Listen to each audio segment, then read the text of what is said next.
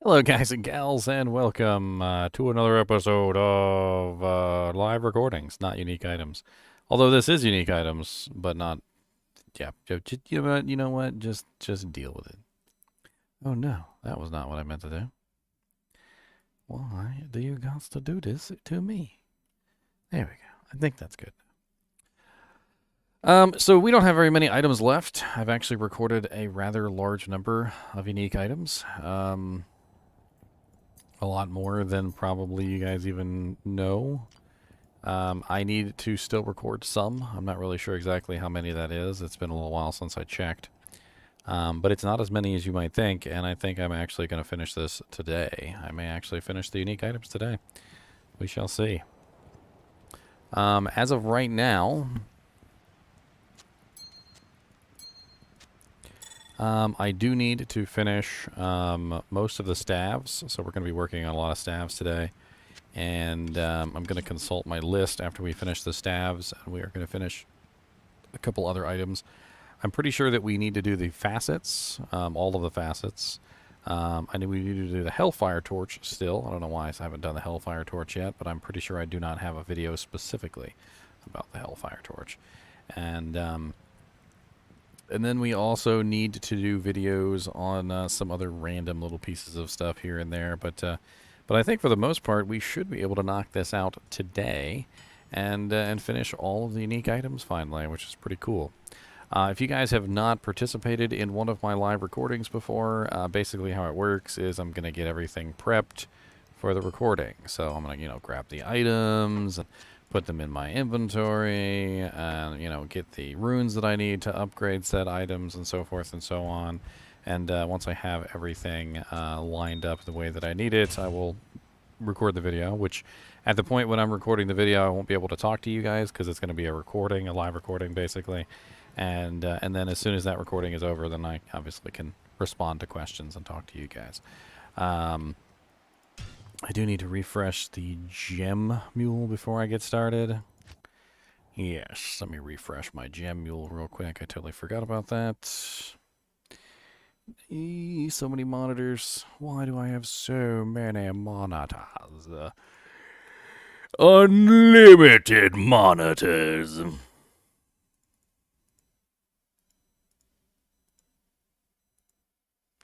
What's up, Chad? What's up, Harvin? What's up, unofficial Cody? You're the unofficial Cody? Who's the official Cody? You know my middle name is Cody, right? So does that make me the official Cody and you're the unofficial Cody?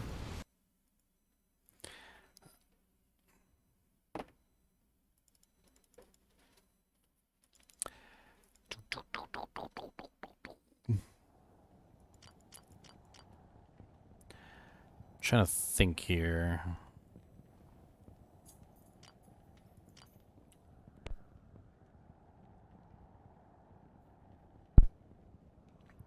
I want to see if I have any items left over that I haven't pulled off the mules yet, because I have pre-prepped some mules with the items that I needed. I want to make sure that I pulled off everything that I needed. So I don't think there's any armor pieces left, so towels and shales I think are completely useless to me at this point. Unless I'm just going to use them for socketing into a piece of equipment, but I do need rels and souls, and I don't think I need any perfect diamonds anymore, so let's take those out as well.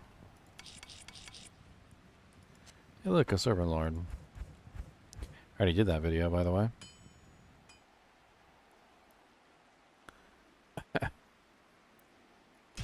That's one of the reasons I was so happy to be done with Diablo 2 Lord of Destruction, Cody. It had absolutely nothing to do with whether the old graphics or whether I didn't like the old game or the new features in Diablo 2 Resurrected. The truth is the main reason why I switched over to Diablo 2 Resurrected as soon as I possibly could was because I cannot for the life of me stand the feature, quote unquote feature, basically where all your characters get deleted if you don't log in a certain period of time. My brother said he had actually, got his kids together, and they were playing, they were playing Diablo 2 together online.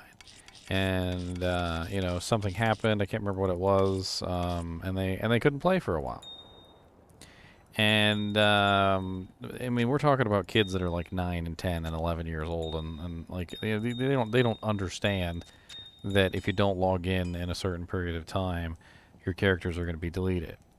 And kids, if you guys have ever had kids or you've taken care of kids ever in your life, you may know what I'm talking about. A kid might not be interested in a toy for a year, or sometimes even 2 years or 3 years, and then all of a sudden they may get the interest or the idea to go play with that old toy again because they loved it so much, and they will go back and they will play with that old toy. And when they find that old toy is missing, they get very upset.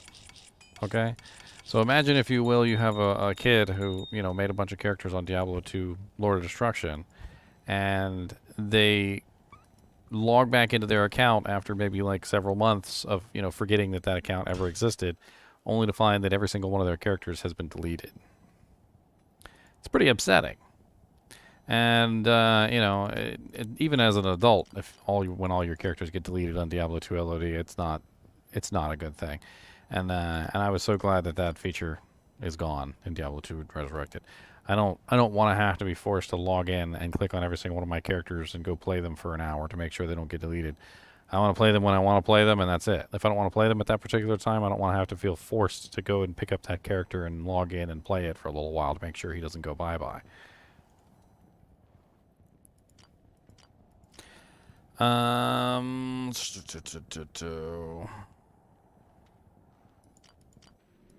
There are still people that don't know that feature is gone. Like, did you guys know that? There are still people that literally won't play Diablo 2 Resurrected because they still think that feature is in place. And that literally, they comment on my videos and they're like, I would play Diablo 2 again, but I don't want my characters to get deleted. And I'm like, dude, that feature's gone. Like, Diablo 2 Resurrected doesn't have that feature anymore. And they're like, oh, wow, really?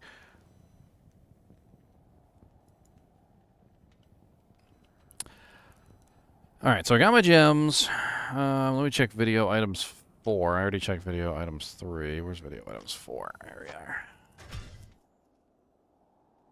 If you're asking what happened to video items 1 and 2, the answer to that question is they were deleted, unfortunately. It was a rather sad turn of events, and they no longer function. It was not intentional.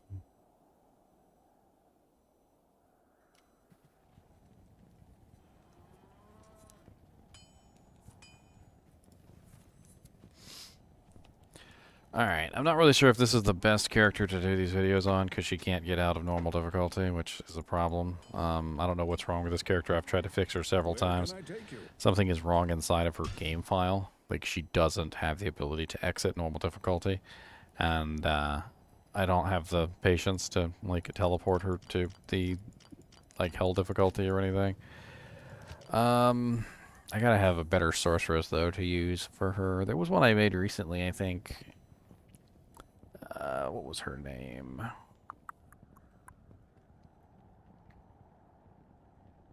Yes, the Tri-Cup Wizard. Let's use her. She can go to hell difficulty.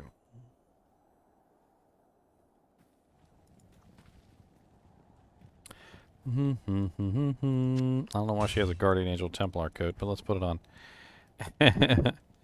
Maybe it'll keep her safe.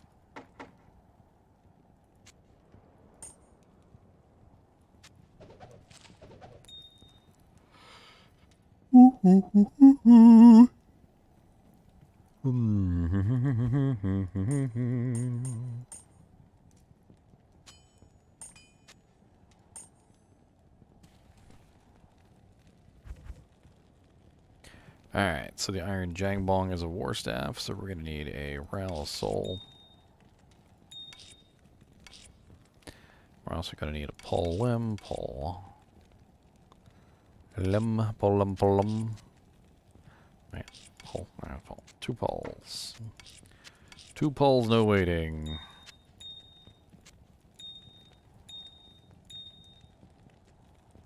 I've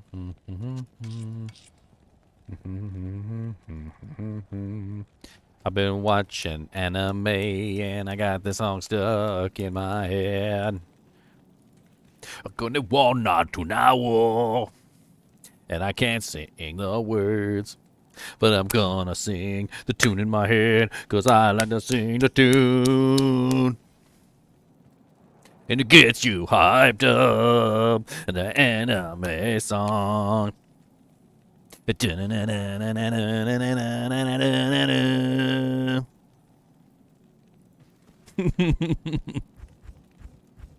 remember when Naruto had not finished. I was watching Naruto like religiously back when it would, it was like brand new. And Shippuden had just came out, and everybody was excited about Shippuden. They wanted to see what happened to Sasuke and everything. And, they hadn't finished the story yet, so. And, man, that music. Like, every single time an episode came out. Every single time an episode came out, that frickin' music was just like, you were waiting on that episode like all week or whatever, and the episode finally came out and the frickin' intro music was just blazing and you were just like, yeah! Good day. I'm like, Naruto's gonna kick your ass. All right, let's get started on the first item. The first item is going to be the iron. Gonna get the yawns out. Iron jangbong. Insert bong jokes here. I know that Kyle and Brady have been waiting on this item. It is literally the item that they have been dreaming I would do a video on this entire time. They absolutely have wanted to make the jokes. They wanted to make the jokes. Go ahead and make the jokes, guys. Go ahead and make the jokes. All of you make the jokes. You know you guys want to make the jokes. Don't hold back. Don't hold back. It's actually not bad at all, this stuff. It got outclassed, unfortunately, by a lot of the, like the spirit rune word and like the Oculus and things like that. But the Iron Jangbong's actually not bad at all. It's if you find this on like a solo self-found sorceress, you're probably going to use it. You are probably going to use it. You can even bonk things with it, believe it or not. It's not bad at bonking. It's got a nice sound effect when you bonk things too. Like that's part of its beauty. A nice beautiful sound of bonking. Let's just, before we go and we actually make this video, let's bring our girl to normal difficulty and let's go bonk something. Because we need to christen. We gotta christen this bonk. We need the bonkening. Let's go christen it in Canyon of the Magi and we're gonna bonk some things. What's up, Mr. Bug and Beetle?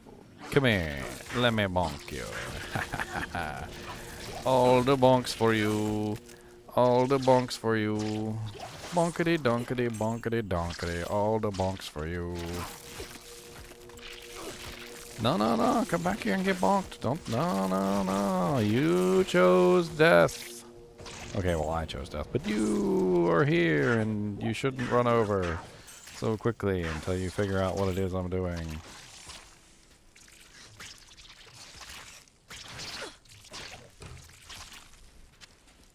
Bonk. Alright, it has been christened. I have burned one durability off of it. It has been made so.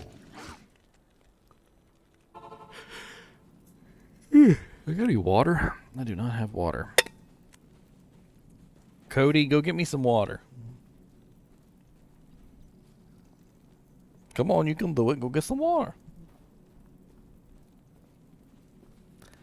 Cody refused. He said, boy, you better go get your own water. Ain't nobody gonna get water for you. Ain't nobody getting water for you.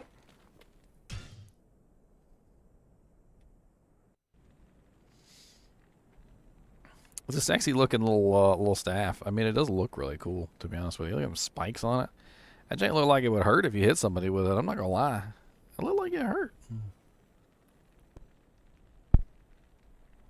All right, boys, let's go.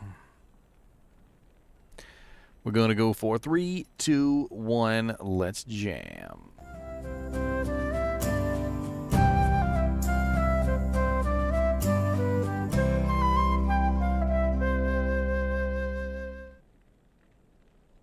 Hello guys and gals, and welcome to another episode of Unique Items. Today we're going to be looking at a staff which has a very funny name. It is called the Iron Jangbong, and it has a very beautiful appearance too. Little feathers hanging off it. It's got like gold and gray accents. It's a very pretty little weapon, and it's actually not a bad staff. Unfortunately, it is a staff, and I think that's its main downside. It's just that it is a staff. Unfortunately, most staffs got outclassed very well by a lot of other items. Even back in the day, before rune words, sorceresses were much more likely to put on something like Wall of the Eyeless and you know, some type of one-handed item which gave plus to skills. But you know, as a staff though, this is actually a pretty good one. And if you were playing a solo self-found sorceress and you found this, it could be useful. The Iron Jangbong is a war staff, of course, which does mean it takes up the most space absolutely possible in your inventory. It does have 24 to 56 damage, which means it actually hits pretty hard for level 28. And it has a decent amount of durability to a 50, so it won't break relatively quickly if you do decide to bonk things. At level 28, it postures itself toward the end of normal difficulty, but not basically nightmare. I mean, you obviously could use this into nightmare difficulty, but it's not going to necessarily like be a nightmare difficulty item. You could definitely utilize this in Act 4 or Act 5, and obviously in the beginning of Act 1 nightmare. The Iron Jangbong Warstaff does have +2 sorceress skills on it, which is absolutely amazing.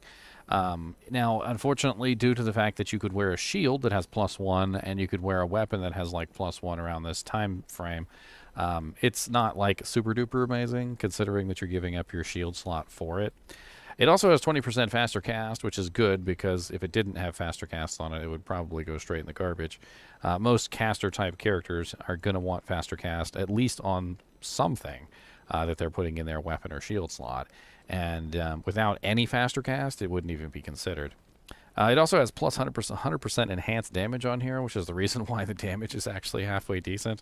And then it also has a 50% bonus to attack rating.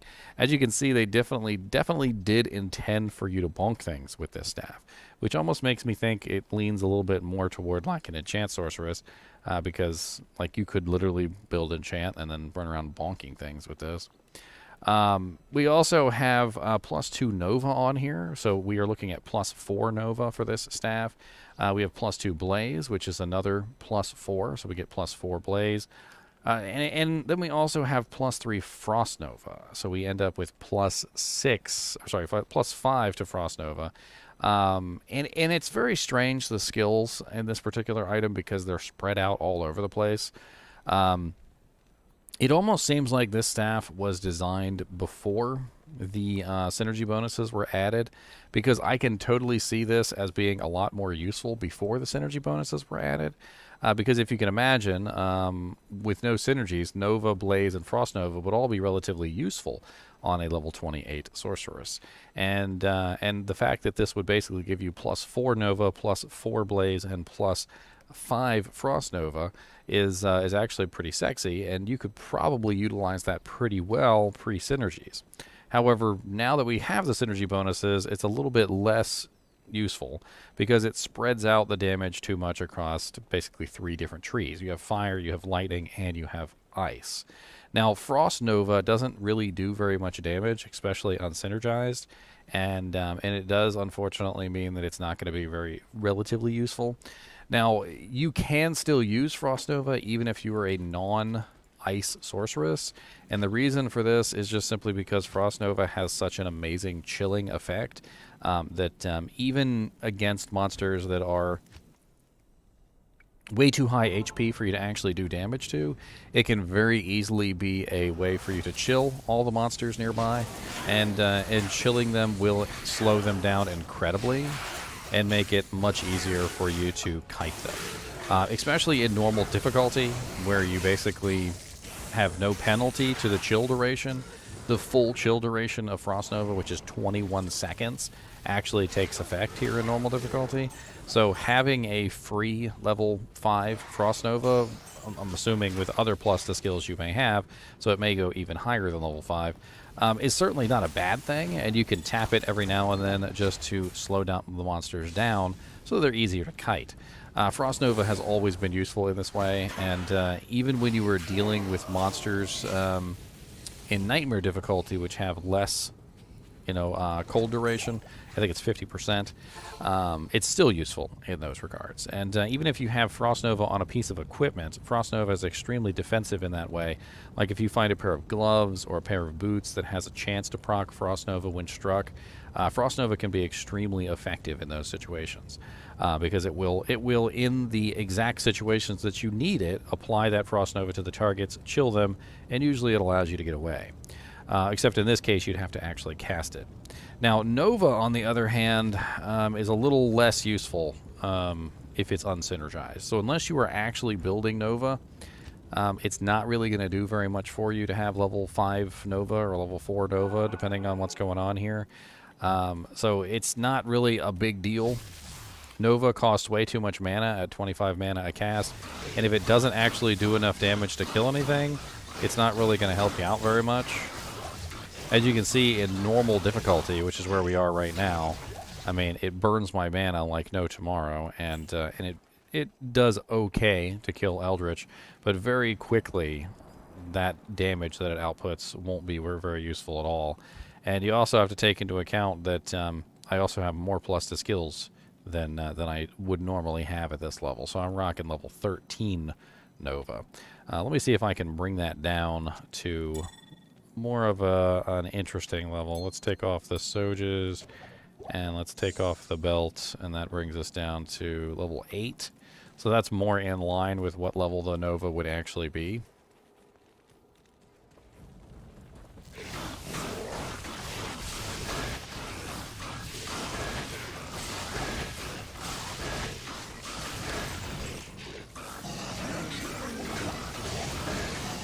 And as you can see, it just doesn't really output the kind of damage that you would need.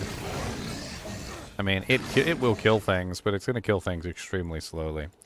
And then we have Blaze, which, depending or not, what kind of sorceress you are, you may actually have the synergies for Blaze. So if you're running Warmth, for instance, as a sorceress, maybe you've beefed up Warmth to its maximum, maybe you only have 1 point in it, but whatever's going on, you usually have a couple points in Warmth.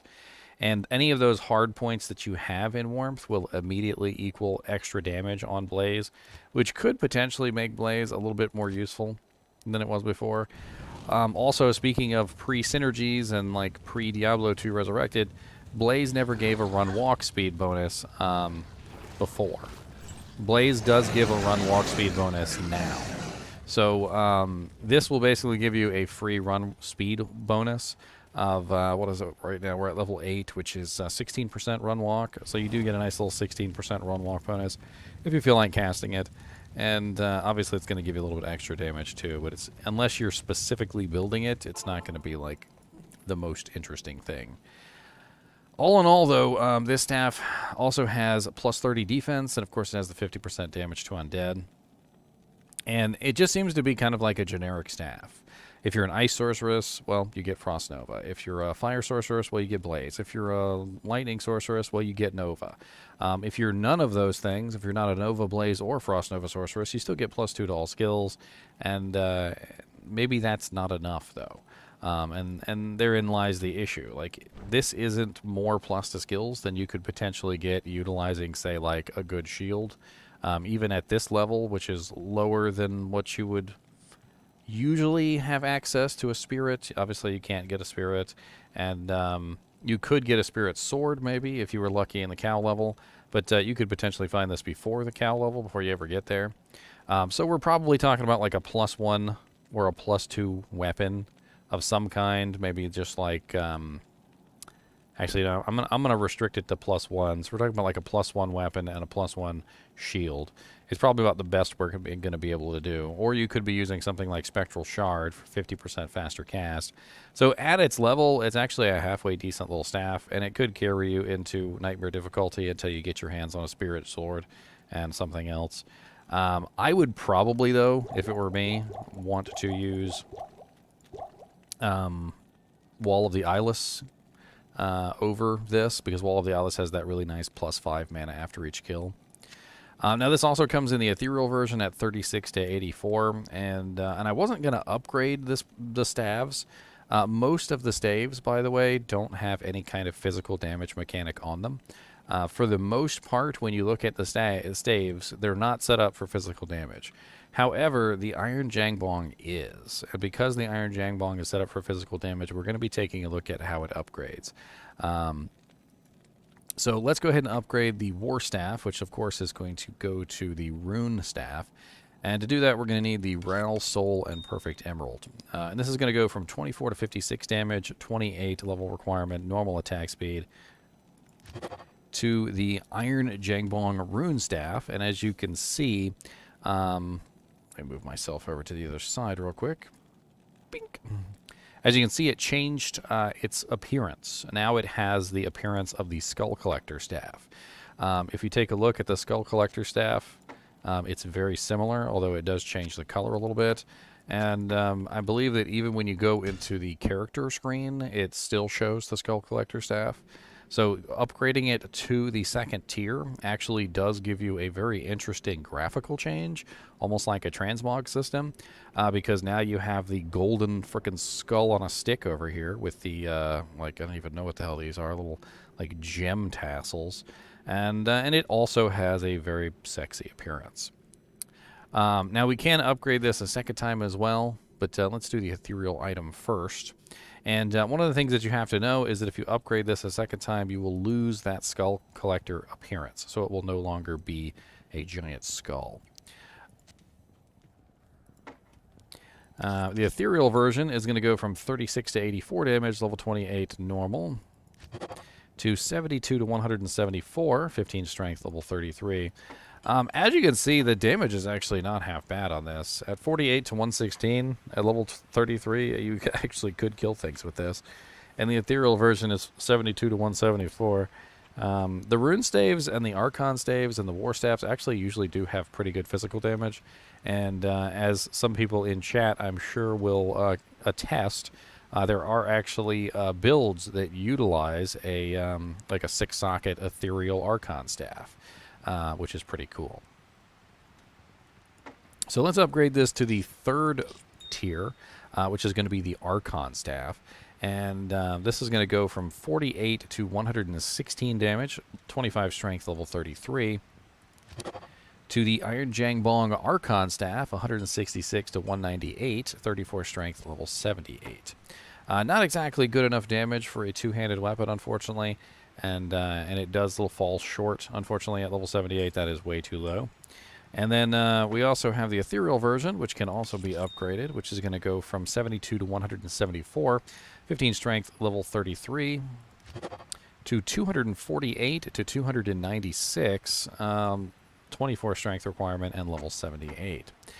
Now, of course, to utilize this as a melee weapon, though, you would actually have to put a Zod rune in it, which is not something that you would normally do, but that would bring it up to level 81. And now we have the Iron Jangbong Archon Staff at 248 to 296. And, you know, the damage on that isn't, like, super duper amazing, but it's not, like, as terrible as I thought it was going to be. And I guess used in combination with maybe something like Enchant, elemental damage, and some other things, it could be funny to run around bonking things with an Iron Jangbong Staff. It's rather silly. Honestly, I kind of wish they'd bump the damage up a little bit more, just so it would be funny to actually have it as like a viable option for a character. And then, like, you kill somebody with it, and they're like, "What the hell are you using? Is that a staff?" And they're like, "Yeah, I killed you with the Iron Jangbong." And they're like, "The Iron what bong? What the Iron Jangbong Archon staff. There's one for the record books, boys. You can screenshot that. Let me see if I can get a clean screenshot. I usually forget to do this, so that way when I actually make the video, I can actually get the screenshot, like for the thumbnail. Sometimes my head's in the way. I'm all like, take a look at this item, guys. Like over here, you see this? It clearly says right here above my head that this item has this amount of damage right there. See?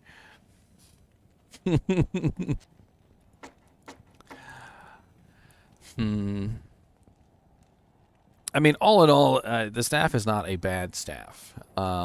If you had this on a sorceress and you didn't have hardly anything else, it would definitely be a lot better than whatever piece of junk you're probably wearing. It could also theoretically be better than a decent leaf staff, depending on what kind of character you are, because leaf staffs are obviously very good, but they're usually only very good for fire classes. And having +2 to all sorceress skills is definitely going to be better than not. Although there are better options around this particular level also, which could potentially be a better choice for a sorceress. It just depends on what you happen to find. And like I said at the beginning of this video, the unfortunate truth about staves in general is that most people don't use them because they'd rather use the sword and shield or the orb and shield or whatever other combo that they have going for them. But all in all, the Iron Jangbong is certainly not a bad staff. It's just outclassed by a lot of the shields in the game. Let's go take a look real quick on Silo's Pen, and let's see potentially where we could find this item if we want to get our hands on it. And, you know, it occurs to me that with the terror zones coming, Silo's Pen may not be an accurate source of information for much longer. So we may have to find another way to calculate out where items can potentially drop inside the terror zones. Let me pull this up. Bink. Bink. Well, that is way too big. Way too large. Bring it down, my boys. There we go. Alright, is it the Iron Jangbong? It is the Iron Jangbong, not just not just Iron Jangbong. It is the Iron Jangbong.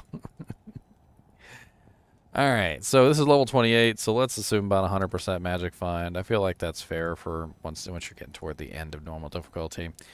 And we're looking at bosses, non-quest flags, Diablo in normal, 1 in 856, Bale in normal, 1 in 920, and Adnariel in Nightmare, 1 in 1009. A lot of really easy options. I mean, farming Diablo in normal difficulty before you leave is actually a pretty time-honored tradition. Kick his butt a couple times before you hop out the door. And let's take a look at super uniques. Cow King at secret cow level has 1 in 2,633. Neelathak in normal, 1 in 6,191. That's not bad. And Thresh Socket, Pendle Skin, Cold Crow in Nightmare difficulty. It's a little late to be farming this at Nightmare difficulty. I mean, Pendle and Neelathak are already two pretty good options for Nightmare, normal difficulty, so it's fine. Anyway, as always, I do appreciate you guys and gals watching my videos, even when we are smoking bongs. And as always, keep smoking.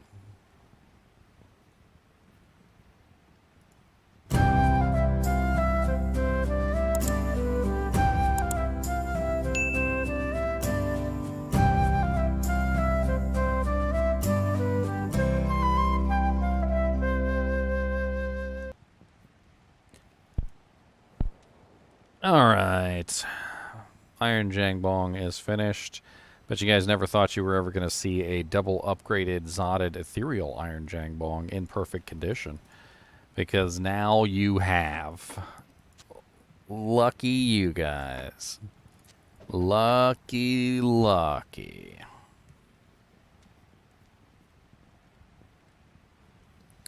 Did I miss any comments? You can't wear 2 spirits at that level, Kung Fu. You need level 56 to wear the 2nd spirit shield. Doesn't work. What's up, Tomac? What's up, Ryan? What's up, Isk? How's it going?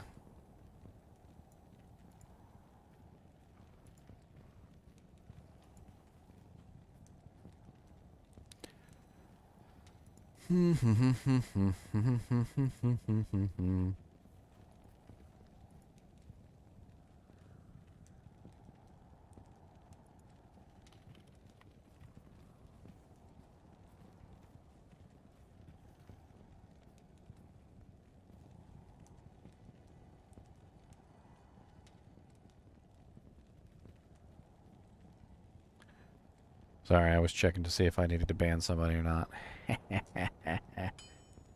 People have been downright rude, antagonistic, rowdy, and nasty in the comments today. And, well, and yesterday, too. And just a word of warning to all of you guys. I don't put up with nothing. I do not put up with nothing. You want to make nasty comments. You wanna be antagonistic. You wanna be smarmy. You wanna like try to correct me and then be wrong anyway, which is hilarious when someone tries to correct me and then they're still wrong anyway. Like you want to do stupid stuff like that. You want to talk down to people in chat. You want to be condescending. You're gonna get a swift boot from the server. Like I'm just gonna ban you and I'll just move on with my day. I'm tired of dealing with it. And if I give you a warning. And the first thing out of your mouth is like, you can go yourself. You're definitely getting banned. Like, take my warning seriously because I'm tired of giving them. And I'm tired of banning people right after I give them a warning. I'm like, hey, calm it down, be civil. And they're like, you can go take your civility and shove it up your butthole and twist it. And I'm like, bye. I'll see you later. Just see ya. Bye. How many have I done so far, Ryan? Only one so far. Just the Iron Jangbong. We're moving on, though. Let's do the Salamander Battle Staff next. Salamander's actually pretty good, believe it or not. The Salamander. Why do I have so many windows open? Holy crap. Alright. Close you. Close you. Close you. Good lord. Close you. This is way too many windows.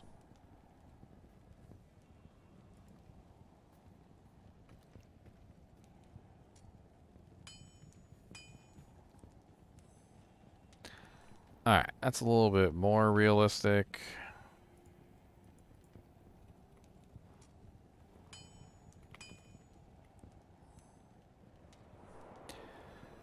Well, honestly, the Salamander might be the Leaf Light, but the truth of the matter is, with the Salamander, it's actually better than the Leaf, in terms of time spent. So, like, you could take a large amount of time and you could try and find yourself a really good Leaf, but why go through all that trouble and find yourself a really amazing, ridiculously good Leaf when you could just use the Salamander?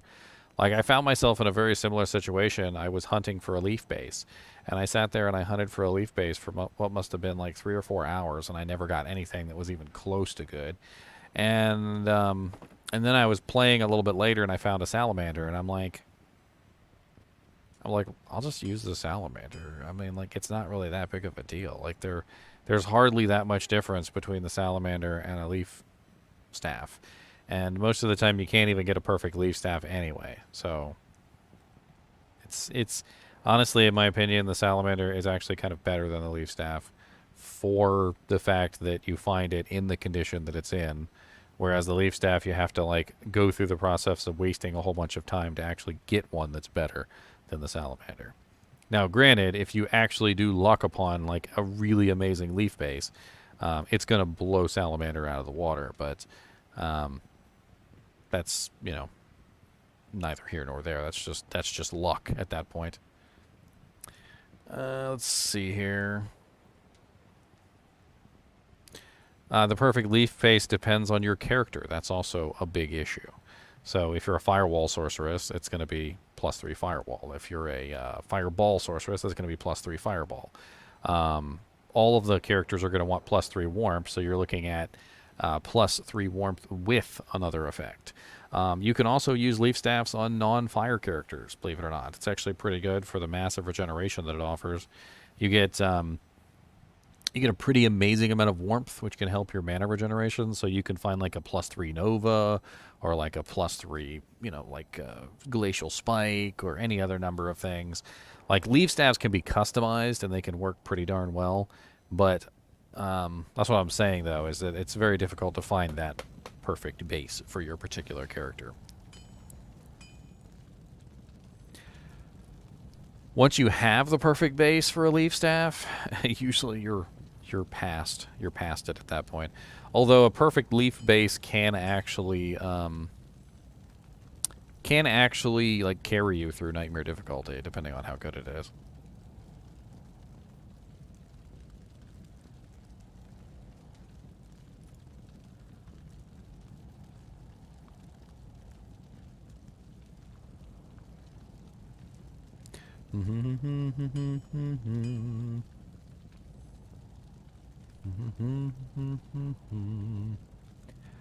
Alright, we're not going to be upgrading this one because there's no reason. It has no enhanced damage. It has no enhanced attack rating. It's not set up for a character to actually use to hit things with.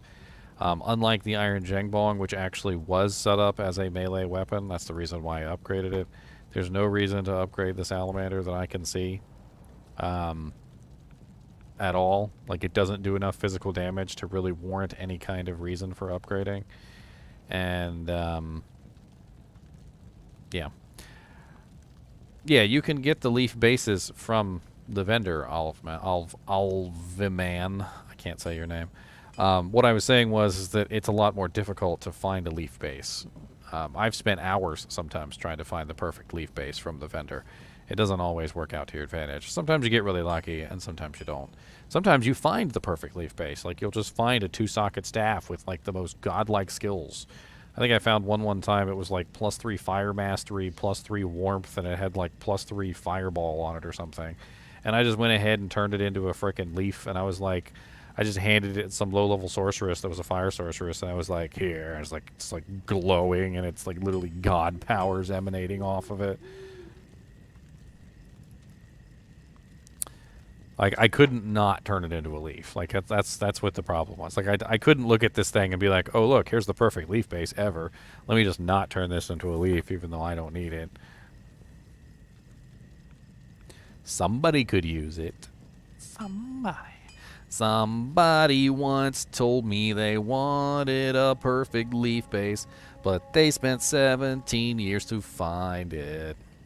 And when they did, they were level 99, and they couldn't even use it anyway, but they looked at it and put it on the shelf. Oh, the runes start coming, and they don't stop coming. Head to the rules, and the runes aren't running. Wanted a Zod rune, but I got an L.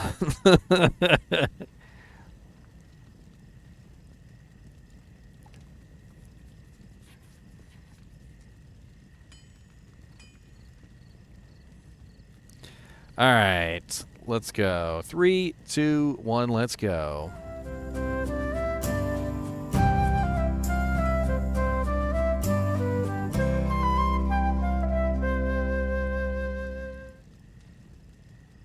Hello, guys and gals, and welcome to a fiery episode, Flames and Torment, of unique items, because we're going over the Salamanders. That's right, the Salamander Battle Staff. The Salamander Battle Staff is an absolutely excellent low-level staff for a sorceress, and the reason is because it is specifically pointed at a fire sorceress. Much like the Leaf Staff, which is a rune word, the Salamander Battle Staff has almost identical effects. If we were to look at them side by side, you would see that the only real differences between a Salamander Battle Staff and a Leaf Staff is that, number one, the leaf staff is customizable, so you could obviously find a very specific base with very specific skills. And the leaf staff also has +3 fire skills instead of only +2.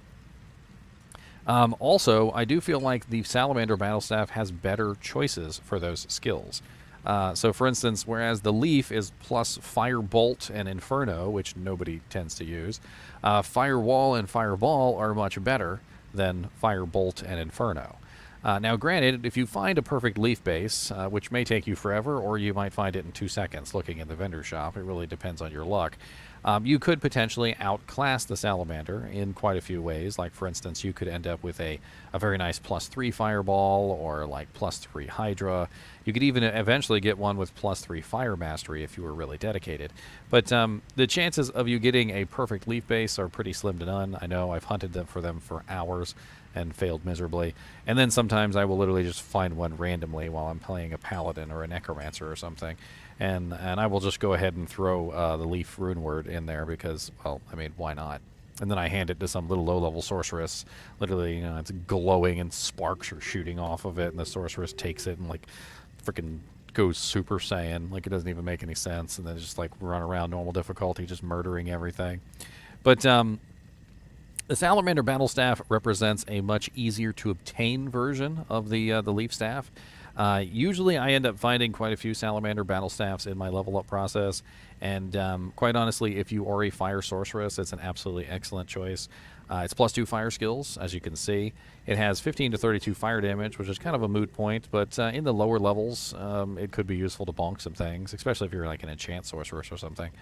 And then we get Firewall and Fireball, so +1 Firewall, +2 Fireball, and +3 Warmth, which makes a grand total of +3 to Firewall, +4 to Fireball, and +5 to Warmth, which is going to be an absolutely excellent amount of regeneration. As you guys know, Warmth is the skill that allows you to regenerate faster. The downside of Warmth is that if you don't have a relatively large mana pool, it doesn't really do very much for you. So in the lower levels, when you have relatively no mana, Warmth is actually kind of useless. A lot of people don't know this about Warmth. Like, they literally will just drop as many points as they can in Warmth and then still complain about the fact that, hey, I'm not regenerating fast enough. But the thing about Warmth is you need more mana to regenerate quicker.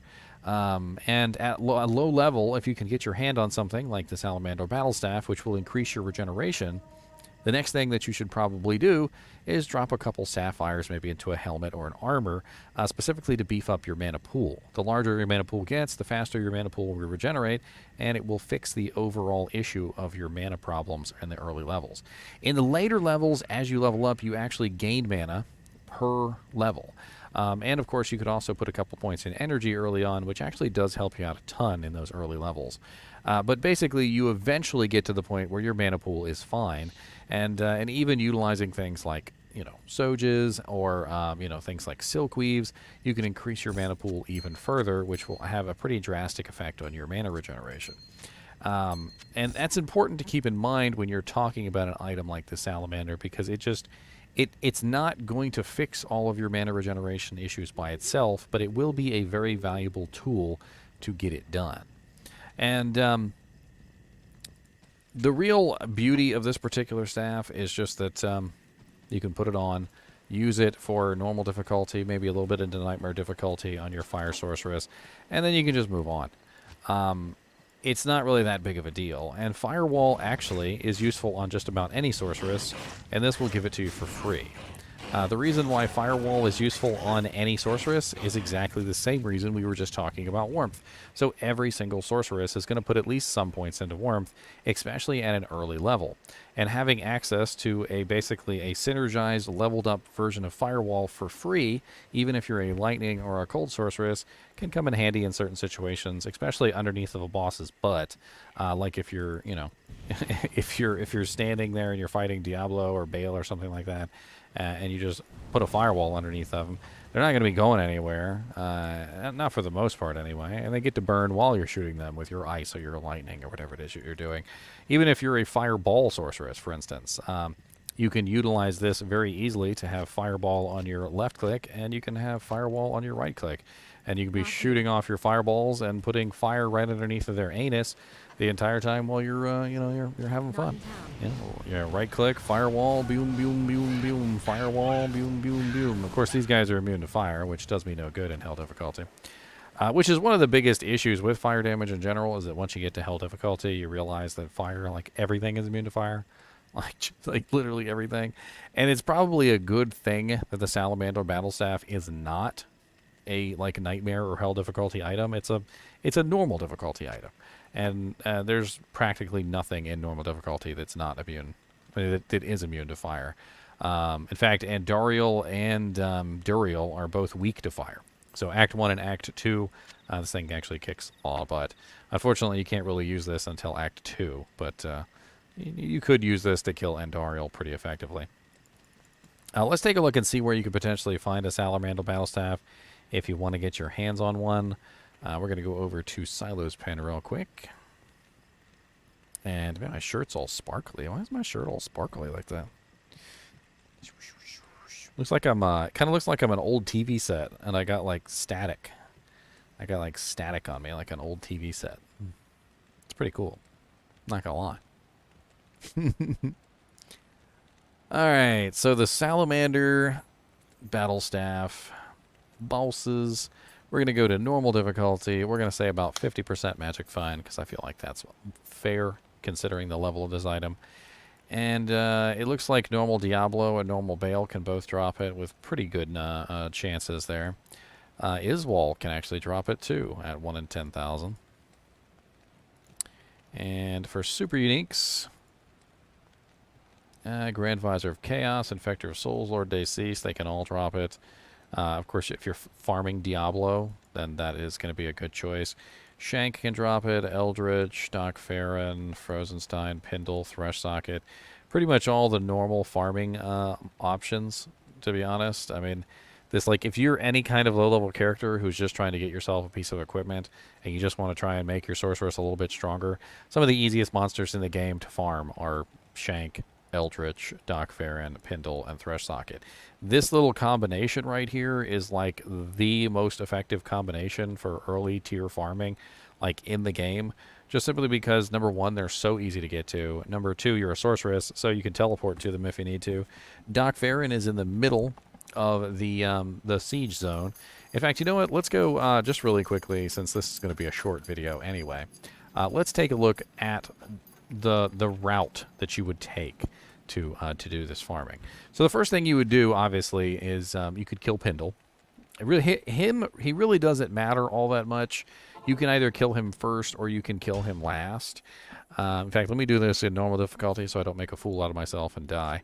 This character's not, she is not fully equipped or anything. She's just here for testing purposes. So let's throw the Salamander battle staff on. Let's put our teleport and our fireball on. And let me show you kind of like the farming route that you would take. So the first thing you're going to do is you're going to go to Heragroth. You're just going to run through the portal, and you're going to kill Pindleskin.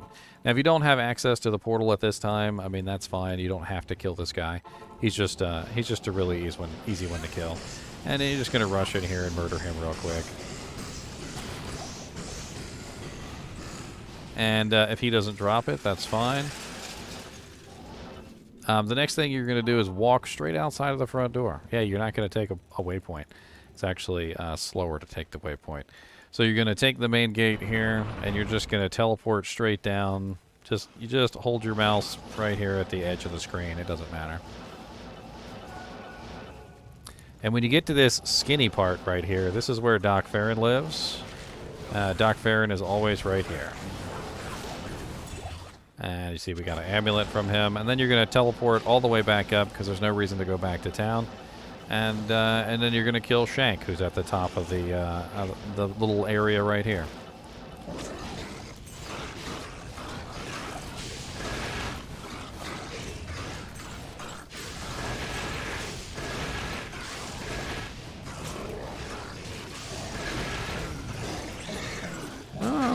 No, come here, Shank the Poopy Seer.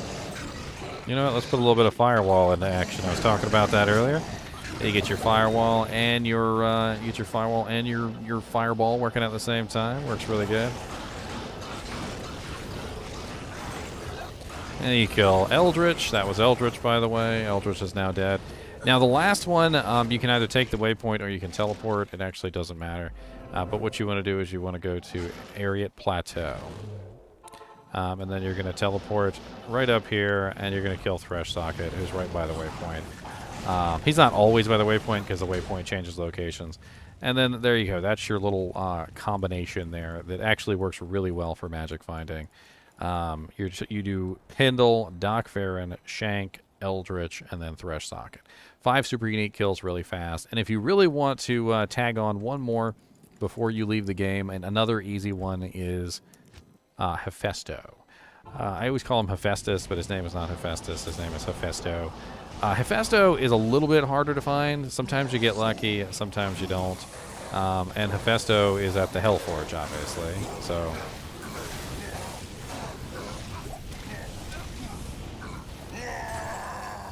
And if you wanted to tag him into the list, I mean, he's an option. He does drop some pretty good items, and he's not exactly particularly hard to kill.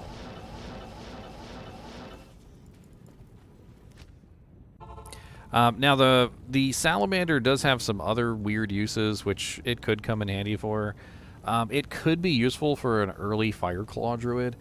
With the +2 to fire skills and the additional fire damage, you could potentially use this on a low-level Fireclaw Druid if you wanted. I'm not exactly sure how potentially amazing it would be, but it's a possibility. Another option could be if you found this on like a low-level Fire Druid. +2 fire skills is really all you're going to get from that with the fire resistance, but it's not bad either.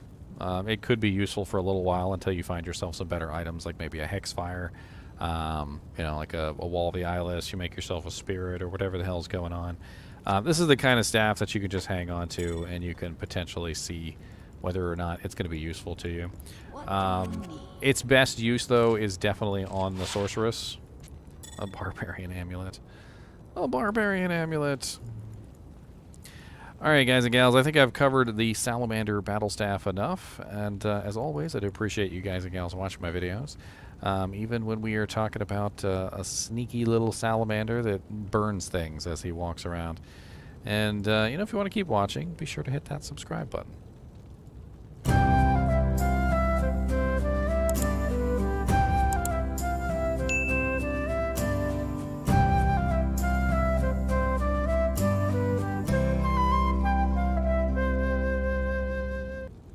What's up, beautiful lady?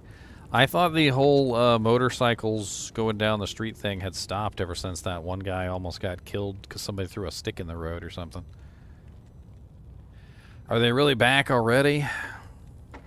Is it the same guy going down? If you guys, I know you guys are probably completely unaware of this, but like a while back, about a year or two ago, we had a guy that was like just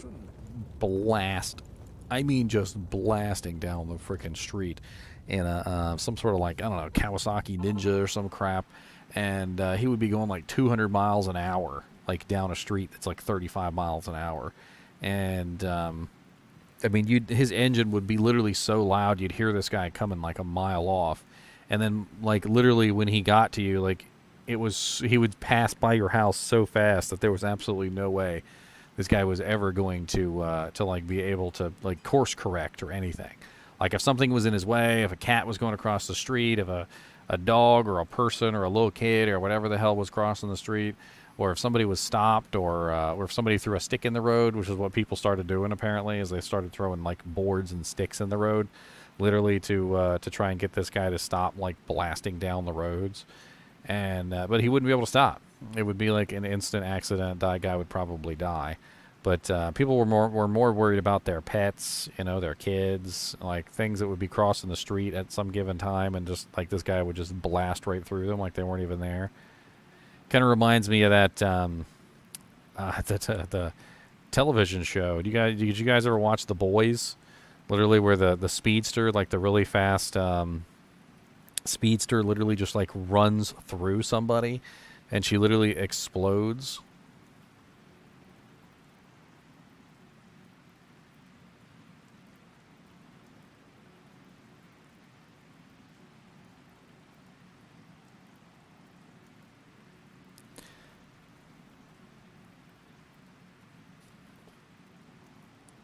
um, I don't know. It gets pretty old though, and my girlfriend is obviously understandably worried that like this guy's gonna end up like running over one of our cats or something.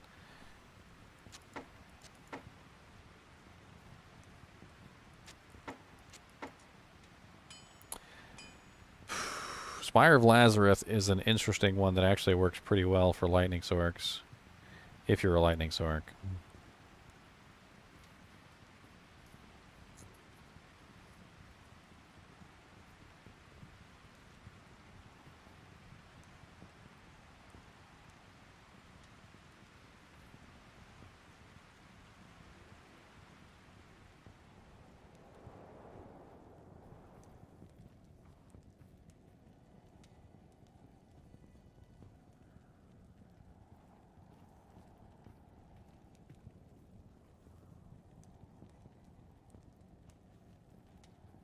Yeah, apparently people would try to get pictures of his license plate, but he'd be going so fast that literally people couldn't even snap a photo. Like, it was kind of insane. Need like one of them high-speed sports cameras they use in like football and stuff that captures like every moment of the action, no matter how fast these guys are going.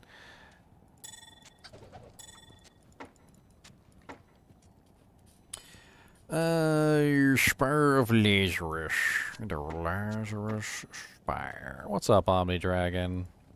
Smoking J. Franklin. Hello. Welcome to the party. To the party, party, party. Welcome to the party. We got balloons, we got money, we got lots of stuff and honey. We're gonna put it on the ground and pound it in the mound. I don't know what I'm singing, so let's always... I just be making stuff up. That's literally me. I just be making crap up.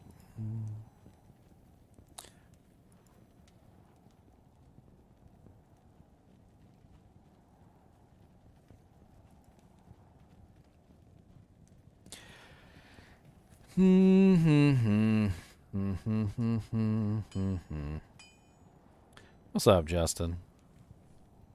I do be spitting all the time. You don't even know, sir. I have hits. I got poor little server hamster. I got moo moo moo whatever moo moo moo. Oh well. Mr. NiNi is in his cage back there behind me. Mr. NiNi cannot come out because Mr. Kubus is with us today. Mr. Kubus Abubus. I've got some pork rinds here. Mr. Kubus, would you like a pork rind? Would you like one of these rinds of pork, sir? Come here, Kubus. Come here, come get your little pork rind. It's a barbecue flavor. It's a barbecue. Barbecue, barbecue. You ready? Watch this. I'm gonna show you guys. I'm gonna show you guys what I taught him. This is funny. You ready? Watch. Taste. Taste it. Taste. There you go. See, he just licked it. That's it. He just gives it a lick. His taste. Okay, you ready? Ready? Yeah. Yes.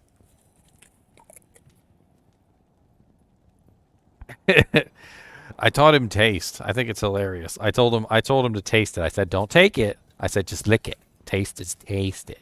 And he always just goes, nah, and he just licks it, and it's freaking hilarious. You want another one, Kubus? You ready? Ready? Taste it. Taste it. Give it a taste. Go taste it. There you go. You tasted it. Good. Are you ready? Yes. So if you guys have dogs, a very simple and very easy trick that you can teach your pets is the command to let them know that it's okay to take something.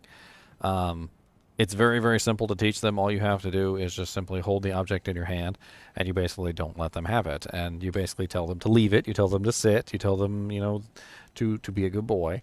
And when you are ready for them to have it, you use a release word. Doesn't matter what that release word is. It could be butt. It could be anus. It could be yes. It could be cat sniffer. Like whatever that release word is, you say that release word, and then you give it to them. And before too long, they will learn very quickly that that word means that it's okay. And And you can use that for all sorts of things. Like, for instance, if they're doing something they're not supposed to, you know, at that point you have taught him leave it. They know what leave it means, and they also know what the release word means. So if they're doing something wrong, you know, you yell out, leave it. And they realize, you know, hey, this isn't something I'm supposed to do right now. And he's learned pretty good some of these tricks that I've taught him. He's still a rotten little crap of a dog, but but he's learned some tricks. He's learned some tricks. Isn't that right, Akubas? Yes. All right, he's a good boy. I got to record some videos, sir. We're working today. We're working. We're working hard. Go look out your window and see if there's anybody walking in the streets. Go look out your window. Go look out your window. Multi-shot lightning enchants. Sounds like you need to give that boy a guardian angel. That's what it sounds like.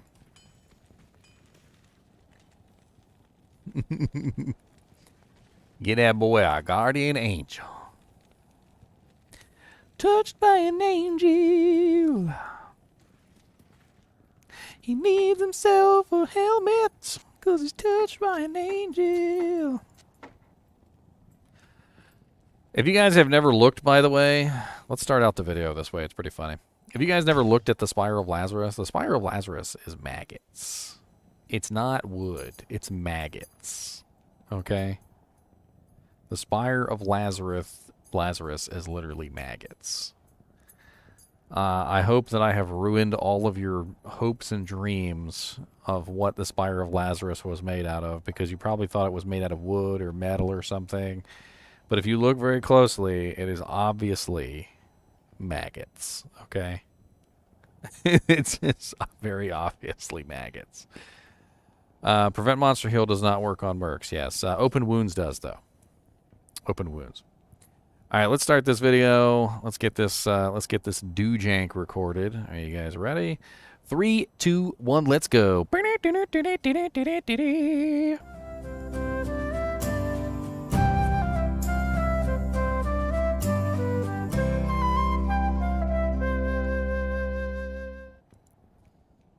Hello guys and gals, and welcome to another episode of maggot-infested unique items. Yes, this is the Spire of Lazarus.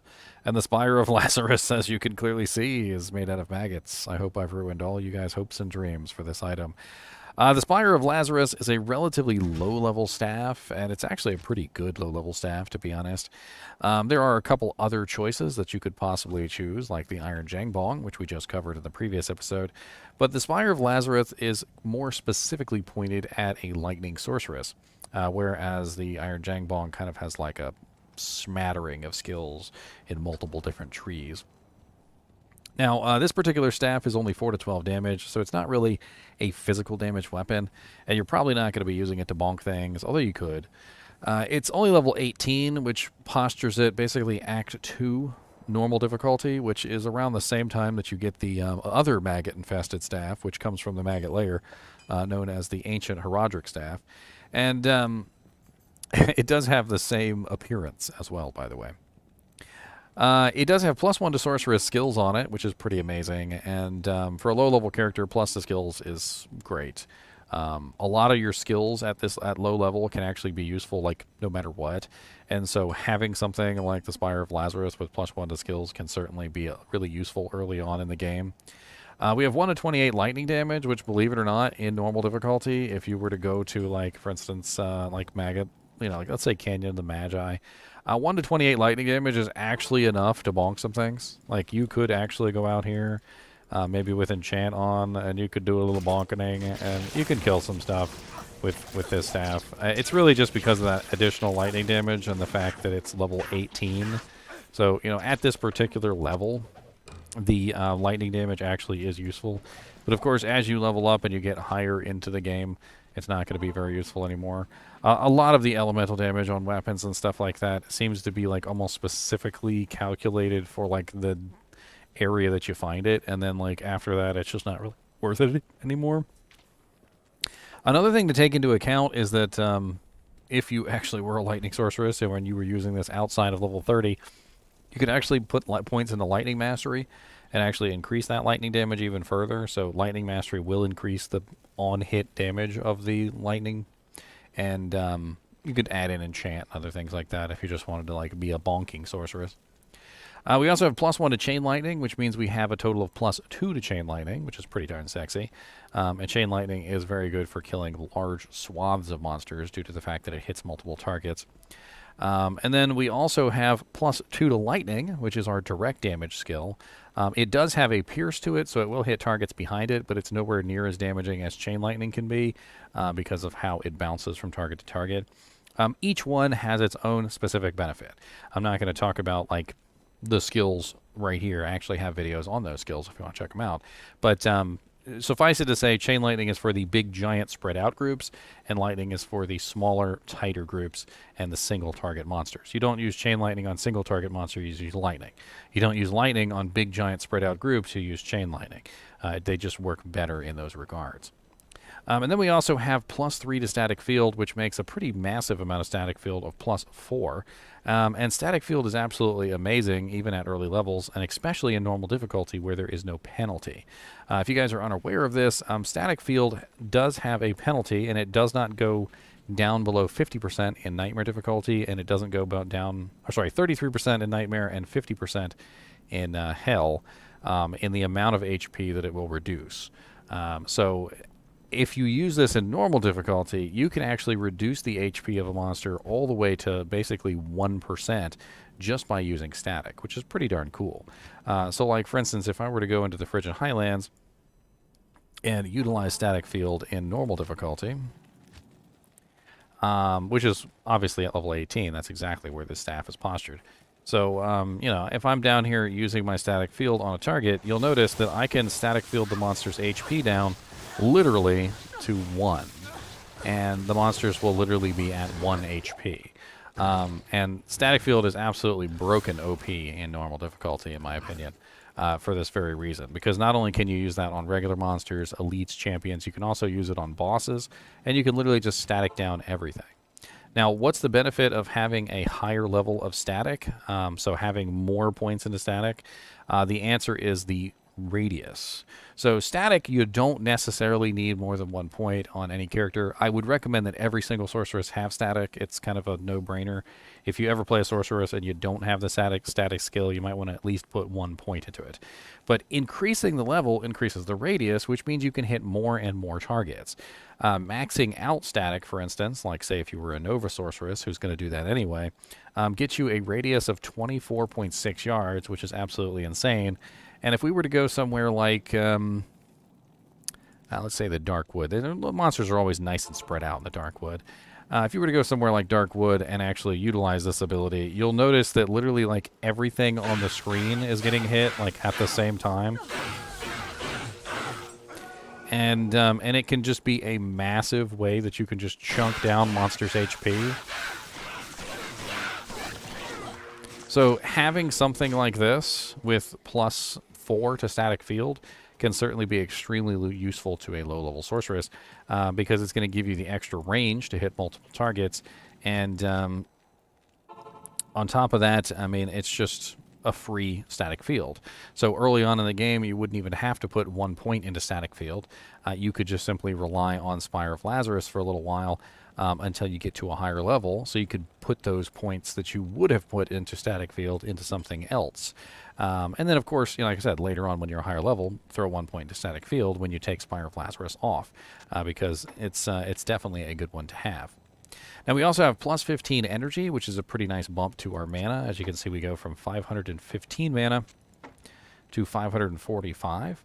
And that actually does help our regeneration. The more mana that we have, the more we can regenerate.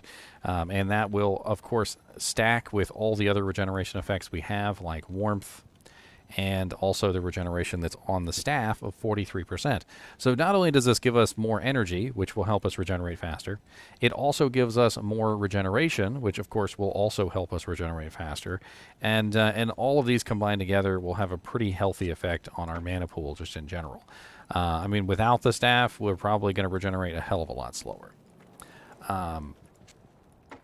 And on top of that, we also have a massive, I mean, just absolutely massive 75% to all resistances. Sorry, 75% to lightning resistance. Why did I say all resistances? I guess I'm just so used to saying all resistances. But lightning resistance is absolutely amazing for Act 2, which is exactly where you would put this staff on. And why is that? Because beetles. That's why. Beetles everywhere. Act 2 is absolutely full of lightning beetles, and putting this staff on will essentially make you immune to those lightning beetles, so you don't have to worry about the stupid lightning damage that comes from those beetles at this particular time period. In Act 3, when you get there, you can also utilize this to help protect you from the gloams which appear in the Great Marsh. There is a pretty healthy amount of gloams in the Great Marsh, and having 75% lightning resistance here will also come in handy.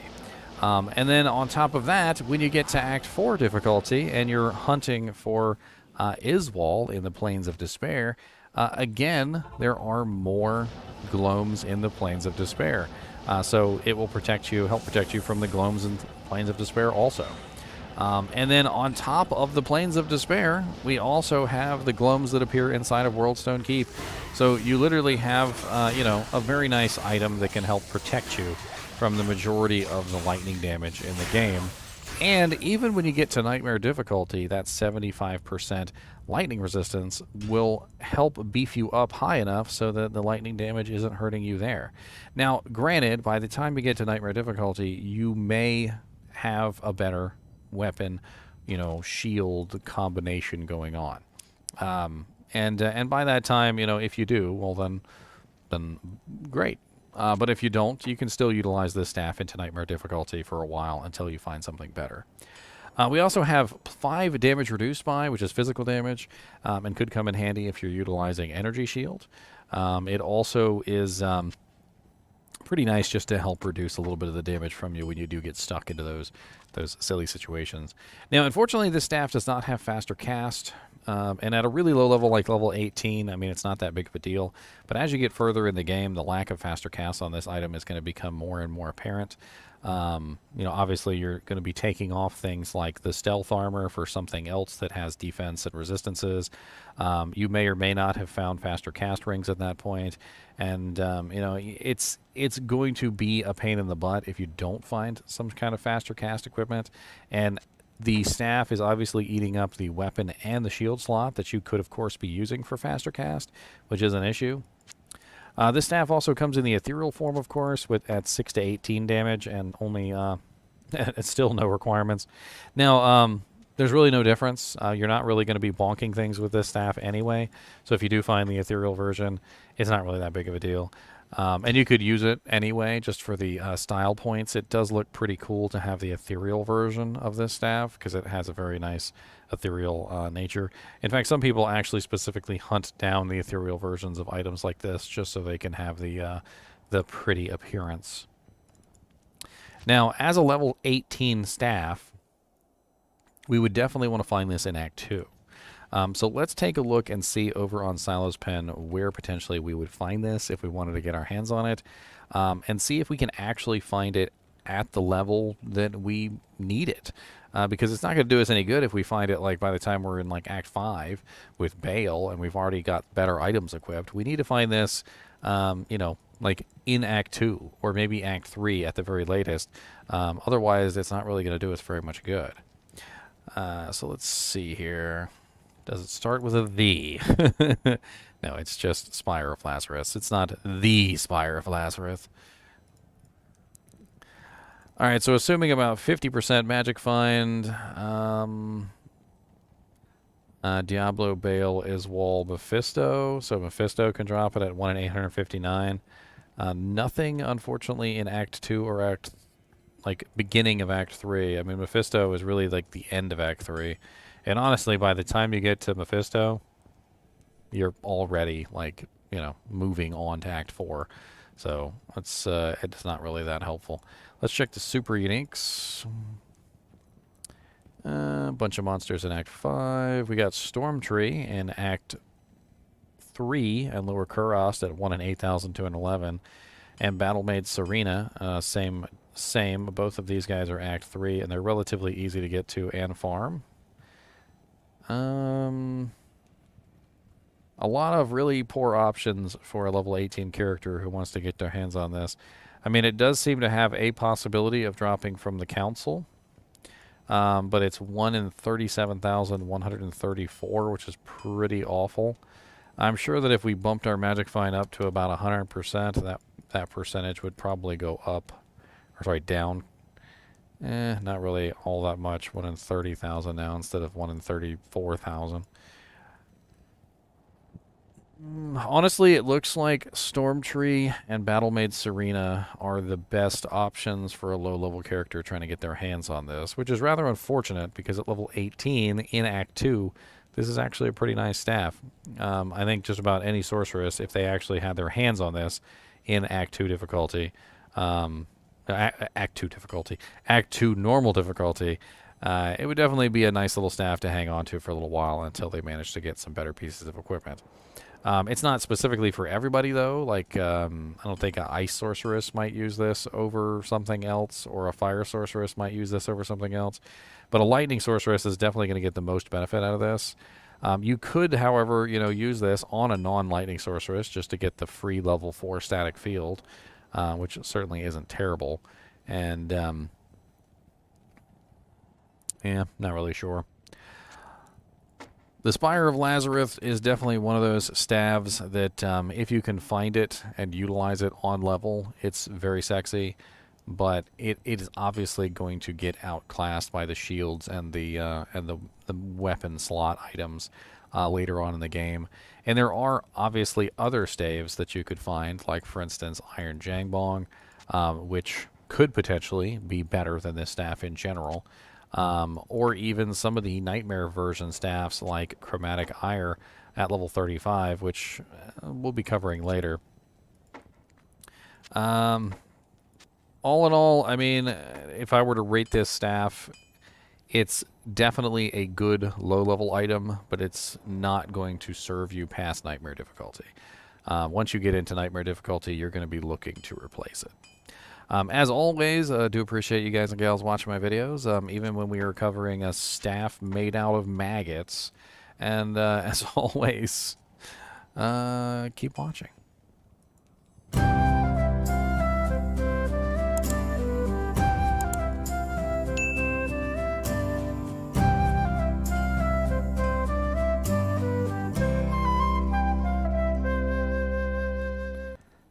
The Spire of Lazarus is... Hey, we're getting there. We're almost done, boys. We're working our way. Working. Which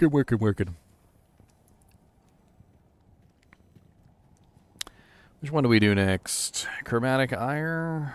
Razor Switch? I think Razor Switch is a good one.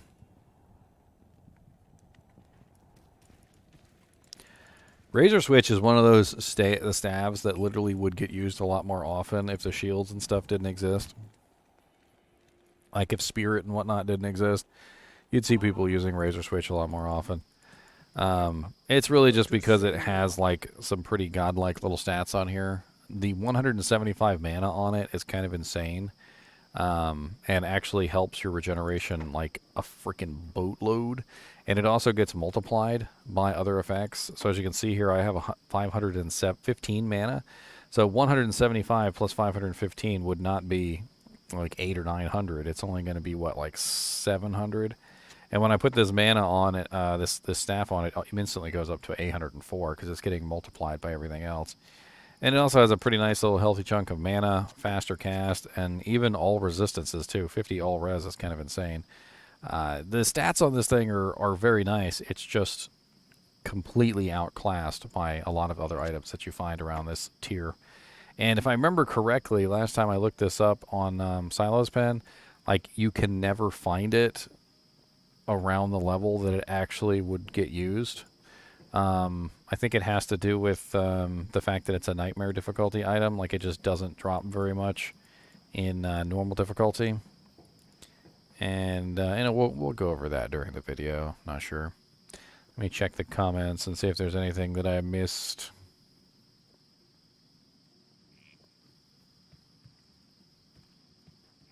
And you guys are talking about Death's Web. I already did the video on that a long time ago, sirs. Sirs. Yes, the dreaded Plains of Despairs.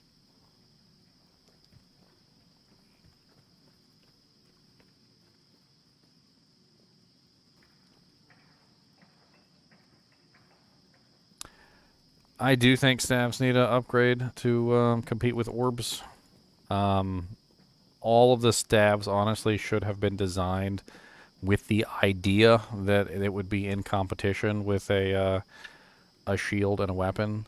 I think the biggest issue with the whole like shield and weapon versus staff is that like they completely just neglect the fact that hey, yeah, this staff might be a decent choice, but I'm giving up my block chance for it. I'm giving up my shield. I'm giving up my resistances for it. And the bows also have a similar issue. Like on the Amazon, a lot of the bows have like no resistances. They've got nothing on them and of a defensive nature whatsoever.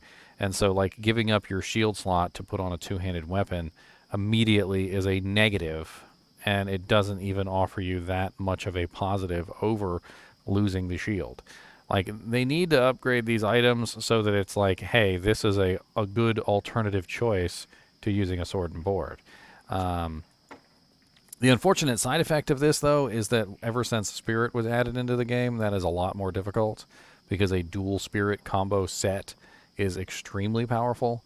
And you guys have seen Obsession. Obsession is the new rune word they added, and it is absolutely amazing. But sorceresses are still like, yeah, it's really nice, but my Spirit combo is better. And they just like there's no end to it because like to beat dual spirits or like a spirit and a hoto is a pretty ridiculous amount of stats.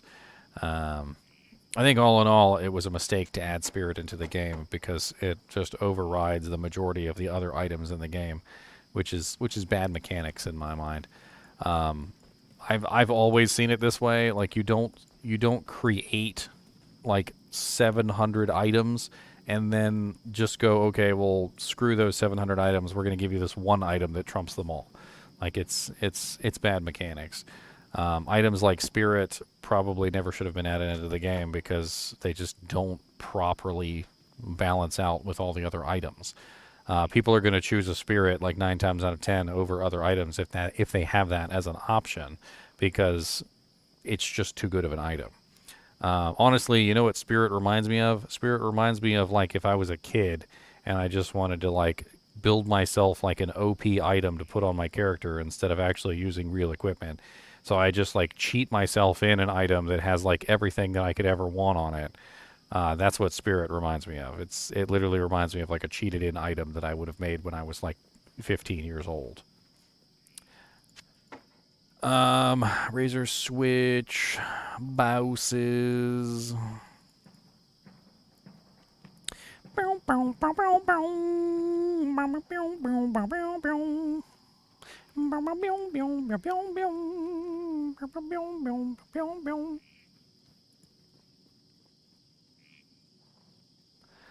Well, I mean, the biggest issue with uniques is that a lot of the uniques were balanced for before synergies, and so that was also an issue. And they never took the time to re-update those uniques to accommodate the synergies. And then on top of that, Spirit is just too easy to obtain. I think that's also one of the biggest issues.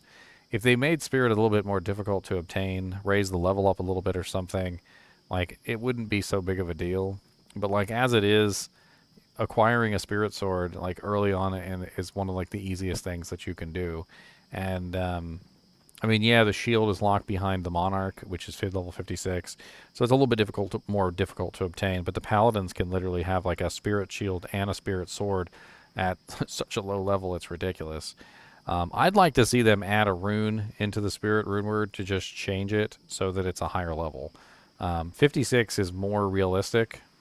I'd like to see Spirit be made like level 56 or higher, maybe even level 60. Just so that a lot of these lower level uniques and rune words have more of a chance to shine. Because as it is right now, it's just too easy to obtain and it's too low level and everybody and their mom uses it because why not?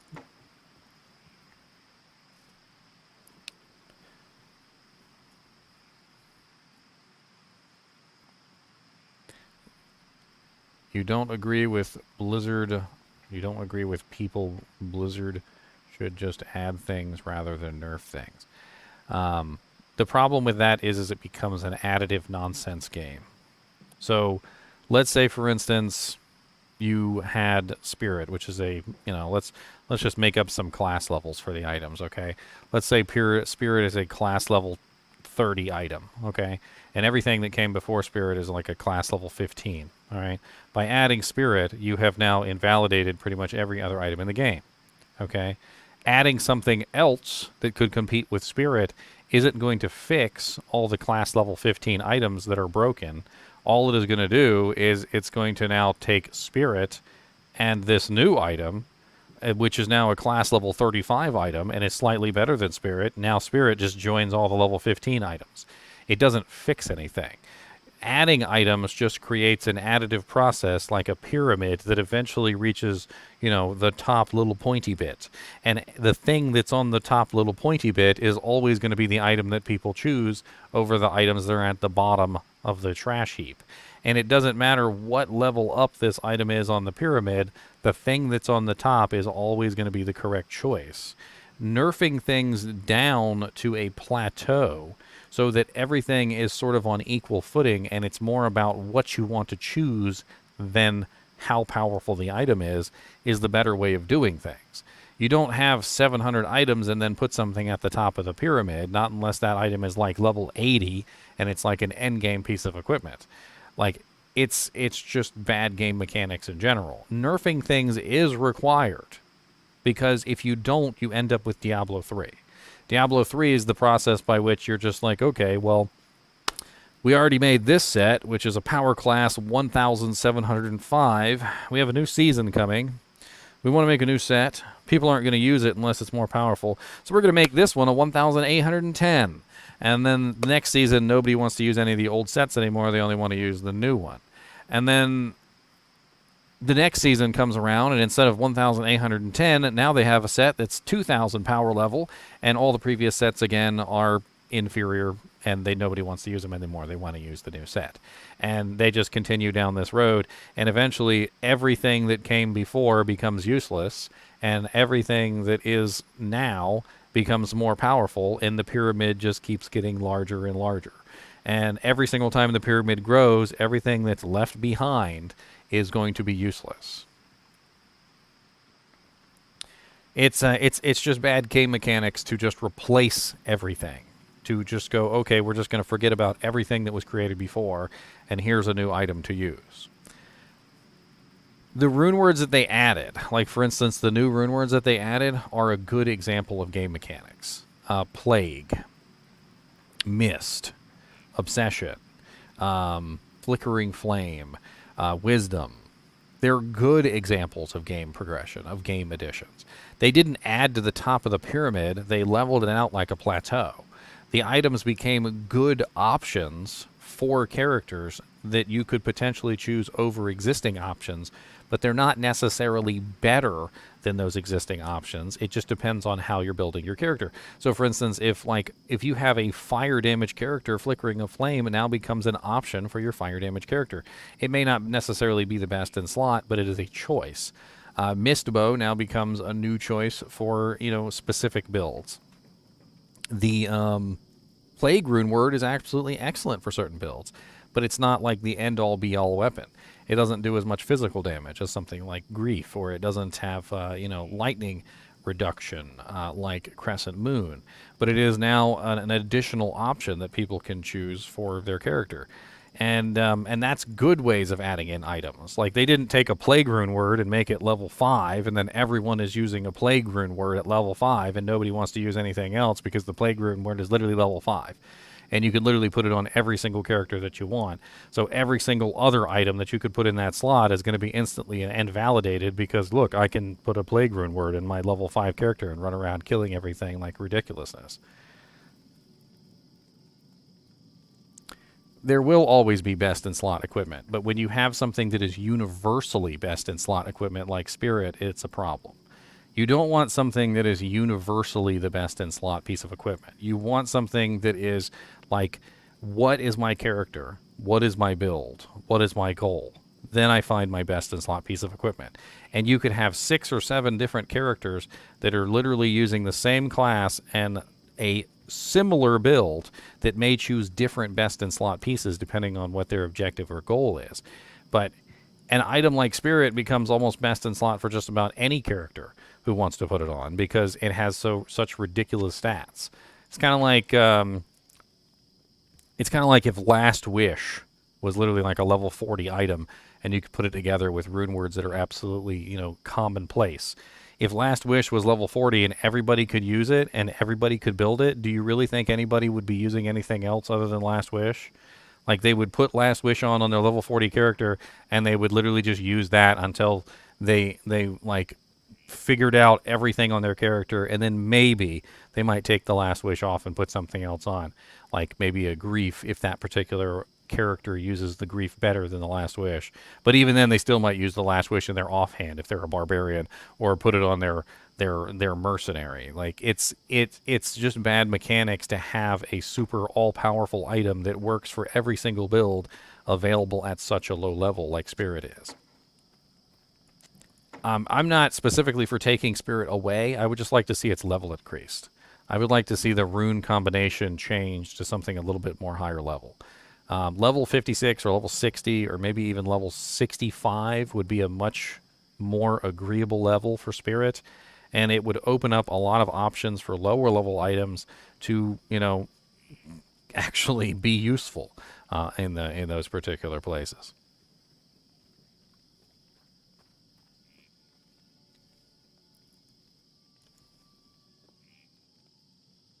I don't use teleport on pretty much any of my characters, Kyle, and they're all perfectly playable. This game is perfectly playable without teleport. You could remove teleport from the game today, and it would still be 100% perfectly playable by everyone.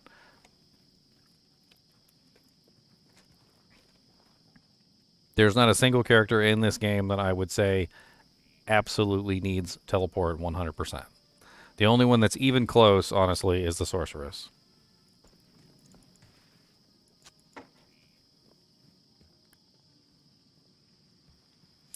All right, let's do the Razor Switch. Let's get this bad boy out of the way.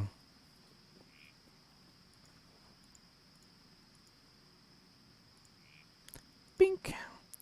All right, 3, 2, 1, let's go.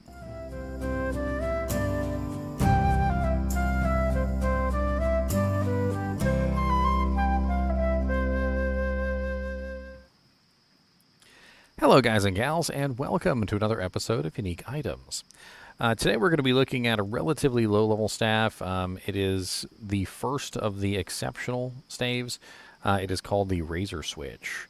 The Razor Switch is actually kind of an interesting staff, and it doesn't just necessarily have to be on a sorceress. It actually works good on just about any character who might want the stats that this staff has to offer. And as we go over it, I think you'll see that it's actually not bad at all. We have 6 to 21 damage, which doesn't really matter too much on this because it's not actually set up as a melee weapon. It does have 25 strength, and it is level 28. It is +1 to all skills, not +1 to sorceress, +1 to all, which means that any character could put this on and get the +1 to all skills. We also have plus 30% faster cast, which is absolutely excellent for lower level faster cast characters. Whether you're a poison and bone necromancer, a sorceress, maybe you are a elemental druid. It doesn't really necessarily matter. +1 to skills is +1 to skills, and 30% faster cast is 30% faster cast. We also have a pretty massive amount of life on here of 80 life, and that is static. It does not change. And then we also have another massive bump in mana, which is 175 to your mana pool. And if you guys are aware, mana regeneration is almost directly governed by the amount of mana you have. So increasing your mana by 175 like this, especially at a low level like level 28, means that you'll have a much higher mana regeneration, especially if you combine this with warmth or things like mage fists and other forms of regeneration items. We also have all resistances 50 on this item, which is also another massive bonus. So especially since this item is postured sort of toward the end of normal difficulty and the beginning of nightmare, that 50 all resistances could actually come in really handy as you go into nightmare difficulty to help prevent you from dying. In fact, a lot of this seems to be defensive. We also have magic damage reduced by 15, which is a pretty massive amount of MDR, and will protect you very well from a lot of lightning enchantment, Hydra fire bolts, and things like that. It's just going to remove a flat 15 off of every single incoming magical attack. We also have attacker takes damage of 15, which is relatively useless, and damage to undead 50%. Now, because this really isn't a melee weapon, that doesn't really matter. And all in all, what we're looking at here is a pretty much an excellent caster staff for just about any caster who wants to use it. I mean, the combination of the massive mana bump, the 50 all resistances, the 80 life, and the 30% faster cast with +1 to all skills could work relatively well on just about any caster character who gets their hands on this early enough. Now, for a necromancer, you may be better off using a wand and a head, specifically because the heads can have some very nice, like +3, +3, +3, and the wands can have very nice +3, +3, +3. But for a druid or a sorceress who doesn't have the, accompaniment of like an amazing necromancer head to go along with the wand, this staff actually does make very much a good sense for those particular casters as you're getting into nightmare difficulty. Now, later on in the game, of course, when you get your hands on things like a spirit shield or maybe even like a hexfire or other really nice plus the skill items, you may find that this kind of gets outclassed pretty heavily by those items. But you will find that the massive mana bump on this actually will make your mana pretty much undrainable for the large majority of the game. Having that really nice mana bump, let me see if I can find a spell to spam here. As you can see, my regeneration right now with the staff on, it's impossible really for me to drain my mana down to 0, specifically because I have a rather large mana pool combined with a pretty healthy amount of regeneration. And the 175 mana on this is also getting multiplied by the plus mana sources. Like for instance, if we have Sojas or we have Silkweave Boots, or maybe we're using Frost Burns, which have a pretty healthy amount of mana bonus, this is going to see a very large increase in that 175 mana to an even larger amount. All in all, just a really nice little sweet staff that unfortunately gets outclassed by a lot of the sword and shield combos like spirits and hotos and things like that. But at level 28, you may not have access to those yet, and if you get your hands on this before then, it can make a good stopgap item until you get your hands on the better versions. It also comes in the ethereal version, which of course doesn't really have any effect on whether or not you're going to use this item. Ethereal or not, you're not really going to go around bonking things with it, so it doesn't really matter. And maybe you just want it for the style points. This staff also has a very interesting color, which I'm not sure if you can see here, but it's pink. It's pretty much pink with like metal studs going up it and stuff.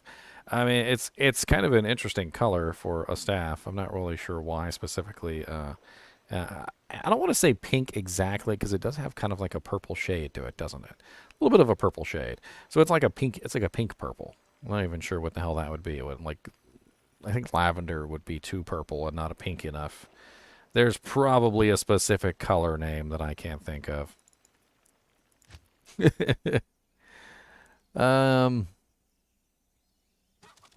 The other thing about this staff is that it actually could make a pretty good energy shield sorceress staff, specifically because it has such a nice bonus to life and mana, as well as the MDR. So if you're considering making an energy shield sorceress like from scratch, like you want to level her up as an energy shield sorceress, you don't want to like cheat and G-rush your character to the end. You actually want to get like the full experience and see what it's like to build one from the beginning. Razor Switch Staff might actually be your best in slot item for an Energy Shield Sorceress. And the reason why is because it has the massive life, which is going to make up for the fact that you're dumping all your points into energy, which is something you have to do as an Energy Shield Sorceress.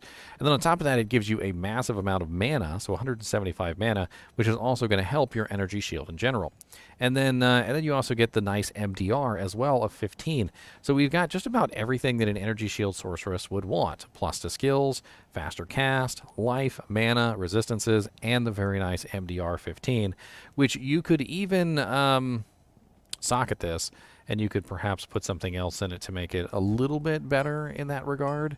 I think you could find jewels that have DR and MDR on them. Unfortunately, the soul rune isn't going to work for the weapon because it does min damage instead of damage reduced by. All in all, though, this staff may not be your best choice, and you might not find it at the right time for it to be useful. A lot of the times when I find Razor Switch, it's way too late, and we're going to explore that on Silo's Pen real quick, and we're going to see where potentially we can actually find this item if we want to get our hands on it. Because, you know, that's really the question. Can we get this when we need it? Because if we can't get it when we need it, then it's probably not going to be useful for us.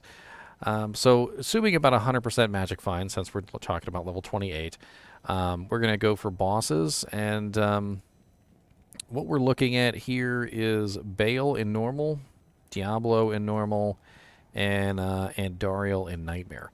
So at level 28, you're probably killing Diablo. So that's actually not a bad choice, 1 in 1,112. Pretty decent chance to get yourself a Razor Switch early on when it actually could be useful, and have it when you get to Nightmare difficulty so that you're benefiting from that massive HP and mana bonus combined with the pretty nice resistances. I really wish it had +2 to skills. I feel like it could be a little bit better if it just had +2. +1 seems a little bit low, especially when you're considering other potential options. And as far as super uniques go, it does look like the Cow King and Nightmare can drop it. Neelathak in normal has a pretty good chance. It's actually not a bad farming spot. And Pindleskin in normal, 1 in 12,355. It looks like all the normal, like, easy farm monsters in normal difficulty can drop it. Shank, Doc Farron, Thresh Socket, Pindleskin. You know, you can run that combination fairly easy, and even some of the lower level monsters in Nightmare difficulty can drop this relatively easy. I mean, right here we have Rockanishu, Treehead Woodfist, Corpse Fire, Cold Crow, Bishy Boss, Bonebreaker. All these guys are super easy to get to and super easy to kill in Nightmare. So if you happen to find this like at the beginning of Nightmare, it could still be pretty useful to you as a character, unless you've already got your hands on, say, like a Spirit Sword, which may be a slightly better choice. But keep in mind that a Spirit Sword doesn't have the ridiculous resistances that this does. And if you're suffering on resistances when you get to Nightmare difficulty, which is a pretty common thing, this could be a nice stopgap measure until you end up with, you know, maybe like a really nice resistance shield to put over here, or you get some pretty nice equipment or maybe a couple charms to help fill the gaps in your resistance issues. It's just a nice little, like, defensive staff, which could help you get through the kind of like the training wheel portion of Nightmare difficulty, where you realize, hey, you know, if my resistances suck, I'm getting killed by just about everything. That fallen shaman over there shot a fireball at me and melted my clothes straight off, and pretty sure singed off my eyebrows. I probably could use a little bit of fire resistance. Would be nice if I wasn't at -25. You kind of get what I mean. I think that's pretty much it when it comes to this particular item. There's not a lot more to go over, and I don't really think it has much use outside of normal and Nightmare difficulty, because very quickly as you get into you know, Hell difficulty or toward the end of Nightmare difficulty, you're going to have to upgrade this. You're going to have to go towards something else. I mean, I'm not exactly sure what it is that you would use in place of this. It's really going to depend on your specific character. But obviously, Spirit Shield is out of the question because that's level 56. So you're looking at other kind of cooler options like Lidless Eye or Wall of the Eyeless, you know, like Wizard Spike and things like that, which have decent amount of faster cast and all resistances. In fact, this item reminds me a lot of Wizard Spike. It's almost like a Wizard Spike in a two-handed form, with plus the skills even. I feel like one item that could compare very directly to this is the Suicide Branch. The Suicide Branch also has faster cast, +1 to skills, and some decent effects. None of those items have 175 to mana, which is kind of insane. Wizard Spike does have, however, a very nice bonus to maximum mana, which could, at higher levels, trump the 175 that's coming from the Razor Switch, but you would need a rather large mana pool already to accommodate the plus to maximum mana increases. Whereas Razor Switch at a relatively low level is giving you just a giant boost to your mana, which means that you won't necessarily need to put any points into energy, and it'll help that regeneration issues.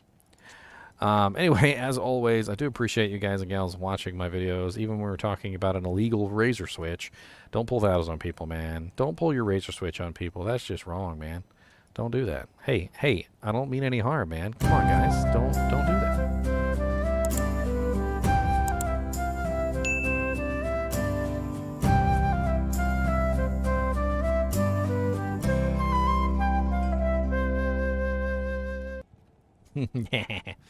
What are you guys talking about in chat? I can't reply to you guys while I'm doing the videos. And Necro does just fine without teleport. Teleport definitely makes it easier, but Necro does just fine without teleport. You can even use pseudo teleports, and you can just TP in and TP out to focus your army in certain places. It actually works just fine. I recently did a full solo self-found run on my Necromancer, and I used the teleport trick quite a lot.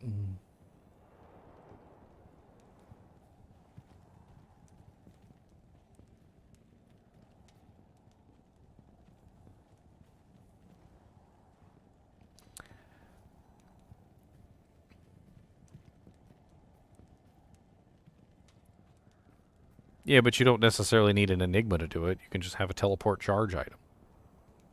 I mean, even if they removed Enigma, teleport charge items would still exist. People would still have tele amulets, tele staves, and they would still be able to utilize those to their best effect.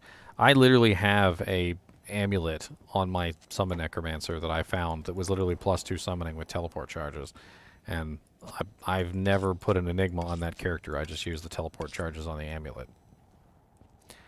Not really. Once you get your characters set up properly, you can literally get more gold than you ever would have ever wanted. Anybody who's having trouble actually like filling up their stashes with gold, you must not really know what there is to pick up and sell, because like on a regular basis you can fill up every single one of your shared stash tabs with full amounts of gold relatively easily just by picking up the right items and selling them, or adding a little bit of enhanced gold for monster on your character. I mean, things like Geeds, things like gold wrap, chance guards. Once you get enough enhanced gold for monsters, monsters will literally drop in like piles of gold that are like 25 to like 50k a pile, depending on the amount of freaking enhanced gold for monsters you have. And then on top of that, like I said, if you're picking up the items that are worth money, like 35k in the bank, I'm always singing that song. And you guys know why I'm always singing that song? It's not because I like the song. It's because literally I'm always selling items to the store that are 35k in the bank. 35k in a bank, 35k in a bank, 35k in a bank, 35k in a bank. I literally have made it my life's work, I swear, just to like look at an item on the ground and just know like whether or not that item could potentially sell for like, you know, a decent amount of money. And then after I look at the item, I pick it up and I'm like, nope, it's crap. Or I'm like, yep, that's 35k in the bank, and I'll just throw that in my stash. And then I'm always so excited when I get back to town and it actually is 35k. I'm like, yep, that was 35k. Don't even need to know. Like I don't even know I identify it. Like it's 35k unidentified. I want to punch some things. Come here. Who wants to get punched? I will punch you in the face. Punch you in the face. I will punch you in the face. Come here, Eldritch. You want some in the face? Punch you in the face. Die. I'm so powerful.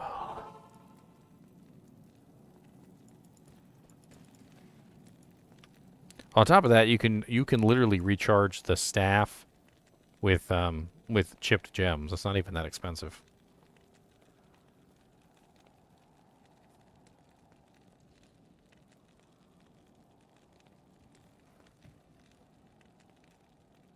I don't really feel like you need teleport for farming or leveling up. I can get my characters up to level 85, 86 literally within 3 days. That's usually all it takes is 3 days. And most people who G-rush up their characters, it takes them about the same amount of time to get their character to hell, fully gear up their character, and level their character up to 85. It takes literally about the same amount of time. And the difference is that I actually get to play my character, and they don't. I actually have fun playing my character, and they're just busy skipping the world.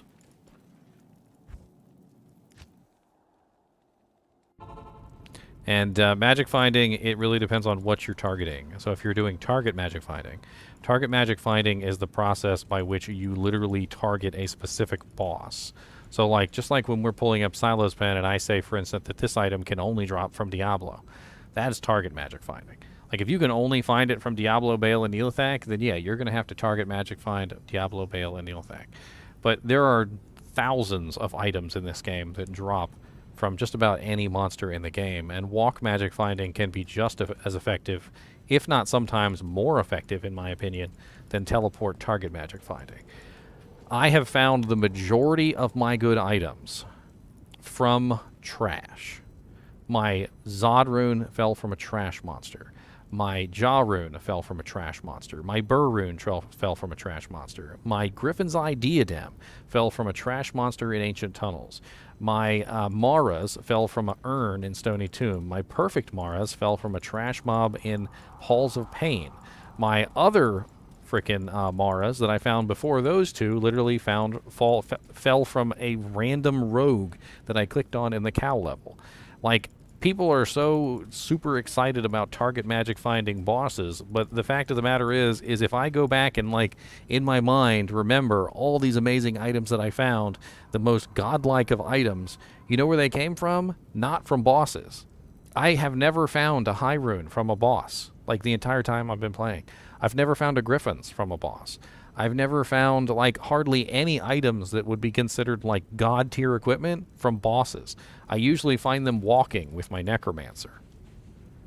Not teleporting, just walk magic finding with my Necromancer.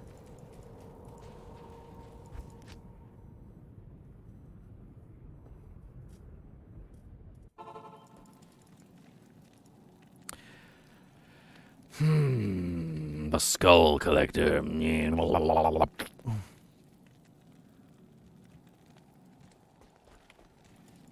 not sure about the Skull Collector. I'm not even sure what to think about the Skull Collector. I'm gonna have to collect my thoughts on the Skull Collector before we get started.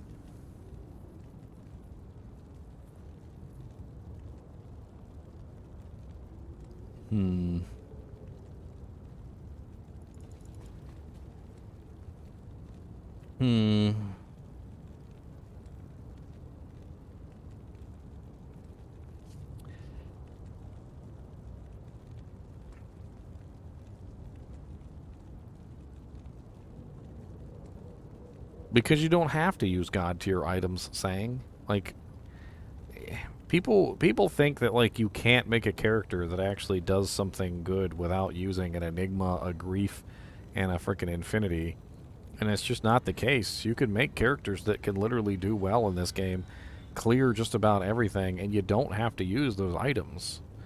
I mean, I don't understand it, to be honest. People are so dead set on, like, only using the most godlike, overpowered piece of gear, but they completely ignore the fact that the most overpowered godlike piece of gear is not necessarily the best choice in certain situations.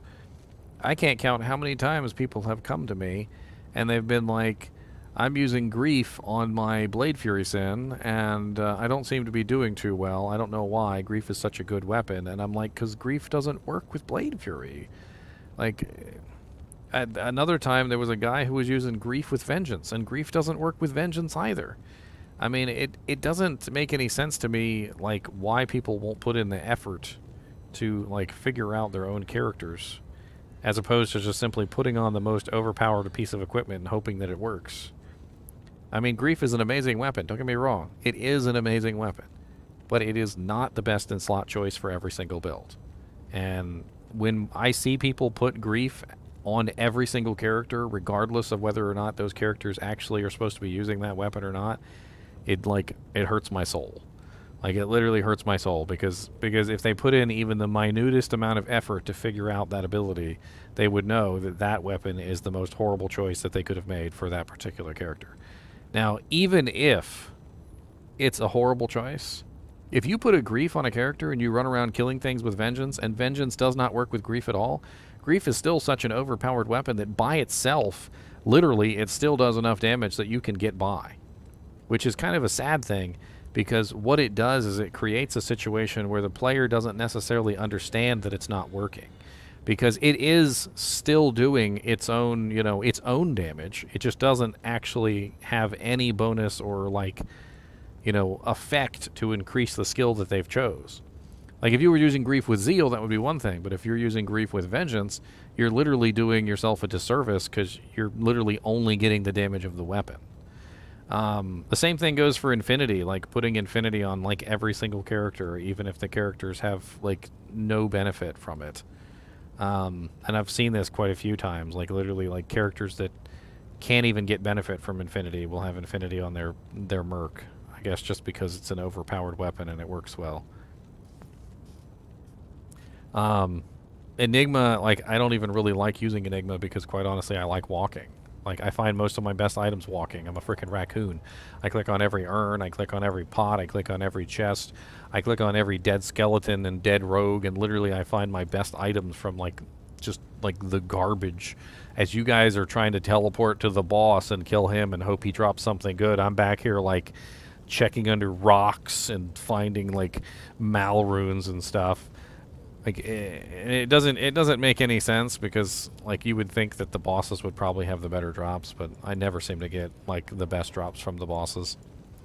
Even when I was farming Diablo non-stop to try and level up my paladin to level 99, I barely ever got anything very good from Diablo himself.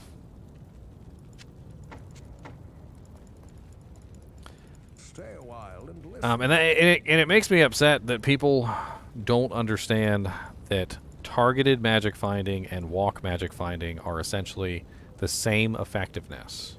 People get so hyped up because they want to farm Mephisto and only Mephisto. And I don't get it. These are the same people that literally will not click on any of the chests or armor racks in Mephisto's throne room. So they'll teleport all the way to Mephisto, they'll kill Mephisto, and they won't even click on the armor racks and the chests in the throne room.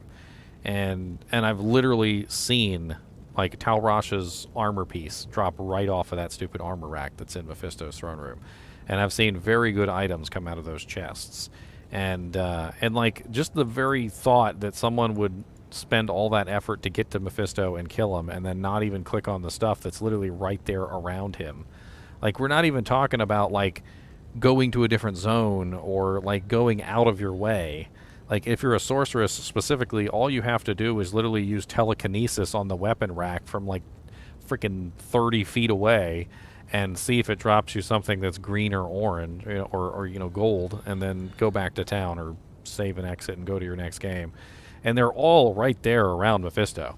I mean, if we take Mephisto's throne room, the armor rack is on this side, the weapon rack is on this side.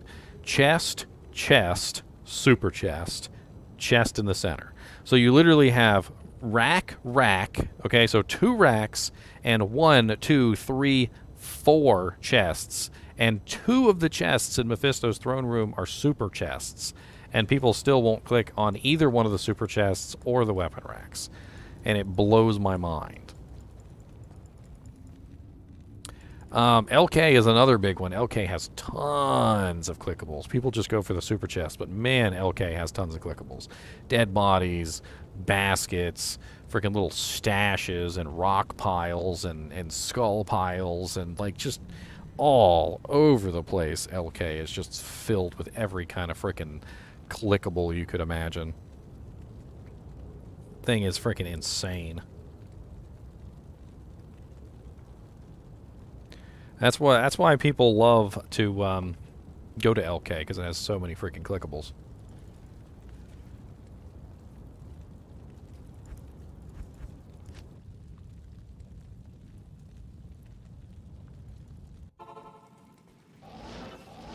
I mean, you literally got chests, corpses, stashes, hollow logs, more hollow logs, armor racks, more stashes.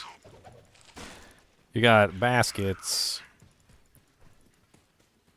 skeletons. Those are always great. I love it when some random item pops out of a skeleton. You got the super chests that are around the flames right here. I need a key. I don't have a key for the super chest. Look at me being terrible.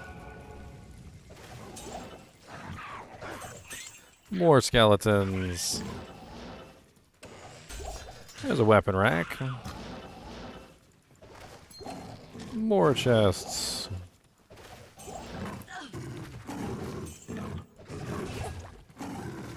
That's one of the reasons why one of my favorite places to go is this place. People go to LK, and I get LK. LK's easy. But, like, if you're a character who's established and you can actually, like, carry your own weight, one of the best places to go is the Causeway.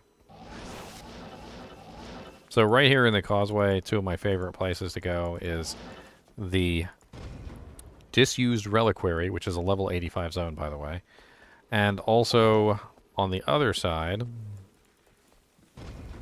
is the Ruined Fane. Both of these are level 85 zones. And the monsters in here are all 85 plus. The elites are 87 or whatever. They can literally drop like every item in the game. And then there's stupid stuff like this. Like, let me kill these monsters real quick just so you guys can see. Like, you think LK has tons of clickables? Look at this dumb crap that's in here. 1 rock pile, 2 rock piles, 3 rock piles, 4, 5. So 5 rock piles, 1, 2, 3, 4 skull piles right here. And then there's always a basket right here, which I already clicked on by accident. And this is just this one little circle right here. And you literally come over here and you just click on like everything. And get your jimmies off. And literally that's like 8 clickables right there. And then you go through here and there's stash, weapon rack, basket, and then in here there's another rock pile, a skull pile, a casket, another skull pile, and then you go in here and it's stash, like, and they're all over the place, and there's chests in here too, chests, rock pile, skull pile, rock pile, chest, and this is just one of the 2 zones. Like, you come in here and click on like 18 million things, and it's a level 85 zone, and like literally everything can drop from those stupid things. Every rune can drop from them, even a Zod rune if you wanted to get one. And then you go over to this one, and it's the same thing in here. There's just clickables all over the place. Chests hiding along the walls. There's skull piles. There's just, like, usually there's tons of chests in these things. Even hidden ones that are kind of, like, along the walls, and you kind of have to run your mouse along the wall to find the chests. Because half the time you can't even see them. Like, they'll be behind pillars like this. And I usually don't even find them all myself, because a lot of them are just kind of, like, very weirdly placed. You have to run your mouse along the walls and see if you can find them. And of course, then there's also the elites in here and the champions, because they're all level 87 too, and they also all drop everything. And this is a super easy zone to go to. You literally do bop, bop, and you kill both of those. Usually you come over here and you kill the council too while you're at it, because it's literally a 1-2 Jimmy. Kill the council and run those 2 temples down there. I will punch you all in the face. Hey, I've actually found a Zod, okay, Code Gens? I've actually found a Zod. I can talk about Zods. First rule of Zod Club is you have to find a Zod rune. That's the first rule of Zod Club.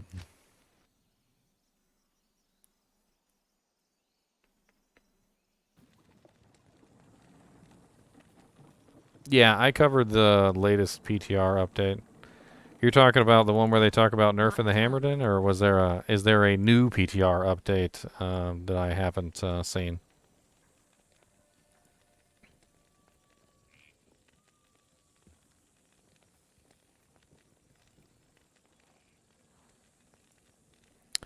Update on PTR status. We are expecting a new PTR build next week for the community, so expect notes and news about that sometime next week. We are still on track for our internal schedule for 2.5, and we'll also have Season 2 start date and the PTR notes that are posted so people can properly plan out their time well in advance of Season 2 starts. So basically just a little kind of a tidbit of, hey, we're going to have something for you guys next week.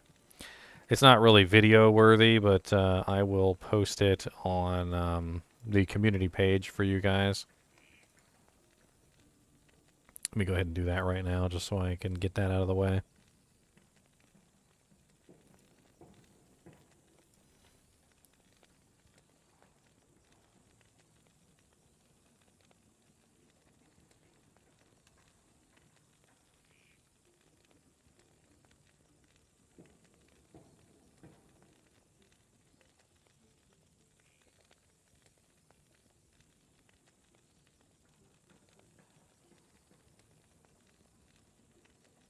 Images, all of the images.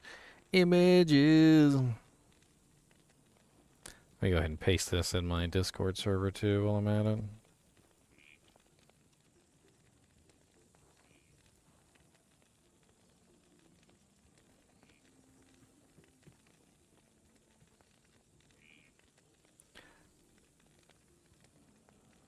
Yeah, it was a bug a long time ago, and then it got added as a feature because people complained and wanted it back. Basically, blame all the people from a long time ago that whined and complained and wanted the feature back. I hate ratio limit. I hate it when it says that. Your image is not the correct ratio for doojanks and stuff. How dare you post an incorrect ratio image? Incorrect ratio image, my butt. Your mom's an incorrect ratio image. How about that? Your mom's an incorrect ratio image. Ooh, burn. Burn.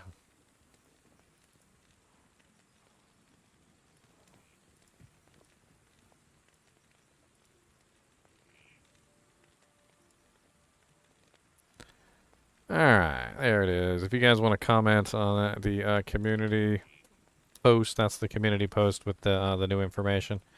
Or if you want to read it, if you missed it earlier when I read it. Looks like that's the update that we've got so far. It's nothing too super fancy in my opinion. It's just kind of like them giving us like a, hey, we're going to be doing another public test realm so you guys can test out the new features. They also said that the Season 2 start date is going to be inside of the notes, so we have that to look forward to.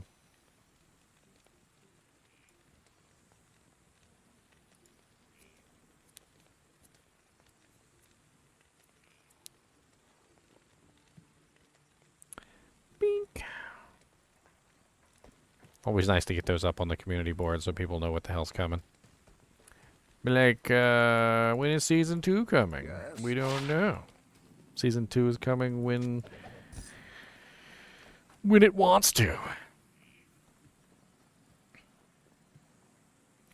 Alright, let's get the Skull Collector staff out of the way. I want to start out with a fashion shot of my beautiful Skull Collector staff, because why not?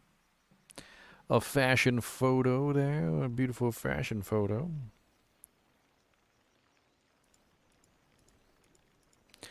Alright, 3, 2, 1, let's go.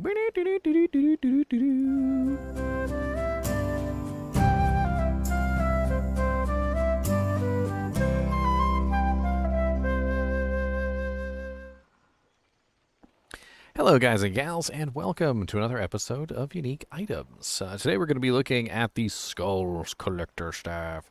I wanted to start the video like this because the Skull Collector staff does have a very pretty graphic. Obviously the golden skull with the red eyes and the little gem tassels, and of course it's a very sexy staff. I'm not gonna lie, there are some very pretty staffs in the game, and we're going to be going over a whole bunch of them here soon, so might as well talk about their sexiness. Now, the Skulls Collector staff is a nightmare, or a rather exceptional level staff. It is a rune staff, and it doesn't really have a whole lot going for it, I'm not going to lie. As far as, like, plus to skills, it's just a +2. It doesn't have any additional plus to skills, like something like the Iron Jangbong, which has some very nice other plus to skills in addition to the +2. It doesn't have any other, like, super great effects like increased regeneration or plus to warmth or, you know, things that a lot of other characters may specifically be looking for in a staff. But it does have some very specific bonuses, which may or may not make it into your specific bracket. So right off the bat, like I said, you notice it's +2 skills. It also has a pretty massive mana bump of 20% increased maximum mana, which increase percent maximum mana isn't necessarily useful unless you already have a pretty large amount of mana. So you're not really going to get good benefit out of that unless you have a decent mana pool to begin with. It will, however, beef up like any other plus mana equipment that you have, so it's definitely going to be nice in that regard. So if you're running like, I don't know, like a helmet or armor or gloves or something that give you a pretty decent amount of plus to mana, this is going to beef that mana up by a pretty nice amount. We also have +20 to mana after each kill, which is kind of insane. We recently covered another item which had a really large amount of mana after each kill, and it's actually one-handed. It's called the Wraith Flight, but it's a very high-level spear throwing item, and it doesn't. It's not really something you're going to be able to use at a low level like this item. +20 to mana after each kill is just insane, especially when you consider that something like. Let's just go ahead and put points into something, shall we? So let's grab lightning, for instance. So max level lightning is 23 mana cost. It also pierces and can potentially kill multiple targets, right? So if you were using this with something like lightning and you hit like 2 or 3 targets and killed them, you would literally get all of your mana back and then some for every single time you killed a target. It's pretty insane. And combined with the maximum mana increase, it could potentially make sure that you almost never run out of mana.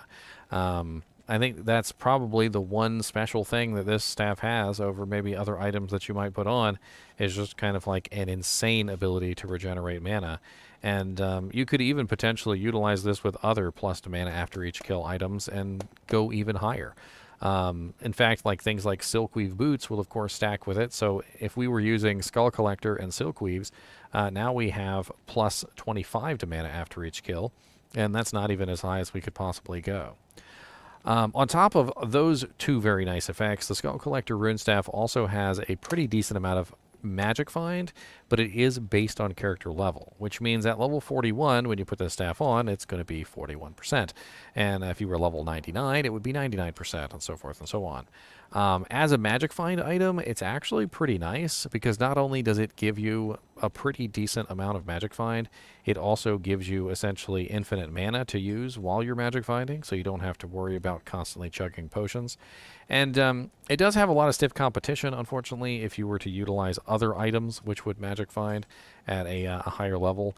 Like, for instance, if you were just trying to build magic find and you didn't necessarily care about the strength of your character, something like a Gull Dagger would definitely be higher magic find at 100%. You could also potentially be using a Rhyme Shield, which has 25% magic find, or a Splendor, which has 20% magic find, in combination with the Gull Dagger, and you would have a larger percent. So this seems to be kind of like an intermediary between like completely gimping your character for magic find and, you know, just building a strong character that doesn't necessarily use, magic find at all. This is like in the middle between the two. So you're not necessarily gimping yourself and using the most ridiculous magic find items you can that essentially make you a weak nobody, but you're also not, not using magic find. It's kind of like, maybe if you were magic finding a high level zone and you just really couldn't use that gimping equipment, you needed something that was going to make it a little bit, easier for you to do your work. Another interesting thing about this is it could potentially be very good for an energy shield sorceress, specifically because of the massive mana redemption here. I mean, we have a huge increase to the mana, and then we also have a huge increase to your mana after each kill. So if you were using this on an energy shield sorceress at a lower level, it could potentially ensure that your energy pool remains full at all times, so that you're constantly being able to mitigate that damage through your energy shield. It's missing a lot of effects that you would probably want, though. It doesn't have any faster cast, which is rather odd for an item that would potentially be good if it had some faster cast on it. It's also not specifically pointed at the sorceress, which is also interesting. So it's +2 to skills, and it doesn't necessarily, say plus sorceress skills. So you could theoretically use this on a character that is not a sorceress. A fire druid could maybe get good use out of this. A hurricane druid could maybe get good use out of this also. You could also potentially use this on a necromancer just for magic finding. I mean, +2 to skills and magic find certainly isn't terrible. Like, thinking off the top of my head, there are not really that many choices, but any character who could definitely use a larger mana pool and 20 to mana after each kill could get interesting use out of this. I'm trying to think off the top of my head, like, where it could be, like, excellently useful. A Fist of the Heavens Paladin actually could get pretty good use out of this. They don't necessarily need faster cast, and the 20 mana after each kill would ensure that they basically would never run out.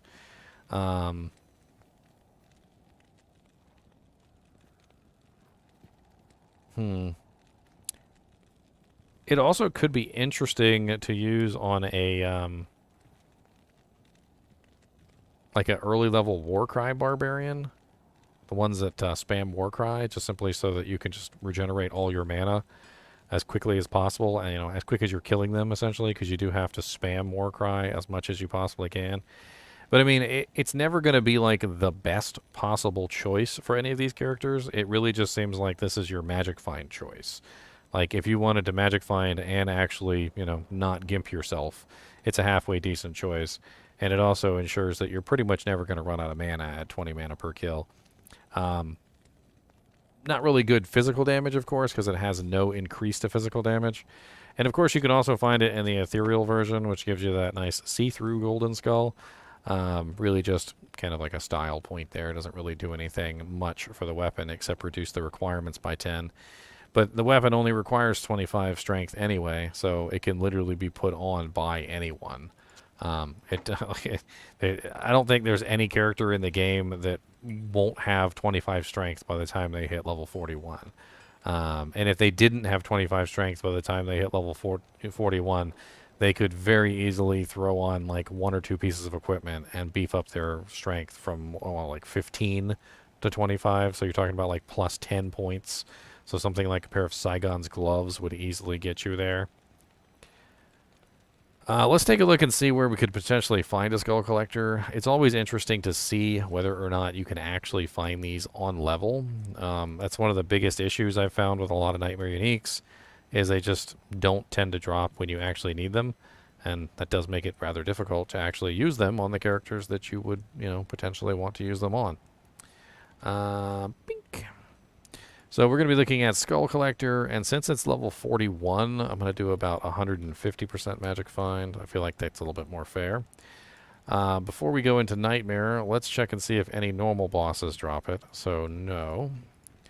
Nightmare bosses, we are looking at Diablo in Nightmare, which is way too high level. Mephisto in Nightmare, which is a little bit too high at 1 in 2,441. Duriel, it looks like, can drop it at 1 in 19,000, so pretty rare there. But there is a possibility that you could get that on your quest kill as you go through at 1 in 9,113. Not a lot of really good choices. I mean, Radamant in the Sewers at 1 in 23,000. I mean, that's a little bit more accessible for a level 41 character, but it's not exactly easy to farm. Let's take a look at Super Uniques. And as you can see, we already have terrible probabilities at 1 in 18,000, 1 in 27,000, and it just kind of gets worse and worse from there. Stormtree can drop it at 1 in 27,225. And let me see if the Treven, so Nightmare Trav can drop it, but 1 in 106,000. Holy crap, that's bad. So what I'm seeing here, honestly, is that it doesn't seem to have good drop chances in Nightmare difficulty, really. You're probably not going to find it on level, which is rather unfortunate. which does mean that this item is postured more toward the end of Nightmare difficulty, the beginning of Hell, and judging it from that standard, it's a hell of a lot worse than a level 41 item. Because if you're judging it based on like, hey, I found this from Nightmare Diablo and I'm working my way into Hell difficulty, it becomes a not so great item. Maybe something that you would use for magic finding, but really not much else. And by then you may have other better pieces of magic find equipment. And even the magic find that it does have isn't even really that great, because at level 41 it's only 41%. I mean, if you're wearing a rhyme shield, for instance, just a rhyme shield and nothing else, a rhyme shield is 25%, and that's literally more than half of what you would get at level 41 from this particular item. And of course, you could pair that up with Blade of Alibaba, Gull Dagger, whatever other kind of magic find item you happen to get your hands on.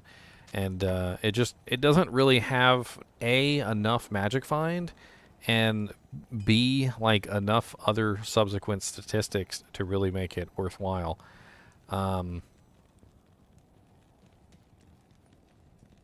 It just needs something else. It needs more magic find for sure. Like 93% at level 93 for a two-handed weapon isn't enough.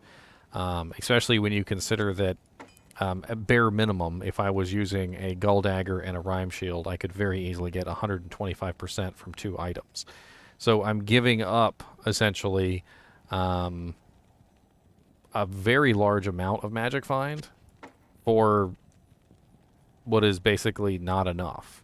Especially considering that at level 41, when you put this on, it's only 41%, whereas you can literally also put on the Gull Dagger and the Rhyme Shield, which is 125%.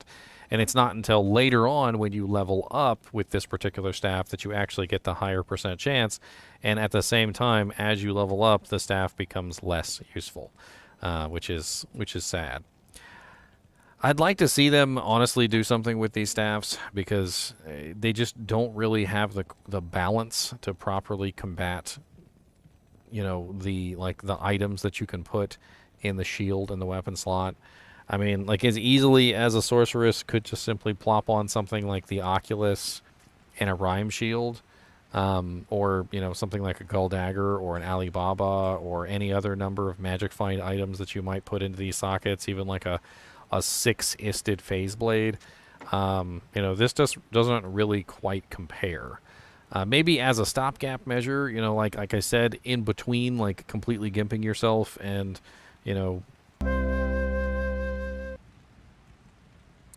Am I still live? I swear my connection, died out there for a minute.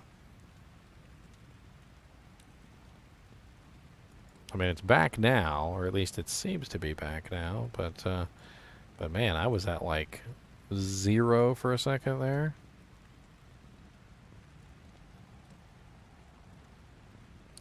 I'm definitely having some issues with my my upload speed.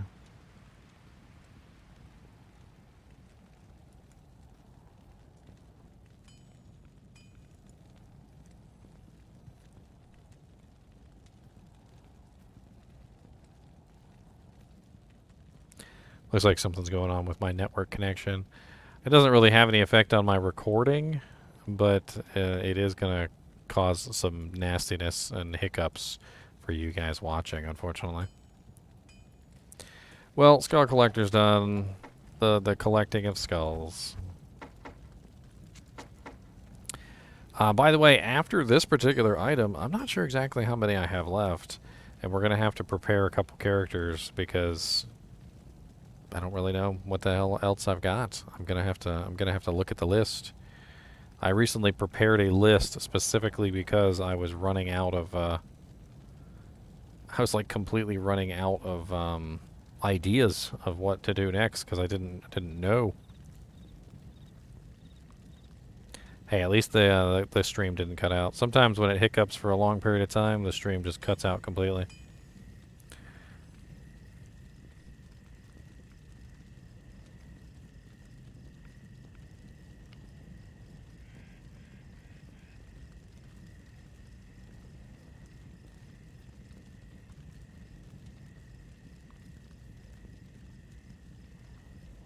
Oh,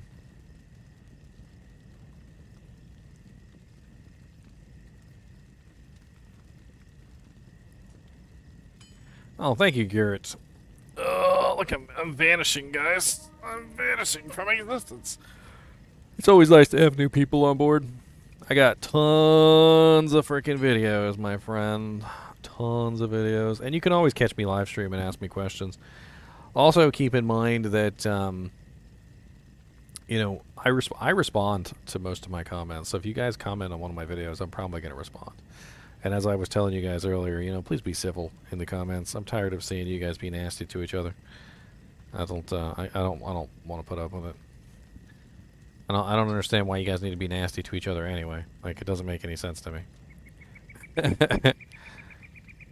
and as you can tell by my attitude toward this particular topic, it's happened quite a lot recently within the last couple days. And I know that there has been a, you know, a relatively nasty sort of a thing that has kind of spiked people's attitudes, but that's still no reason to be mean to each other.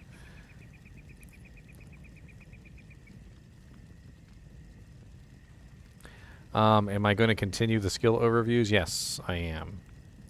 I definitely am. The thing that really bugs me, though, is some of these people are so nasty because they're so sure that they're correct about something when they're not. Like, they are absolutely so intensely sure that they are correct, and they're not correct. Like, it's the weirdest freaking thing. Like, this one guy went on this big old tirade about how I was wrong about Hammerden, right? Let me read you what he wrote. Okay, I'm not going to say his name out loud because I don't really want to, like, just, like, dox people, okay? But I want to read this to you guys, and I want you guys who know about the game to tell me what he did wrong in his statement, what he calculated wrong, how he basically did something really stupid, and then tried to pretend like he knew what he was talking about. He said, "Here, I'll give you another example of why your math just doesn't work," which is already he's just being nasty from the get-go. Something that isn't even used by most players, charged bolt. Using the same 20 mob in a group, charged bolt does about 700 damage per bolt and shoots 24 bolts per cast. So 700 times 24, which is 16,800. And then 16,800 times 20 mobs. Each bolt just passes through and doesn't get used up. Equals 336,000 damage, and now multiply that by the number of casts in 5 seconds, which according to my stopwatch is about 15 for a lightning sorceress, and you're looking about 5 million damage per 5 seconds, which Infinity can increase some, as well as Griffin's Eye does, and is way more than the 3 million for your hammers. Now, what did he calculate wrong in that particular scenario? He assumed that charged bolt passes through and doesn't get used up. That was where he made his mistake. Charged bolt does not pass through targets. Charged bolt is eaten up when it hits a target. So those 24 bolts can only hit one target 24 times or 24 targets one time. So his calculation is immediately wrong because he's assuming something that doesn't happen. But he's using this to counter my argument. And I've had so many people lately who have used stuff like this to counter my arguments, and they're using math that is just incredibly faulty, and they don't even understand the mechanics that the skills offer. And believe it or not, I've actually already done a skill video saying, you were talking about my skill videos earlier, I've actually already done a skill video on charged bolt.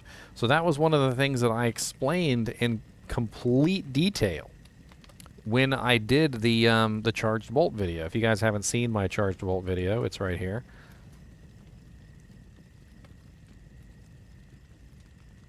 That's my charged bolt video, and in there I go over the math for how charged bolt works and talk about the fact that you can shotgun it into an you know, somebody's face, and how much damage it can potentially do to one target, and how it doesn't work very good versus multiple targets, and so forth and so on. It's absolutely silly. The whole thing is just silly. Blah, blah, blah, blah, blah. Chromatic ire. Chromatic ire is interesting. If it wasn't... Honestly, it's not a bad staff at all. Chromatic ire can totally be used by a sorceress at level 35 with relative ease. Let's go over it together and we'll talk about it, shall we? Charge Bolt is amazing, but not the Sorceress's Charge Bolt. The Sorcerer's Charge Bolt can do really good damage if you shotgun it into a target, but the Sorceress is really bad at shotgunning into targets because, of course, she's weak as all get out. Now, the Amazon, on the other hand, the Amazon's Charged Bolt skill is absolutely amazing. But Charge Bolt also has the severe downside of if you're not standing directly in front of the target, it does basically nothing. Like, you've got to literally be in their face when you use it. Otherwise, half the bolts won't even hit the target. All right, let's get this one out of the way, and then let's move on to some more fun stuff. We still need to do facets, which we're going to do facets. And we also still need to do the Hellfire torch, I think. And I'm going to have to check my list for whatever else is left. We'll see. So 3, 2, 1, let's go.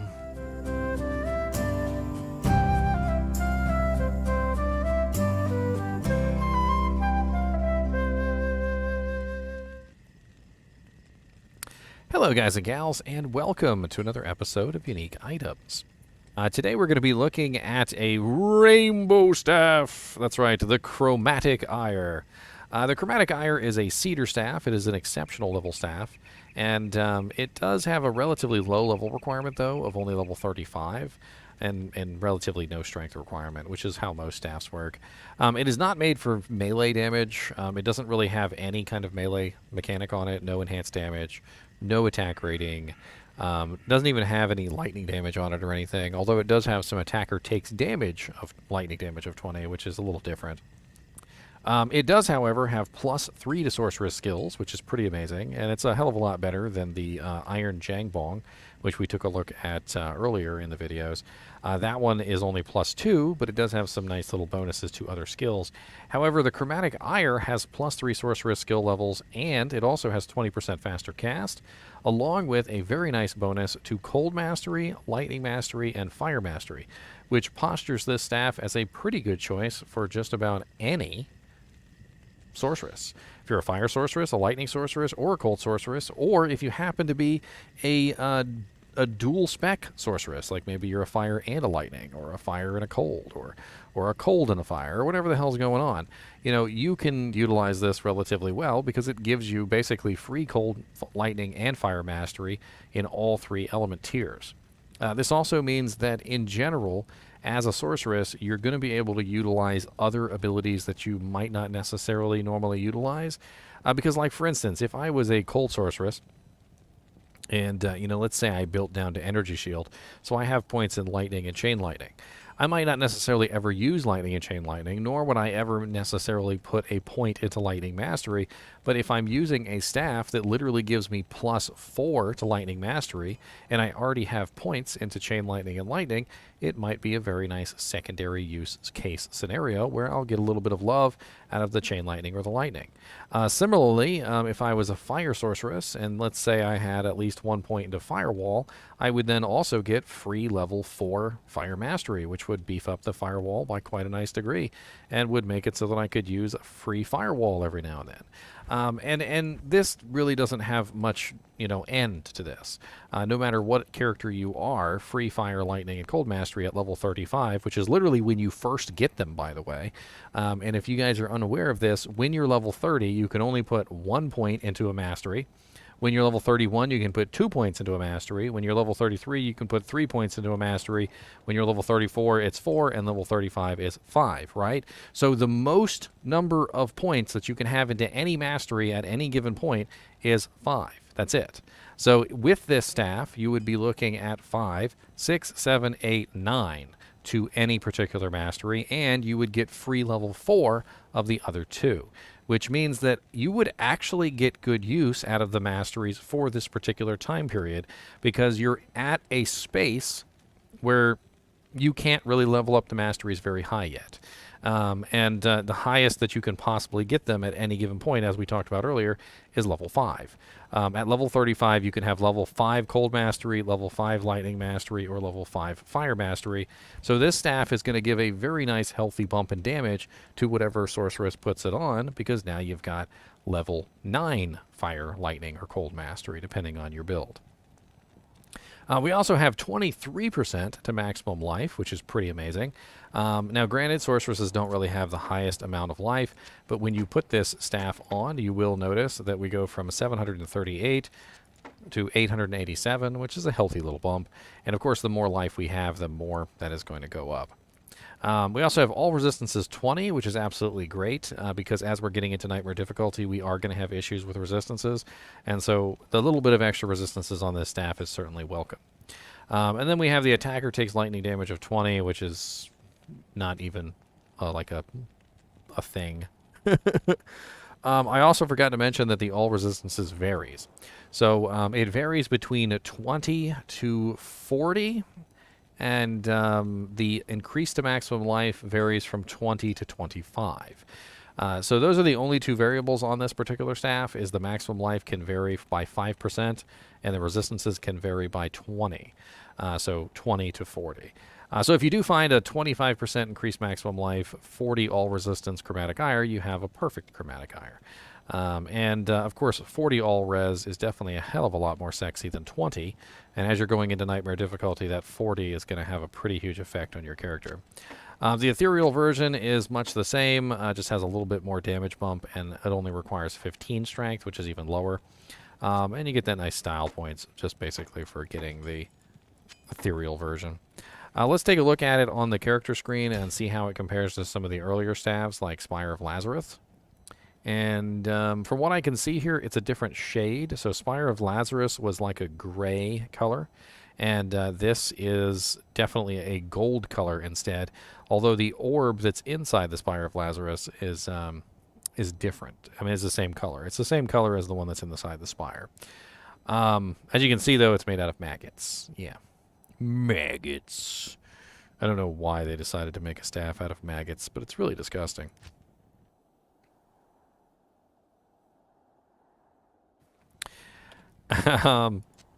Now, where can you potentially find yourself a chromatic ire if you want to get your hands on one? Well, that's the question, right? Can we find this on level, and can we potentially, actually use this when we need it? Or is this going to be one of those horrible items where it's like you never find it when you need it, and then by the time you find it, you don't need it anymore? And we're going to find out. So let's pop open Silo's pen real quick. And we're going to, level 35, let's 150% magic find is fine. Let's go ahead and do bosses first, and then we're going to look at normal real quick just to see if there's any monsters in normal. So Bale in normal can drop it at 1 in 3,590. Not exactly the best farming spot, but if you were, level 35 or even close to that, and you were just trying to get EXP, Bale runs may be where you're at. So that's actually not a terrible place to do some Bale runs at. And then you could, to do some Bale runs at, to find this staff. It's not a terrible place to find the staff as you're leveling up, if you get lucky. Let's take a look at super uniques in normal. So Frozenstein, Pindle, and Neelathak can all drop it. Pretty terrible drop rates, though. 1 in 167,000, 1 in 168. So let's take a look at Nightmare. Let's do bosses first.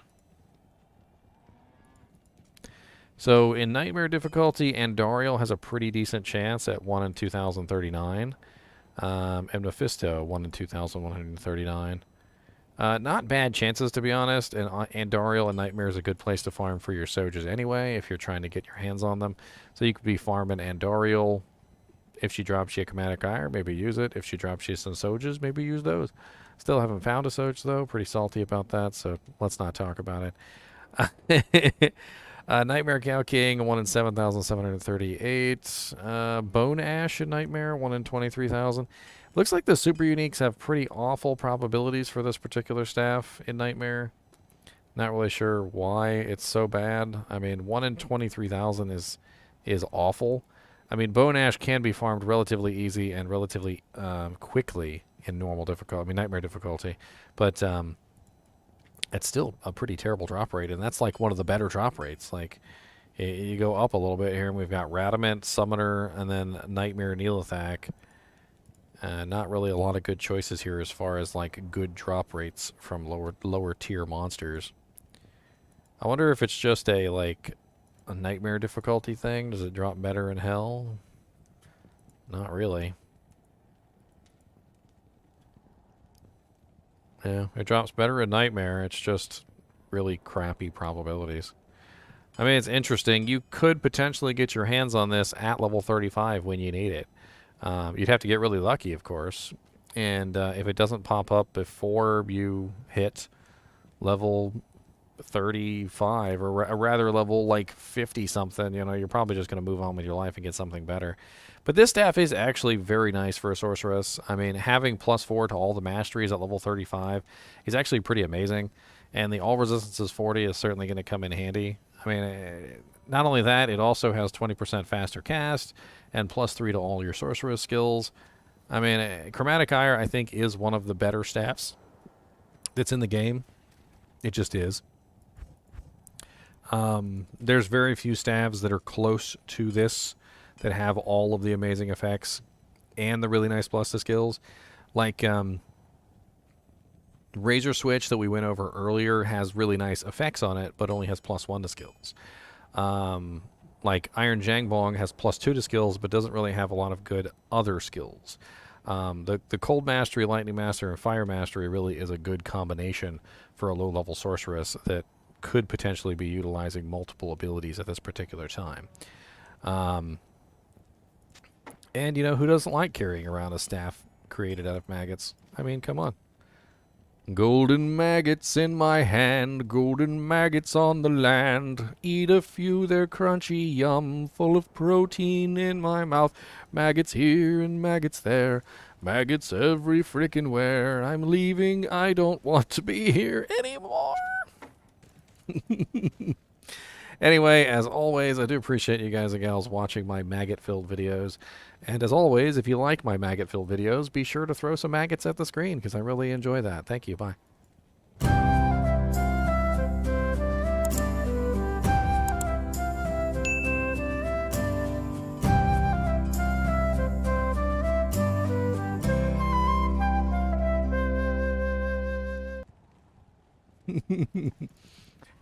Alright, Chromatic Ire has been finished, and that leaves me with, I need to go check my list. I don't even know where my list is. Hold on, let me see if I can pull up my list.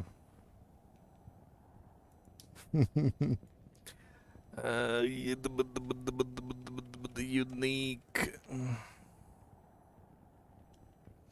me just type in list. That usually works. Okay, I have no clue where it is. Let me see if I can go hunt it down.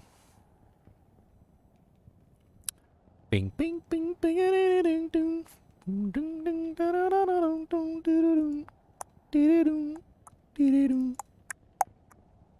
Yum bom bom dee dee dee dong dong, ying gong bang goo dee dee dong dong dee doo, dee doo, dee doo.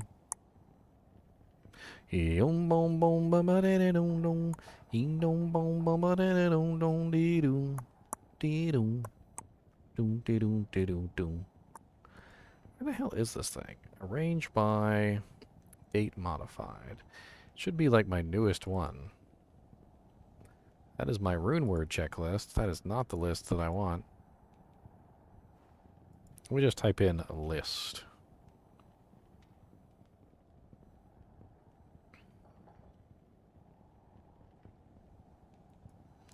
That was not effective. That was not effective at all. That was not effective. My life is a lie. Do I happen to have a Stormlash? Are we talking about like on ladder or something? No, I don't have a Stormlash on ladder. I do not. Oh, there it is. Okay, I found it. All right, I need to open up Hero Editor real quick so that I can actually import these files. I might as well let you guys see my Hero Editor so you guys can actually see what the hell I'm doing. Boom bum bum dee dee dee doo doo dee doo doo dee doo doo doo. Boom bum bum bum bum. Wow, that's way too big. Hold on, let me use a different one for this since I already modified that one. There we go. All right. So I'm gonna have to edit in some items for this because I don't think I actually have the items that I need. So Spear playlist is complete. I actually did that the other day. All the spears are finished. Staff playlist is now complete. I've finished all the staves. Shield playlist, I'm pretty sure is done. I'm gonna have to double check these later just to be 100% sure. Belts, that was the string of ears. That one is finished. Helmets, that is the steel shade armet. That one is finished. Jewelry, that was the Saracen's Chance. I already finished that one. I did Gaheeds the other day. So we are left with some rather odd items which need to be finished. I'm not exactly sure which ones they are. We're gonna have to play around with it. I've not done videos on the bugged items. I mean, I don't know if that really applies to today's age. The age of today, the age of Aquarius. It's Aquarius, the age of Aquarius.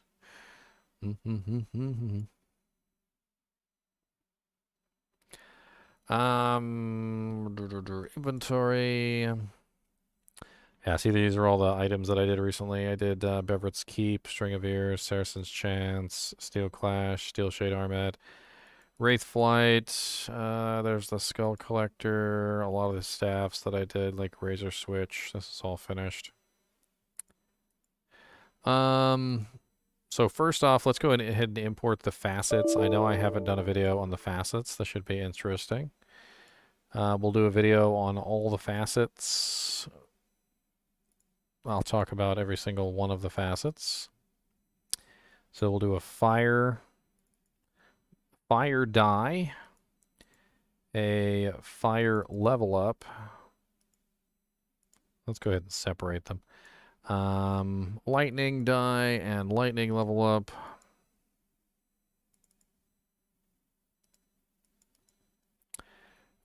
Poison die and poison level up.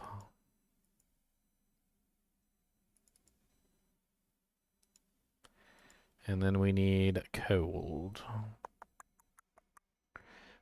I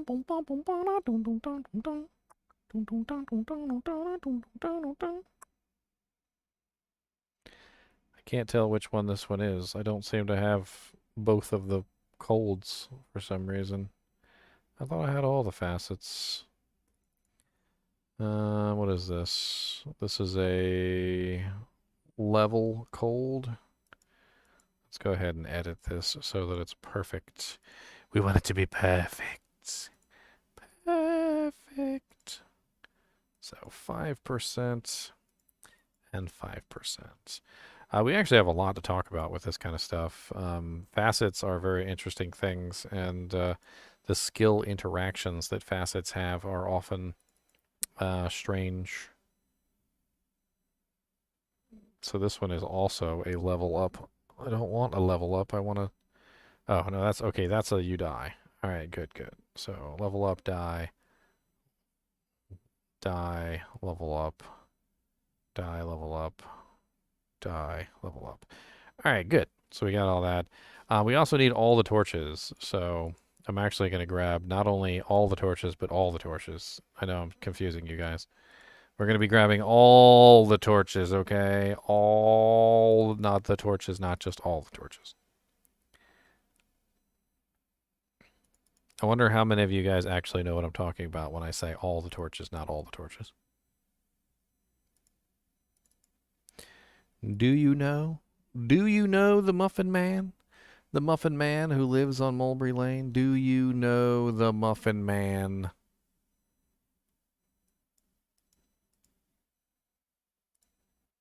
I'm not sure that you do.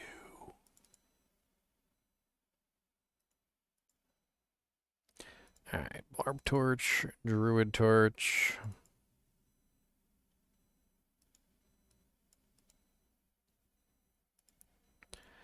Necro torch. Alright, so we've got Amazon, Assassin, Barbarian, Druid, Necromancer. The Muffin Man is not overrated, especially if you get just the tops.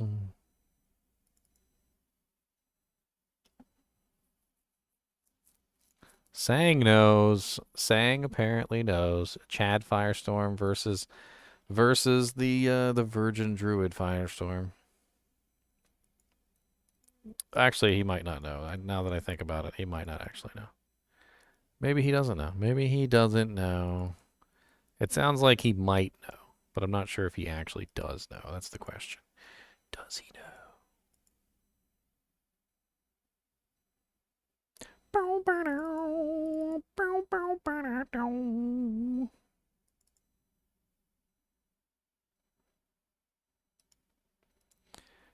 That's right. You guys are seeing it happen right now. Look at all these torches. Why are there so many torches? Why are there so many torches? There shouldn't be this many torches, but there are. There are more torches than a man can rightfully shake a stick at. More torches.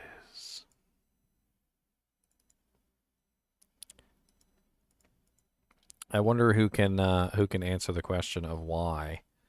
Why is there, instead of 7 torches, why is there 14 torches? What is the reason why there is 14 torches instead of 7? Let's see here. I'm trying to think if there's anything else that I need to add to this list. I think that might be the end, boys. I think once we finish these 2 items, I think that might be the end. I can't think of anything other like unique special items that I might have forgotten.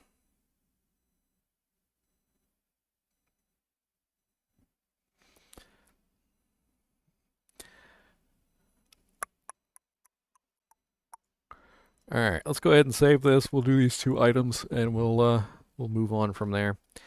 Let me copy them over real quick before I forget.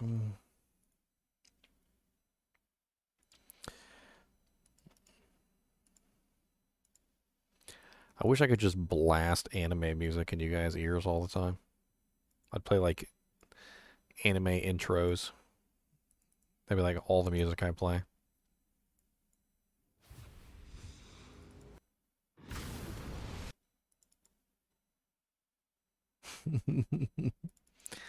Forever.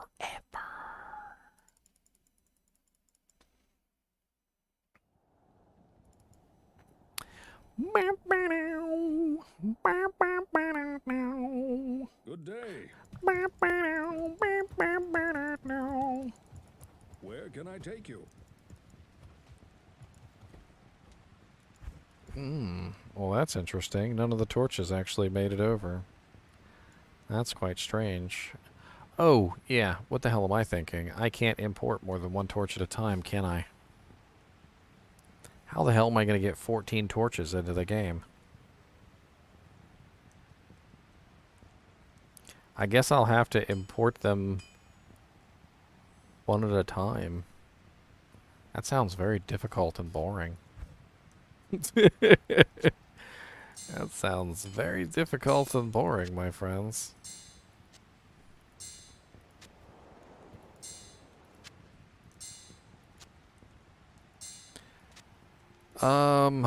Let's do a little bit of scraping, shall we? And let's see what the hell we can find for torches, so I don't have to go through 1,000 years of pain. I'm gonna steal everybody's torch that I can possibly steal, so I'm pretty sure that she's got a torch. That'll be a Sork torch. And we can take a look and see which torch it is. So this is the old torch. This is the new torch. Okay, so if you guys have never taken a look at 2 torches and you to know what the hell the difference is. So in 1.11, they nerfed the torches. So the torches went from 25% chance to cast level 10 Firestorm on striking to 5% chance to cast level 10 Firestorm on striking. Not exactly sure why they decided to make that change. Maybe it was a lag decision. Maybe the games were lagging up. So it was just like a constant lag fest or something. I don't know. That's probably what it was. So they changed it from the 25% to the 5% version, and I want to include that 25% version in the videos.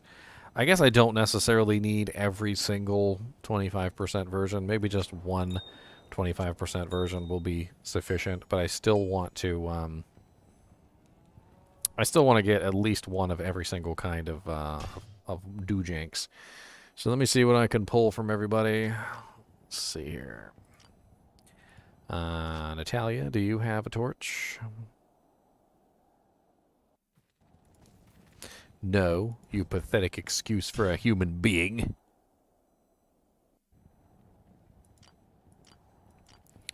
Dude, you know I was talking about anime earlier and how I used to watch Naruto, like, episode by episode when it came out.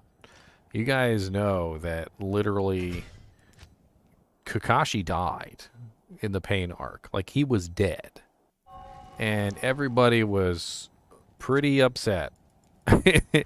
They were pretty upset about Kakashi being dead. And he was dead, okay? Everybody kind of, like, wanted to believe that he wasn't dead. But we all knew he was dead. Like, he was dead. And then they pulled a 180 on us, and Pain resurrected everybody from the dead. So, like, we ended up with a sudden reversal. But for that brief period of time when none of us had any idea what the hell was going on, Naruto hadn't killed Pain yet, and, like, literally we were all just on the edge of our seats trying to figure out what the hell was going to happen to our favorite characters. Like, Kakashi was dead, like, everybody was dying, the village was destroyed. I mean, it wasn't a good day in anime world. It wasn't a good day.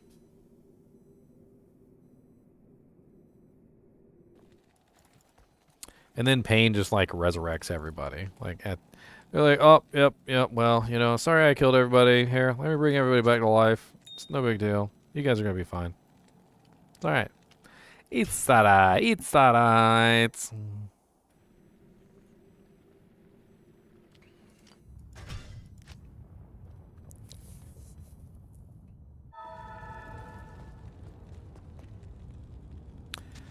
All these old torches I have sitting on these characters, because that's the ones that I frickin' edited in. 1, 2, 3, 4, 5.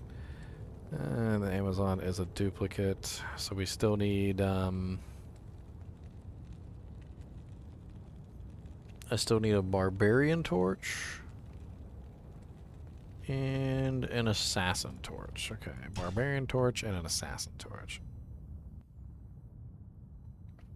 A bar to den. I got a bar to den. We need a bar to den. We got a bar to den. Where's little bunny Fufu at? Oh, Test Assassin has one.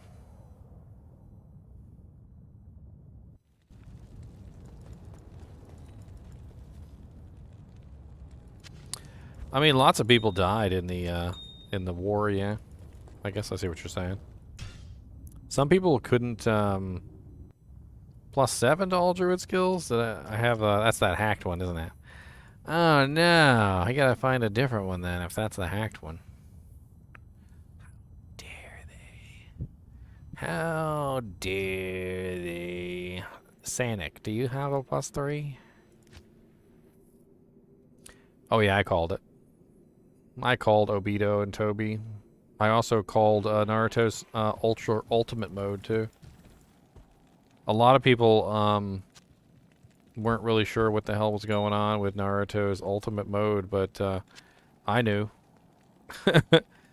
I called that crap like before it even happened. So I'm gonna give you guys like a little bit of a history lesson on how I called it. So I'm not just going to tell you that I called it and be like, oh yeah, I knew that was going to happen. Because that sounds like bull crap. Okay, I'm going to tell you how I knew that Naruto was going to get his ultimate freaking ridiculous mode, okay? In the Pain arc, when Naruto was confronting Pain after he either killed him or he was confronting him before he killed him, I can't remember which one he did, he went up to Pain, okay? And he was so angry. He was so ridiculously angry, but he was trying his absolute best to maintain his composure. Now, why was he trying to maintain his composure? He was trying to maintain his composure because he was in Sage mode, right? The Sage mode required that he maintained perfect chakra control. And what happens if he lost his perfect chakra control? Turn to stone, right? So he would turn to stone if he didn't maintain that chakra control. And he's in Sage mode, and he's talking to Pain, and Pain is basically like really pissing him off. Naruto is just getting more and more angry, and the angrier he gets, the more the red-tailed fox chakra leaks out of him. And the red-tailed fox, I can't even remember his name off the top of my head because I'm always like this. I'll always forget the stupidest stuff. But anyway, the nine-tailed fox literally tells Naruto that his chakra and the Sage chakra are incompatible and that they can't be used together. And, this, of course, destroys everybody's fantasy that Naruto is going to combine the two and create some sort of ridiculous ultimate form. But in that particular moment where he lost his temper, there was a special little thing that happened in that particular episode. And let me see if I can find it. Naruto talks to Pain. I bet you I could probably find it. And there's this little moment where he's talking to him, and the red-tailed chakra leaks out. And for that brief period of moment, the Sage mode chakra and the nine-tailed fox chakra from Kurama literally combine together at that particular moment. And his eyes change colors. And it proves that he is capable of combining the nine-tailed fox chakra and the Sage chakra together, despite the fact that he had lied to him. And I think that's one of the coolest things about Naruto is that you can figure stuff like that out if you're like really paying attention. Like if that's your ninja way. Here it is right here. I found it relatively easily. So in this one particular scene, the nine-tailed fox chakra and the Sage chakra combined. And for that brief period of time, he was using both chakras at the same time, despite being told that it wasn't possible. And then later on in the show, he actually does combine the two. And Kurama basically tells him that he was lying to him, and he was jealous. The exact wording that he used was that he was jealous of Naruto finding another form of chakra to use other than his, and he didn't want Naruto to become like basically independent of him. He wanted him to be dependent on him forever, basically, and so he didn't want him to have a second form. And little did he know, like, combining the two forms was like one of the most badass things that he could have ever done. Got like the flames coming out of him, and literally he shares it with like everybody, and I don't even know. Anyway, I just thought it was really cool that I actually called it. I made this huge forum post, by the way. I was really big in the forums back then for like the Naruto, like the anime forums, and I was always talking about Naruto and what was coming, and I would have all these like ridiculously long discussions with people on like what I knew was going to be coming, and I had written up an entire post about how Naruto was going to combine the Sage mode and the nine-tailed fox chakra together, and it was going to be the most epic thing that anyone had ever seen, and blah blah blah. And I like talked about the insane power levels he'd be capable of. I was a complete nerd into it. Bunny Fufu, that's who I'm looking for. Little bunny. Oh, wait, no, I don't need a barbarian. I need druid, don't I? Does my test druid have one?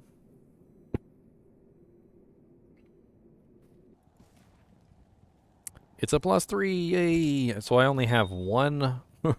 I only have one real one out of all the fake ones. That's great. Exactly what I always wanted. Exactly.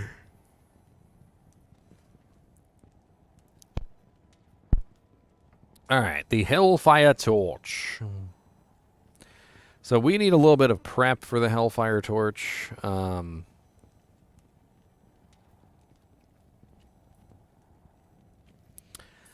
Honestly, the peak Naruto was literally when not Rock Lee, when Guy Sensei finally unlocked all the gates.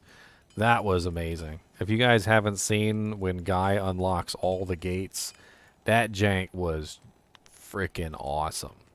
I would recommend that if you haven't seen that yet, go look it up because it is one of the coolest fight scenes. Freaking Guy Sensei unlocks every single gate, including the death gate, and he literally hands Madara his butt.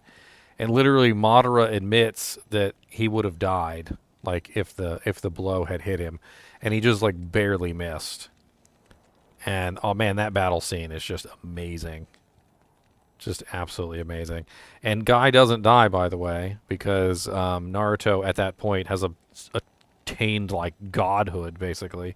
And he basically stops Guy Sensei's disintegration. He was basically going to disintegrate into dust because after he opened the death gate, there was no way back.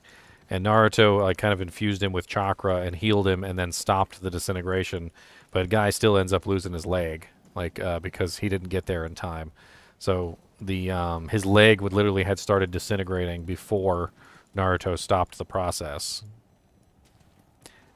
which kind of put Guy Sensei out of commission as a fighter, even though he's still ridiculously powerful. But I mean, hey, he finally got to open the death gate.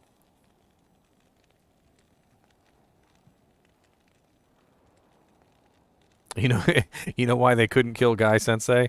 Because if they killed him, somebody would have what's that? What's the ninjutsu where they can bring people back from the dead? Somebody would have brought Guy back from the dead, and he would have just like unlimited use death gates. He would have just unlocked the death gate forever.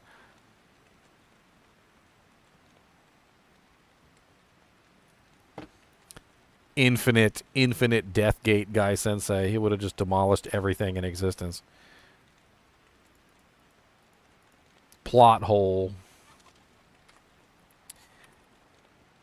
Alright, I do want to actually have some demonstrations here for the Hellfire Torch before I do it. Let me go ahead and edit in some keys.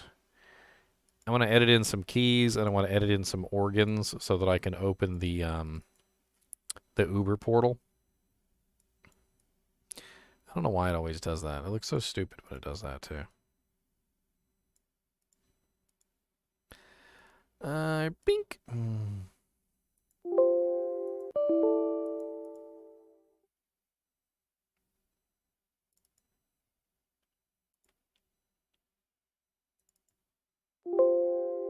Baruto is not bad. If you take it for what it is, Baruto is all right. It's basically like the Dragon Ball Super of the Naruto series. I don't particularly care for Baruto's character. I think he's kind of a douche, but I do think that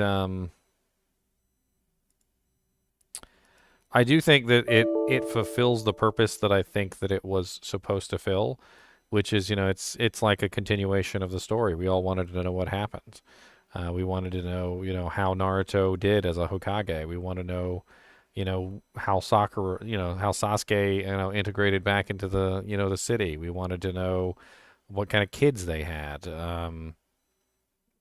And Dragon Ball Super is great. Boruto is a little less great, but it still fulfills the same goal. I actually really enjoy Dragon Ball Super because it continues the story, which I think is something that everybody has wanted. They wanted to know what happened to everybody. Like they want to know who they married. They want to know what kids they had. They want to know what their kids are like. I actually like quite a few characters in the Boruto series. Believe it or not, one of my favorites is Choji's kid. Choji's kid is awesome. I always like seeing her in the episodes. I can't remember her name right off the top of my head, but she's a great character. Miscellaneous quest Uber Tristram. There we go. All right, I need an eyeball. Cho-Cho. Yeah, Cho-Cho's great.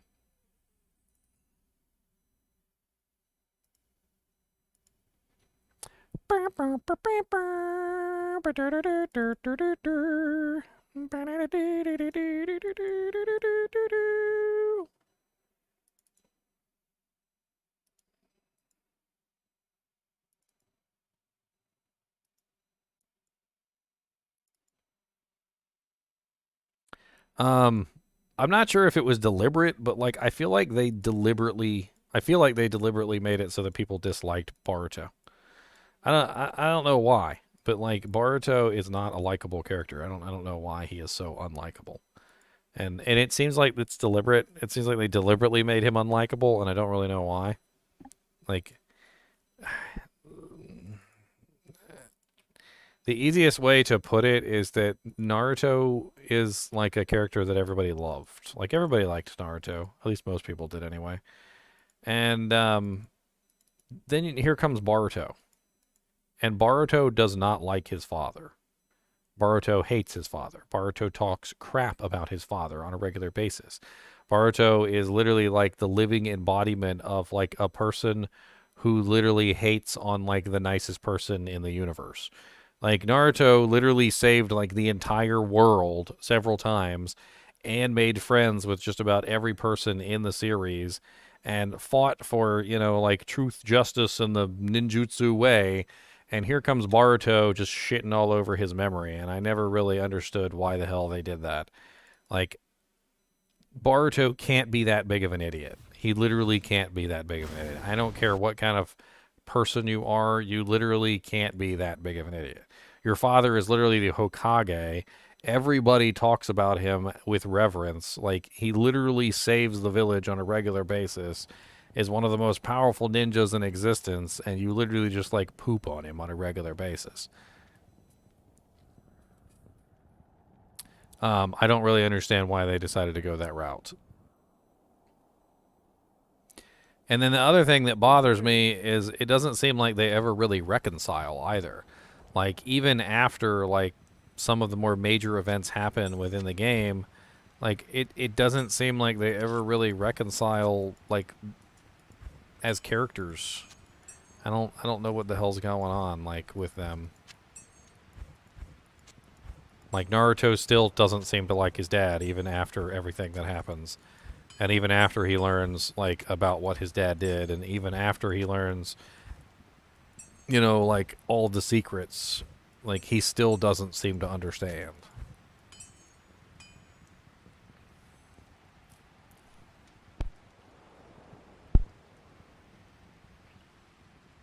I don't know.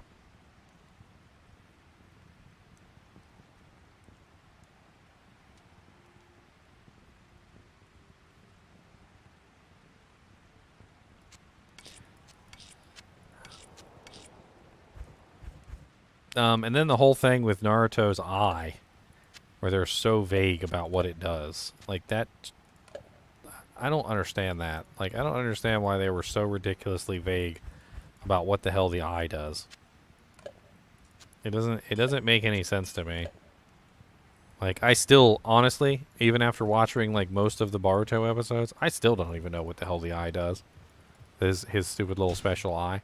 I really don't even grasp it fully. Like, it just seems like the vaguest thing. I mean, it's vague. It's very vague. Like, you kind of get, like, somewhat of a sense of what it does, but then at the same time, you don't. Who do I want to do these videos on?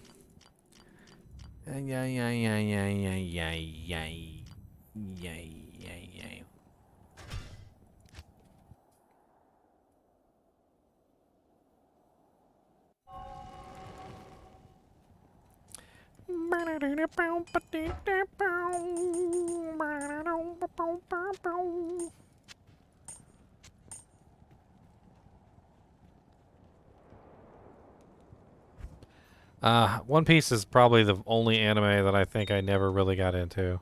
I couldn't.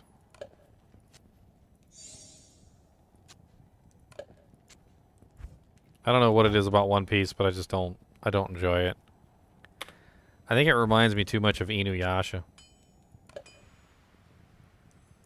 Inuyasha was also an anime that I watched a lot back in the day. That I stopped watching because there was no end to it. Like, it's one thing to have a story, and it's one thing to, what's the term? You know, make that story go on for a long period of time. But, like, every story needs to have, like, a conclusion or, like, some sort of real consequences or ending or something that, like, makes it make sense.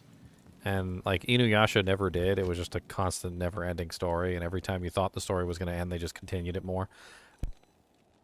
I think that's what I don't like about One Piece. It just goes on forever and ever and ever and ever and ever, and there doesn't seem to be any real purpose or point to it. It just keeps going on and on and on and on and on. Like, I could make a song out of it. Like, it literally goes on and on and on and on and on and on and on and on and on and on and... I also am not particularly fond of the art style either. I like most anime art styles, and I don't know why I just can't stand the art style in One Piece. I know I'm hating on One Piece an awful lot, but it's really weird for me not to like an anime. Like, I've watched just about every anime in existence, including Fairy Tail, which has a very similar art style to One Piece, and I just really didn't enjoy One Piece when I watched it.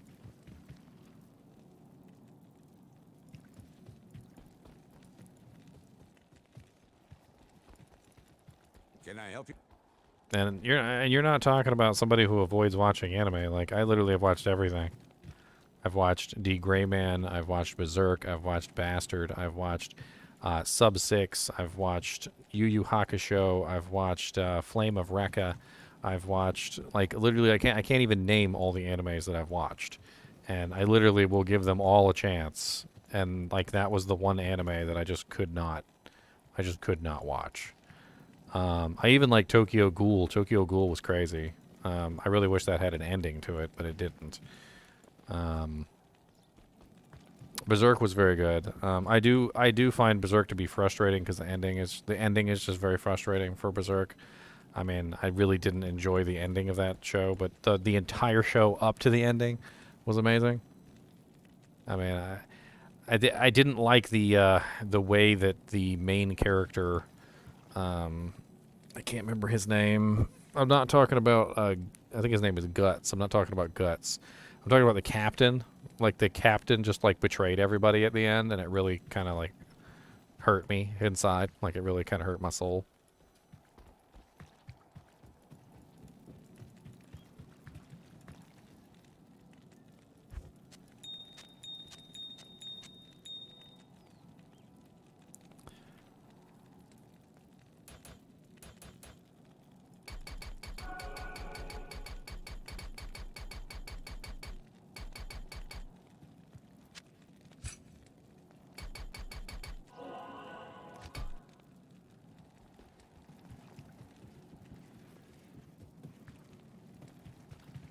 Yes, of course I've watched DxD. Much to, I'm sure, my chagrin. I have also watched some of the more, like, racy ones that have, like, you know, fan service and all that other stuff. I mean, I'm not a... When I say, like, almost every single anime, I literally mean almost every single anime. There is hardly an anime that I haven't seen. Now, did I enjoy all of them? Probably not. But, like, one of the ones that I really liked, which I don't think is a very popular one. I'm not sure if you guys have seen this one or not. If you haven't, it might be a fun one for you to watch. If I can remember the name of it. It's the one where literally the main character has, like, a special hand that he, like, turns into, like, a demon claw, and for some reason I can't remember the name of it. It was like Rustastalize or Rustastalize. Why can I not remember that frickin' anime?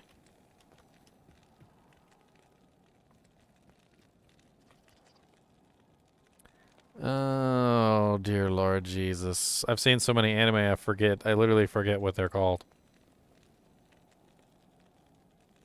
Flame of Recca is definitely one that I probably shouldn't have remembered, but somehow I still remember that one.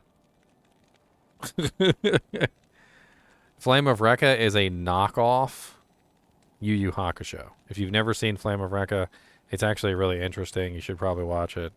But because you know, if you liked Yu Yu Hakusho, you probably would like that.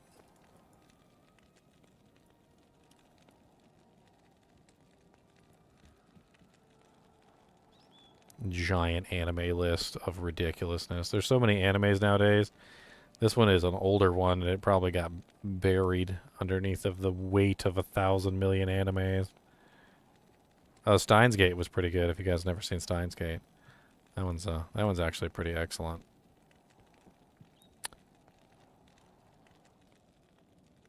Yu Yu Hakusho is amazing. Did you know that Yu Yu Hakusho had a new episode that came out? Were you aware that Yu Yu Hakusho had a new episode that came out after like 1,000,000 years?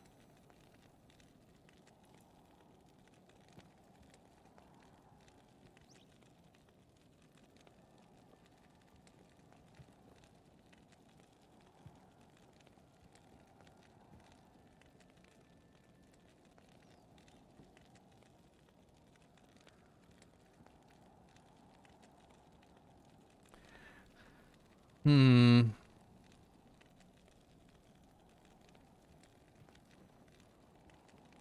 Oh, you didn't know that Yu Yu Hakusho had a new episode? Here, hold on. Yu Yu Hakusho new episode.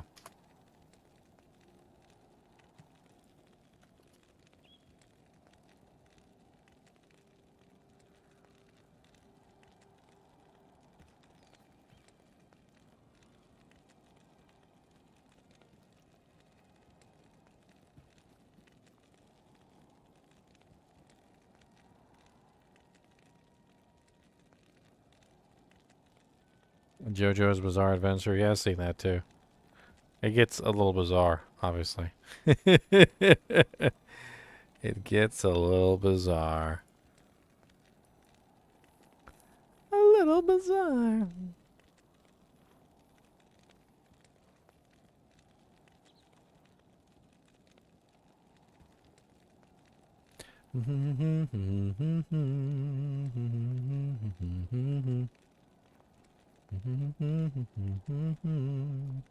I'm trying to find a link so I can give you guys, but I can't seem to find a link to the new episode. Not one that just goes straight to a video. I mean, there's news articles and stuff. I think this might be it.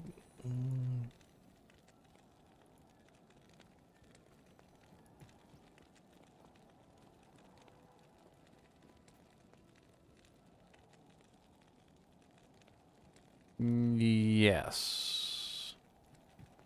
Yes, this is it, I think.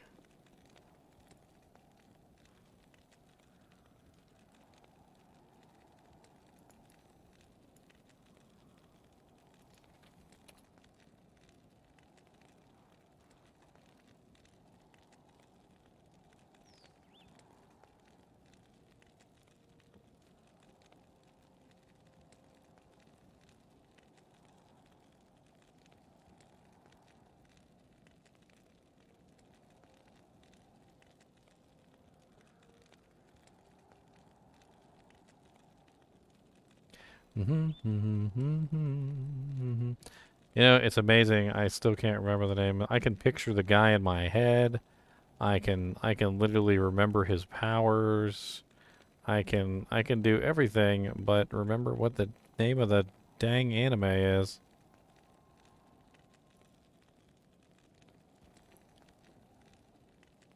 I want to say it was like ostulize or like crystallize, or it was some sort of like offshoot of some sort of like word that kind of like rhymed with crystallize.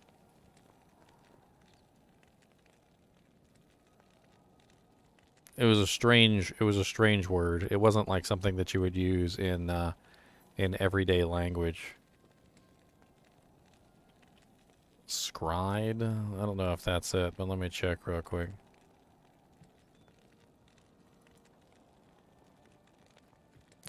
That does look familiar.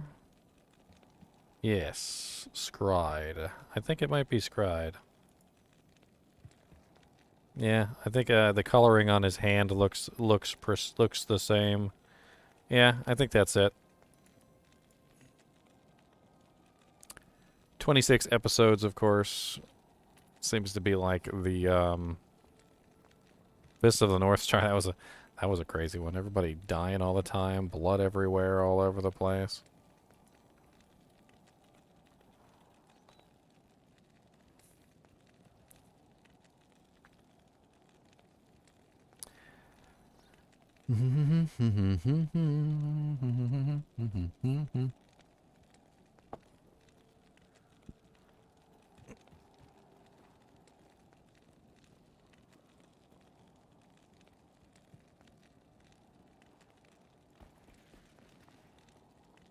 Sub 6 is also a good one if you've never seen Sub 6. It's not even that long. It's called Blue Submarine Number 6. It's an older one. I downloaded it on a whim a long time ago, like ages and ages ago, and it was actually really good. I liked it. I liked it a lot.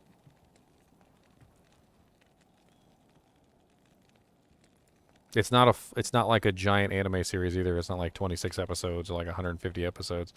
I think it's only like 3 or 4, if I remember correctly. I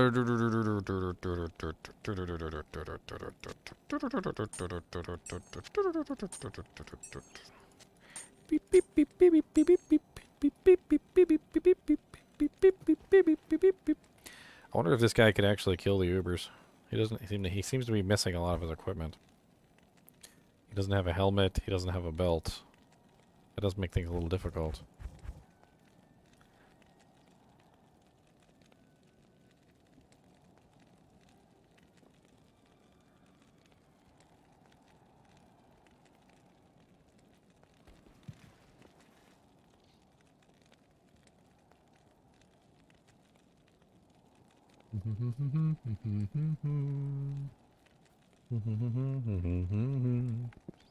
Now, how it always works for me is when I find a good anime, I sit there and I watch it.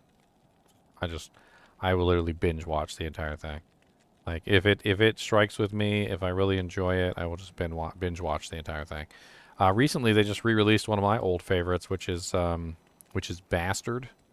I'm not cursing. That is actually what it's called.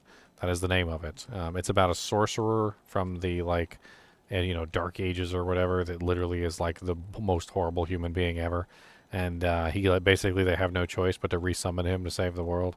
It's pretty cool. I actually really enjoyed it. The newest one though, the one that they released on Netflix, for some reason doesn't have the last episode.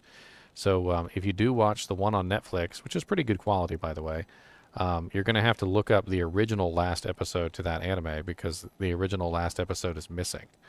I don't know why. Maybe it's something that they had planned to add later or something, but the last episode on Netflix is missing. It ends instead at a kind of like a weird spot. I don't really know why.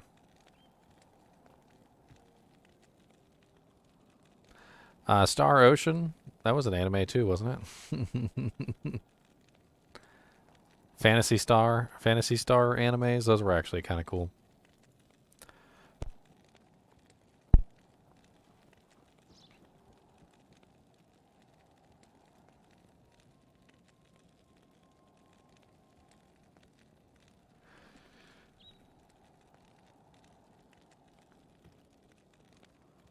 All right, let's get this Hellfire torch done, and then let's move on to these facets. I'm kind of excited to get all this stuff finished.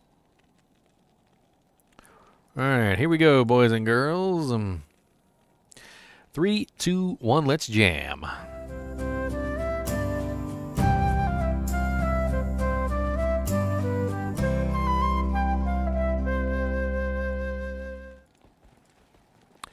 Hello, guys and gals, and welcome to another episode of Unique Items. I'm not sure exactly how many episodes of these I have left. I'm going to have to do a double check on everything, but this very well might be the second to last episode if I don't find some other item that I haven't finished. Today we're going to be talking about the Hellfire Torch, which is a very specific item that can only be gotten through an event. I'm not entirely sure that this actually classifies as a unique item because most unique items, will drop normally or natively within, the world as a whole, whereas this particular torch does not have those specific requirements. And like for instance, I would normally take you to Silo's Pen at the end of the video and I would tell you, hey, where could you get this particular item? But Silo's Pen isn't going to be useful here because the item doesn't drop from any monster except for basically, 3? Technically 1, but 3. And we're going to go over the item, we're going to talk about its usefulness, and then we're also going to go over how you can obtain one. So first off, right off the bat, let's talk about the differences between the old version and the new version. Because the first effect on here that you'll see is a 5% chance to cast level 10 Firestorm on striking. Now back in patch 1.11, that used to be 25% chance to cast level 10 Firestorm. Now this Firestorm is not the Druid's Firestorm. This Firestorm is actually Diablo's Firestorm that he uses on you when you fight him. It's a very special form of Firestorm that is separate from the Druid's. And unfortunately, the Druid cannot use any of his synergy bonuses or anything on this ability. Just to give you an idea of what that Firestorm looks like, I can always go out and beat a couple things real quick just to show you. With the 25% version, it goes off a hell of a lot more often.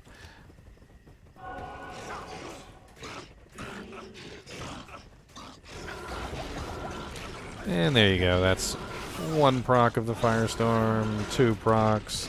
And as you can see, it goes pretty far. It loves to just kind of travel off into the distance. As far as damage goes, I'm not exactly sure how much damage it does. I don't think we have any official sources on Diablo's Firestorm ability. I could always do a quick look real quick on Amazon Basin or something like that and see if they have stuff like that listed. Amazon Basin tends to have weird stuff listed for abilities. But of course the Firestorm ability takes us straight to the Druid's Firestorm, which doesn't help us out very much. Let's try the Hellfire Torch. See if they have the Firestorm listed on Amazon Basin that way. And they do not. So, not exactly sure if we can figure out exactly how much damage Diablo's Firestorm actually does. But if you actually watch it, it actually does a pretty decent amount of damage. It can actually kill monsters in normal and nightmare difficulty. I've seen it do it. And it's basically an addition to, whatever damage that you're dishing out. It can be a little annoying at times because it does go off a lot in the original version. In the new version, it only has a 5% chance to cast, and even then, it still goes off a pretty decent amount. It is, of course, fire damage, though, and most monsters are immune to fire, so it will have limited usefulness in those scenarios. We also have +3 of a particular skill. So this is random, and it does not have any specific one that it's going to choose. It can be either Druid, Barbarian, Assassin, Necromancer, Sorceress, Paladin, and Amazon. And I feel like we need to take a minute here to talk about the value of the torches. So if I were to arrange these torches by their overall value, assuming that they were all the same stats, the Sorceress and the Paladin would be at the top. Sorcerers and Paladin torches tend to be worth more than just about any other torches in the game. The Assassin torches and the Druid torches tend to be worth a hell of a lot less. Your Necromancer and Barbarian and Amazon torches tend to be kind of in the middle somewhere. And the Barbarian one is probably about right there. So if we're talking about the value of the torches, that's pretty much your value scheme. Sorceress and Barbarian is going to be at the top of the list. Amazon and Necromancer are kind of tied for second place. Barbarian seems to be in third place, and Assassin and Druids are just kind of generally at the bottom. Now, if there is some kind of shift in meta, the value of these torches may change. But the reason why the torches tend to have these kind of ridiculously different values is, well, because most of the people play paladins and sorceresses. Those are two of the main characters that people choose. And so paladin and torches tend to be higher value just simply because they're in higher demand. Whereas something like an assassin torch or a druid torch tend to be lower value because less people tend to play those classes. And that's not necessarily to say that they're bad classes, it's just more people tend to play these classes over the others. Although that could actually change in the future if Hammerden actually does get nerfed. Now, this particular torch also has some other very nice variables. The first one is the plus 20 to all attributes. Now, 20 to all attributes is kind of insane because, of course, this is going to give you not only 20 strength, which will help you put on equipment, and give you 20% off weapon ED, as well as 20 dexterity, which is going to help your block chance. It's going to help your attack rating. It's going to give you more defense, and it is also going to give you off weapon ED if you are using a bow. Then on top of that, we also get the bonus to vitality, which is going to obviously increase our HP, and the bonus to energy, which is going to increase our mana, all in one nice little neat package. Then we get plus 20 to all resistances, which is actually amazing, and is going to help shore up our resistances in hell difficulty when we're, obviously having trouble. And then on top of that, we also get plus 8 to light radius, which I think pretty much caps out your light radius entirely. And level 30 Hydra charges. Only 10 of them, but they are level 30, and they probably actually can kill some stuff. Without synergies, though, they're not going to be too amazing, but if you actually were to use this on like a sorceress that had fire mastery and maybe some of the synergies run, that level 30 Hydra actually could do a pretty significant punch of damage. Now, the sad thing is that these attributes roll. So the attributes, the 20 to all attributes, can roll between 10 to 20, and the all resistances can roll between 10 to 20. So obviously, in any given situation, if you were to find a 20-20, that would be considered a perfect torch, and those have very high value. Even if it is something like a druid or an assassin torch, a perfect version of those torches will fetch a very nice price.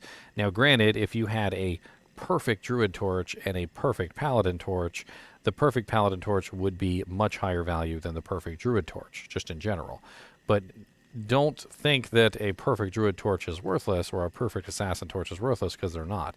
They have very high value in their perfect forms. Now, as you are hunting for a torch, you are going to have to actually farm the pieces of equipment to obtain it.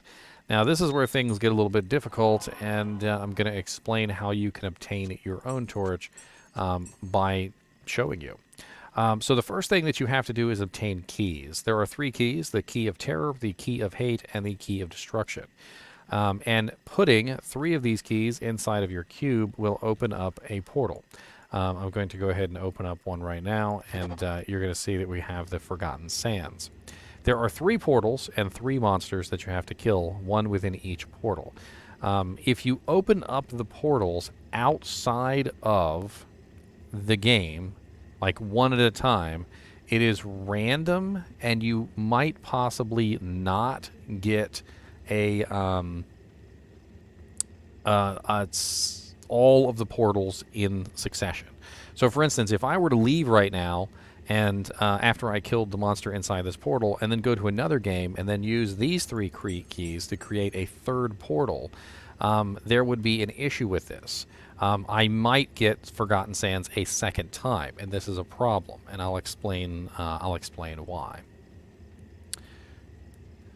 Ooh, sorry, I was right in the middle of recording. Thank you for the $50, man. That's freaking awesome.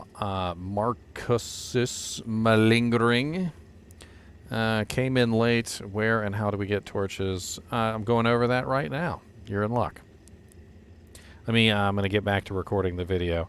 So I'm going to go over all of that right now. So if you want to pay attention, I'm going to talk about all the different ways that you get the torches and where you get the keys and everything.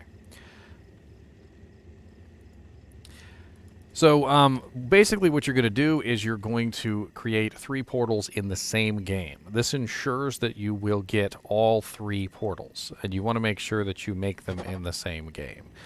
You may want to take precautions. For instance, maybe have a friend come with you so that just in case you crash or something like that, you don't lose access to these portals.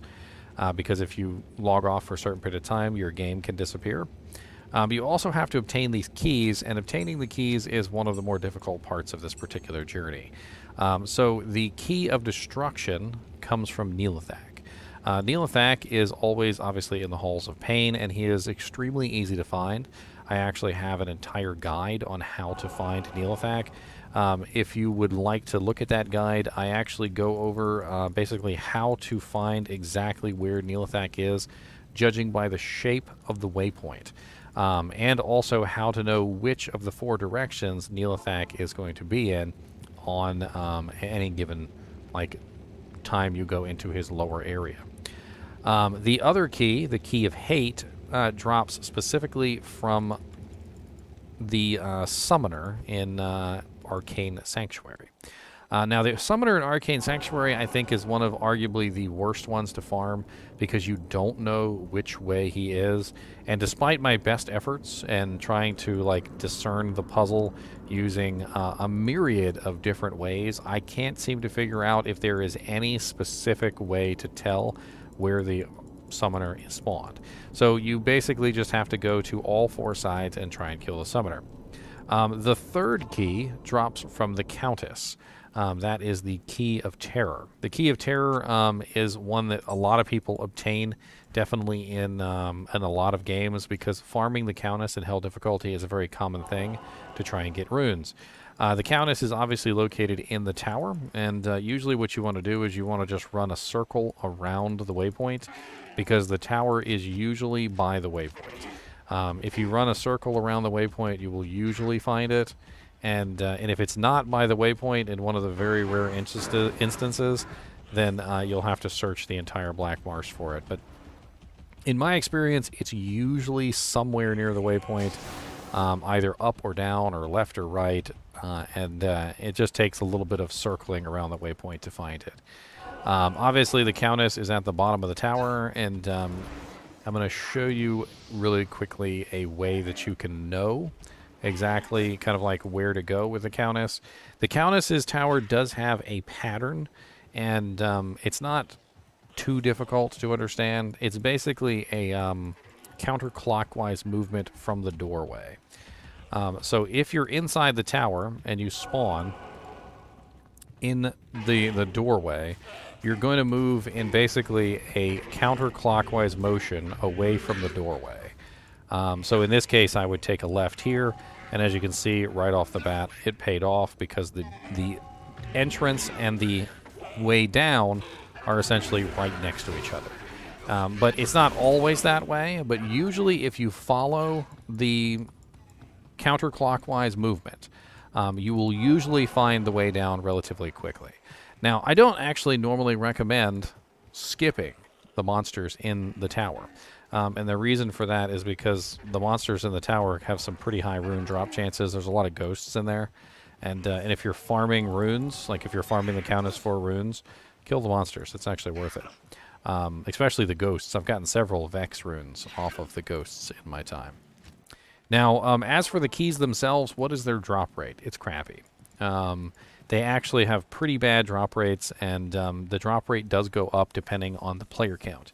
The Countess, the Summoner, and Neelithak can drop anywhere between 1 to 3 keys, depending on, or sorry, let's say 0 to 3 keys. They can drop anywhere from 0 to 3 keys, depending on how lucky you get. Players 8 will increase that by lowering the number of no-drop rolls, but it doesn't necessarily take away the chance that you'll get nothing. In my experience, as far as rarity goes, the destruction key tends to be one of the more rare keys, simply because most people don't like farming Neelithak due to his corpse explosion. The terror key, which is the Countess's key, tends to be the most common, just simply because a lot of people farm the Countess for runes. And then the hate key tends to be somewhere in between, because a lot of people don't farm the Summoner, but they farm him enough, and he's not too difficult. So it's kind of like an in-between the two. I usually end up with way more terror keys than I do destruction keys, unless I specifically put a call out to the kinship and like, hey, we really need some, destruction keys, and then everybody goes and farms Neelathak, and we end up with 10,000 destruction keys.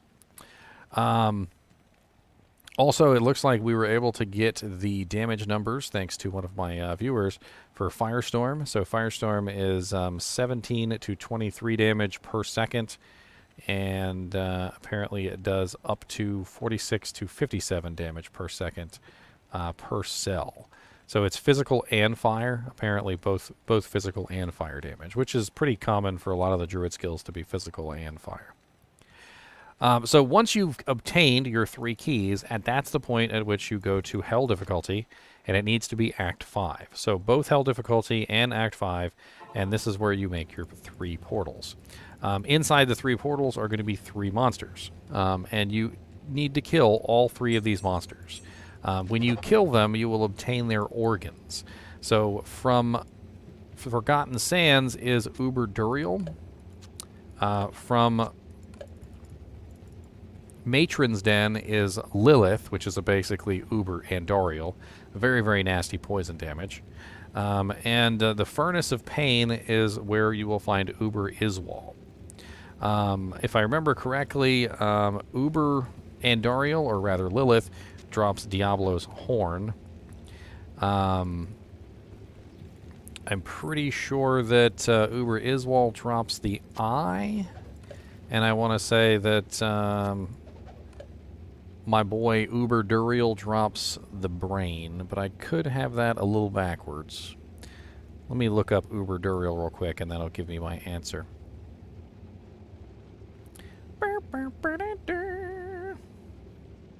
I got some anime songs stuck in my head today. But long story short, you need all 3 organs. That's the thing. If you don't have all 3 organs, you will not get into the 4th portal. The 4th portal is the portal that takes you to Uber Tristram. And what you do is you take the brain, you take the horn, you take Bale's eye, and you put them all inside the cube, and you're going to transmute them just like you did the keys. Be careful not to transmute the items for the portals on top of other portals. If you do this, there is a very good chance that you will not be able to get into all of the portals because they will sit on top of each other, and 1 or 2 of the portals will be underneath the others, and you will not be able to click on them. So make sure that you kind of spread them out from each other, and you don't make a very rookie mistake of wasting your portals. When you create this one, you are going to be presented with the Uber Tristram portal. So as you can see, we have Furnace of Pain, Matron's Den, Forgotten Sands, and Uber Tristram. Now, when you get into Forgotten Sands, you will find that Uber Duriel is usually right here by the door, just being an absolute punk. He will ambush you, so you need to be careful with Uber Duriel. He is almost always, not always, but almost always directly by the portal, and he will start attacking you as soon as you walk through. For the Matron's Den, you have a long and nasty slog through basically what is the Countess Tower, and it's going to take you quite a while to find Uber Lilith, or rather Lilith, Uber Andoriel. You're going to need some antidote potions and a healthy amount of poison resistance to fight her, and she does hit very hard, so be careful. If I were to rate all 3 of these monsters, judging by their difficulty in killing them, Uber Duriel is by far the easiest. Uber Iswal is the 2nd hardest, and Lilith is most definitely the most difficult of the 3 organ holders. So definitely be careful of Uber Lilith, Uber Andoriel, because quite honestly, she is nasty. She can hit very hard, and her poison will completely negate any kind of regeneration or lifesteal you have, as your HP literally just drains away to nothing. She can also dish out about 1,500 damage in 1 hit. So if you don't reliably have a little bit more than 1,500 HP, there's a very good chance she could one-shot you. As far as Uber Iswal goes, he is located in one of the Abaddon portals. This is one of the Act 5 portals where basically you go in here and it's full of Act 4 monsters, but it's in Act 5. These little portals to Abaddon and stuff like that usually contain a lot of Act 4 monsters mixed with Act 5 monsters.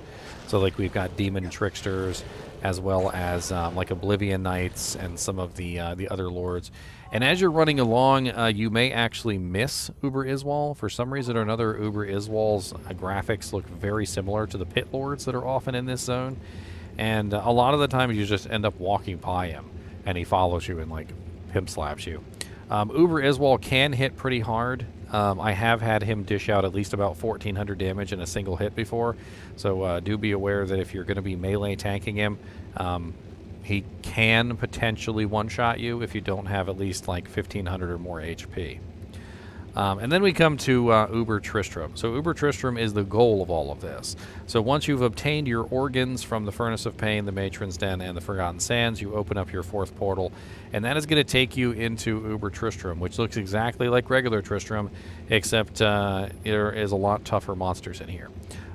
We have 3 different monsters. Let me go ahead and grab some defensive auras real quick, just so that I can survive this, because otherwise I'm going to be dead. Grab my holy shield.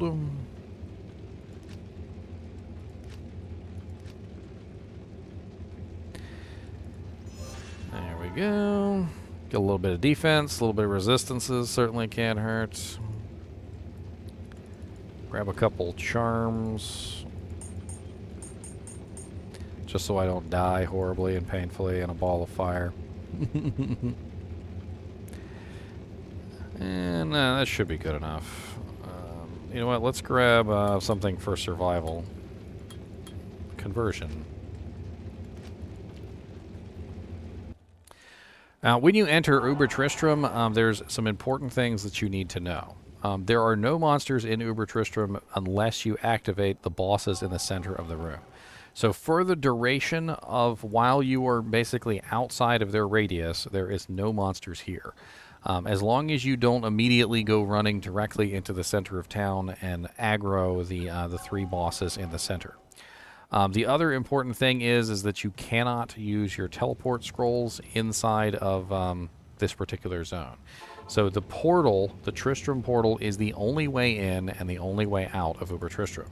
And this can both be a very bad thing and also kind of a good thing at the same time.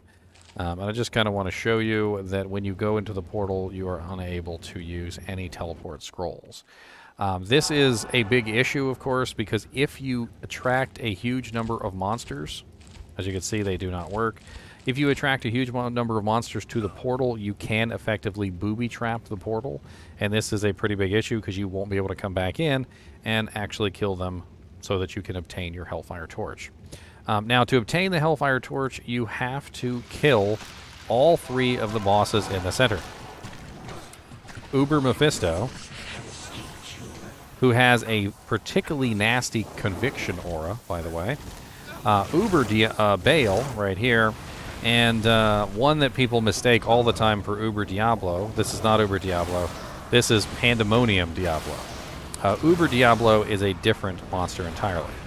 Now, every single one of these monsters will start spawning indefinitely a large number of monsters around them. Uber Diablo will spawn Pit Lords. Uber Mephisto will spawn skeletons and skeleton mages. And Uber Baal will spawn Ghoul Lords, as well as... I'm trying to remember what the other one is that he spawns. I think it's Ghoul Lords, or is it just Ghoul Lords? I wonder if I could kill the Ubers with conversion. That would be hilarious. Just convert everything. Like, that's my goal. I mean, they spawn infinite monsters, right? So just, like, keep converting every monster they spawn until, like, all of them are dead.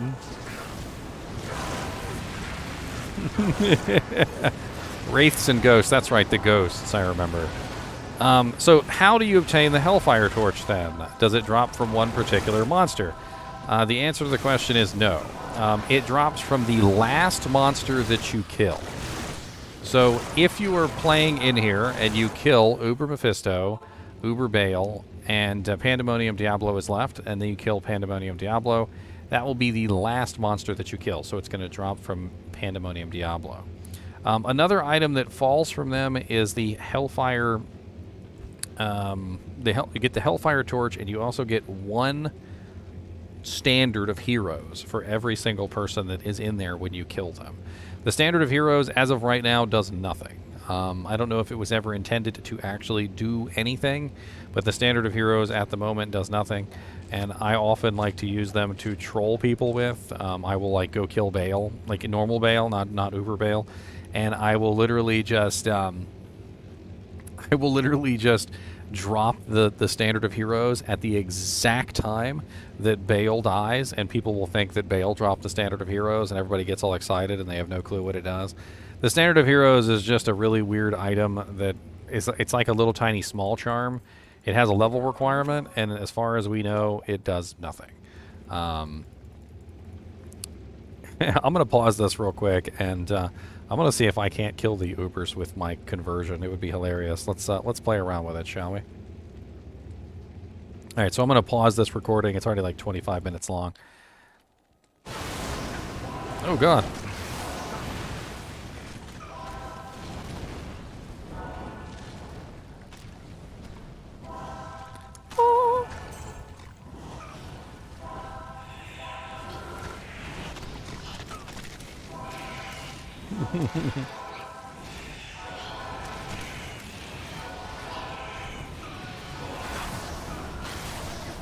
I'm running out of mana.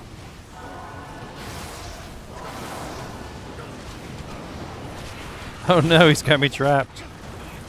No, I don't have any skills to actually do any damage. How dare he know my ultimate weakness? How dare he?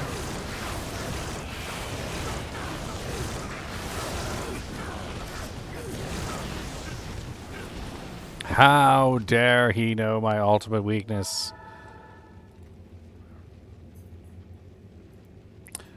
So that didn't work, as you can see by my dead body.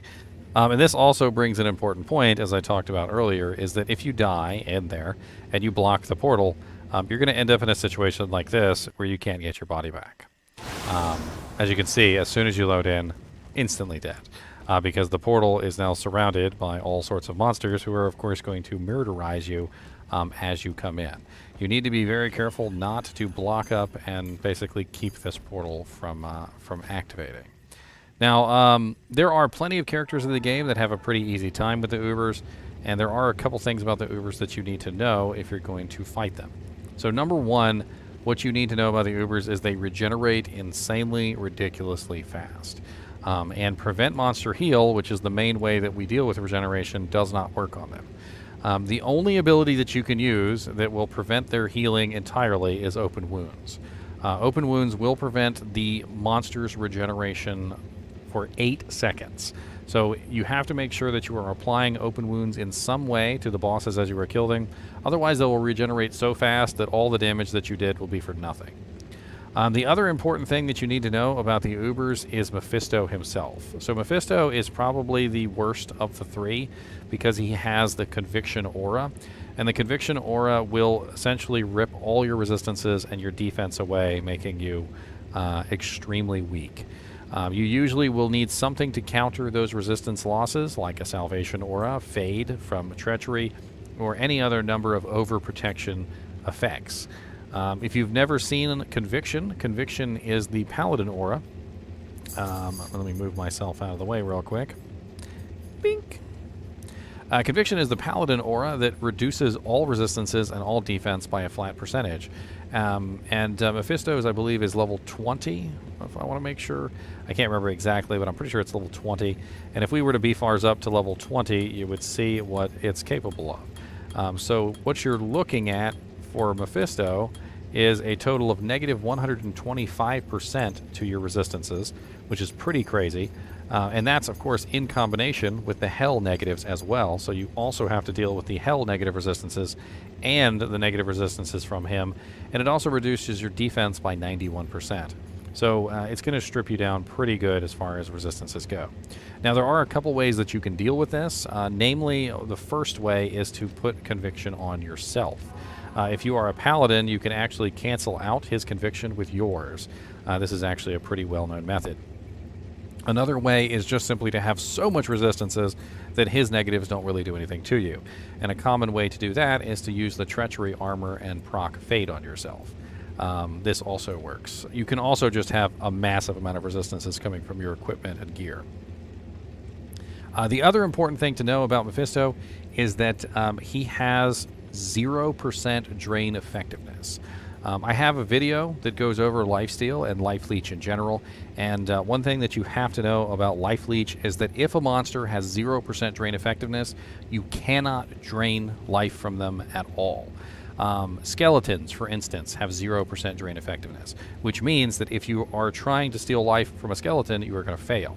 If you are a melee or a ranged character who is expecting your lifesteal to work on Mephisto, please note that it will not. Mephisto's drain effectiveness is at 0, which means you can get nothing from him.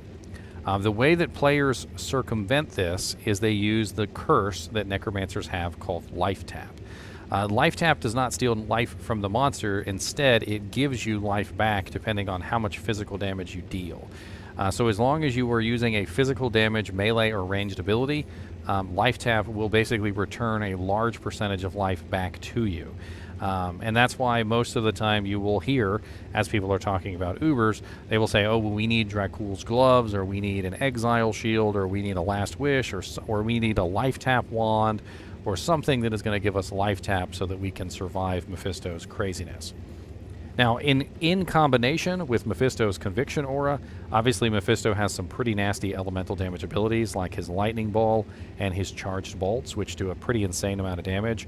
And if you are in the negatives because of his Conviction on you, he will take you out with those lightning attacks like that.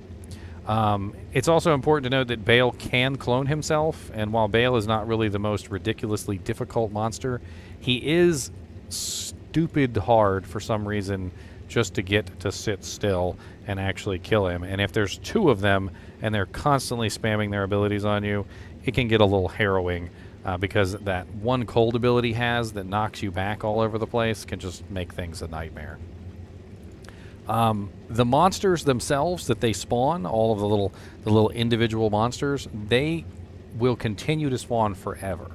And while you really can't let them build up on you on a point that literally you die, you can't let them go completely. So you kind of need to either A, kill the bosses as quick as possible, or B, have someone dishing out a little bit of crowd control.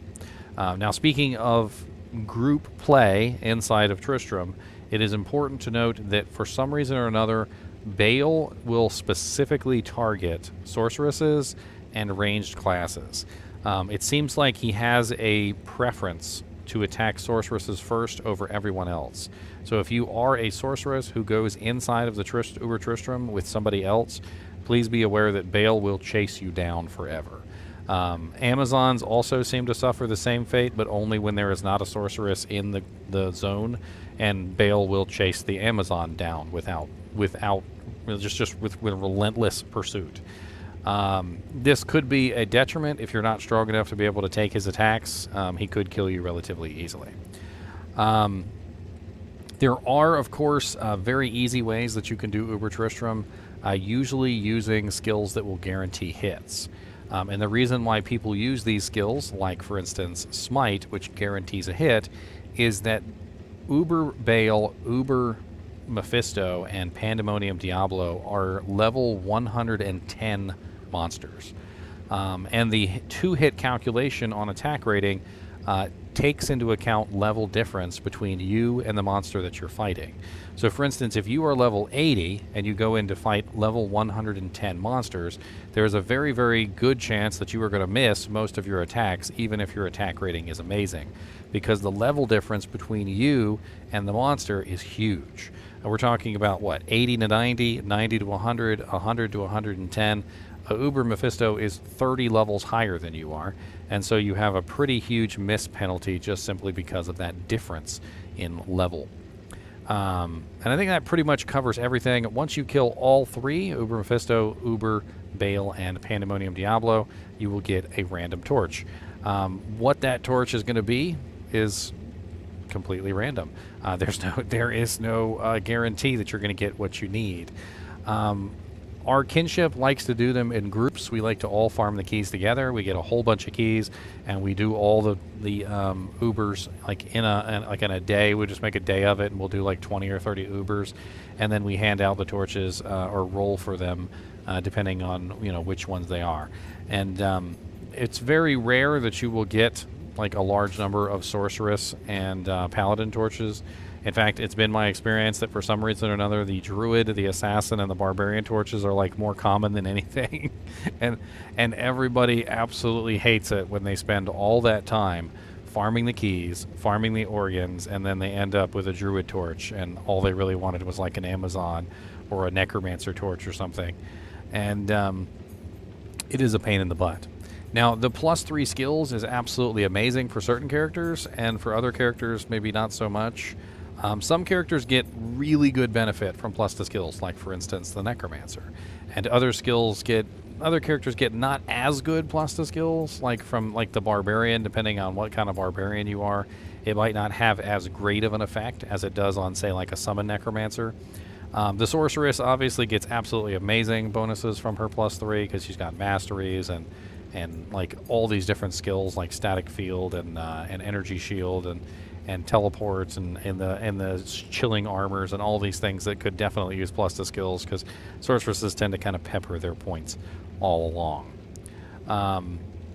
There's really not a lot more to go over with the Hellfire torches. Obtaining one can be very difficult early on in the game, and there are definitely some budget builds that you can utilize to kill the Ubers. There are definitely characters that have done it like literally at like level 35, I think, was like one of the lowest level characters I've seen do the Ubers. And it really comes down to a liberal application of open wounds, crushing blow, and using an ability that has a guaranteed hit. There are 3 guaranteed hit abilities in the game: Smite, Guided Arrow, and Impale. Those are the 3 guaranteed hit abilities, and they will make it extremely easy to apply those open wounds, crushing blow, and deadly strike to the target. I think that's pretty much everything. As always, I do appreciate you guys and gals watching my videos, even when it's a 35-minute video on the Hellfire torch. And as always, keep watching.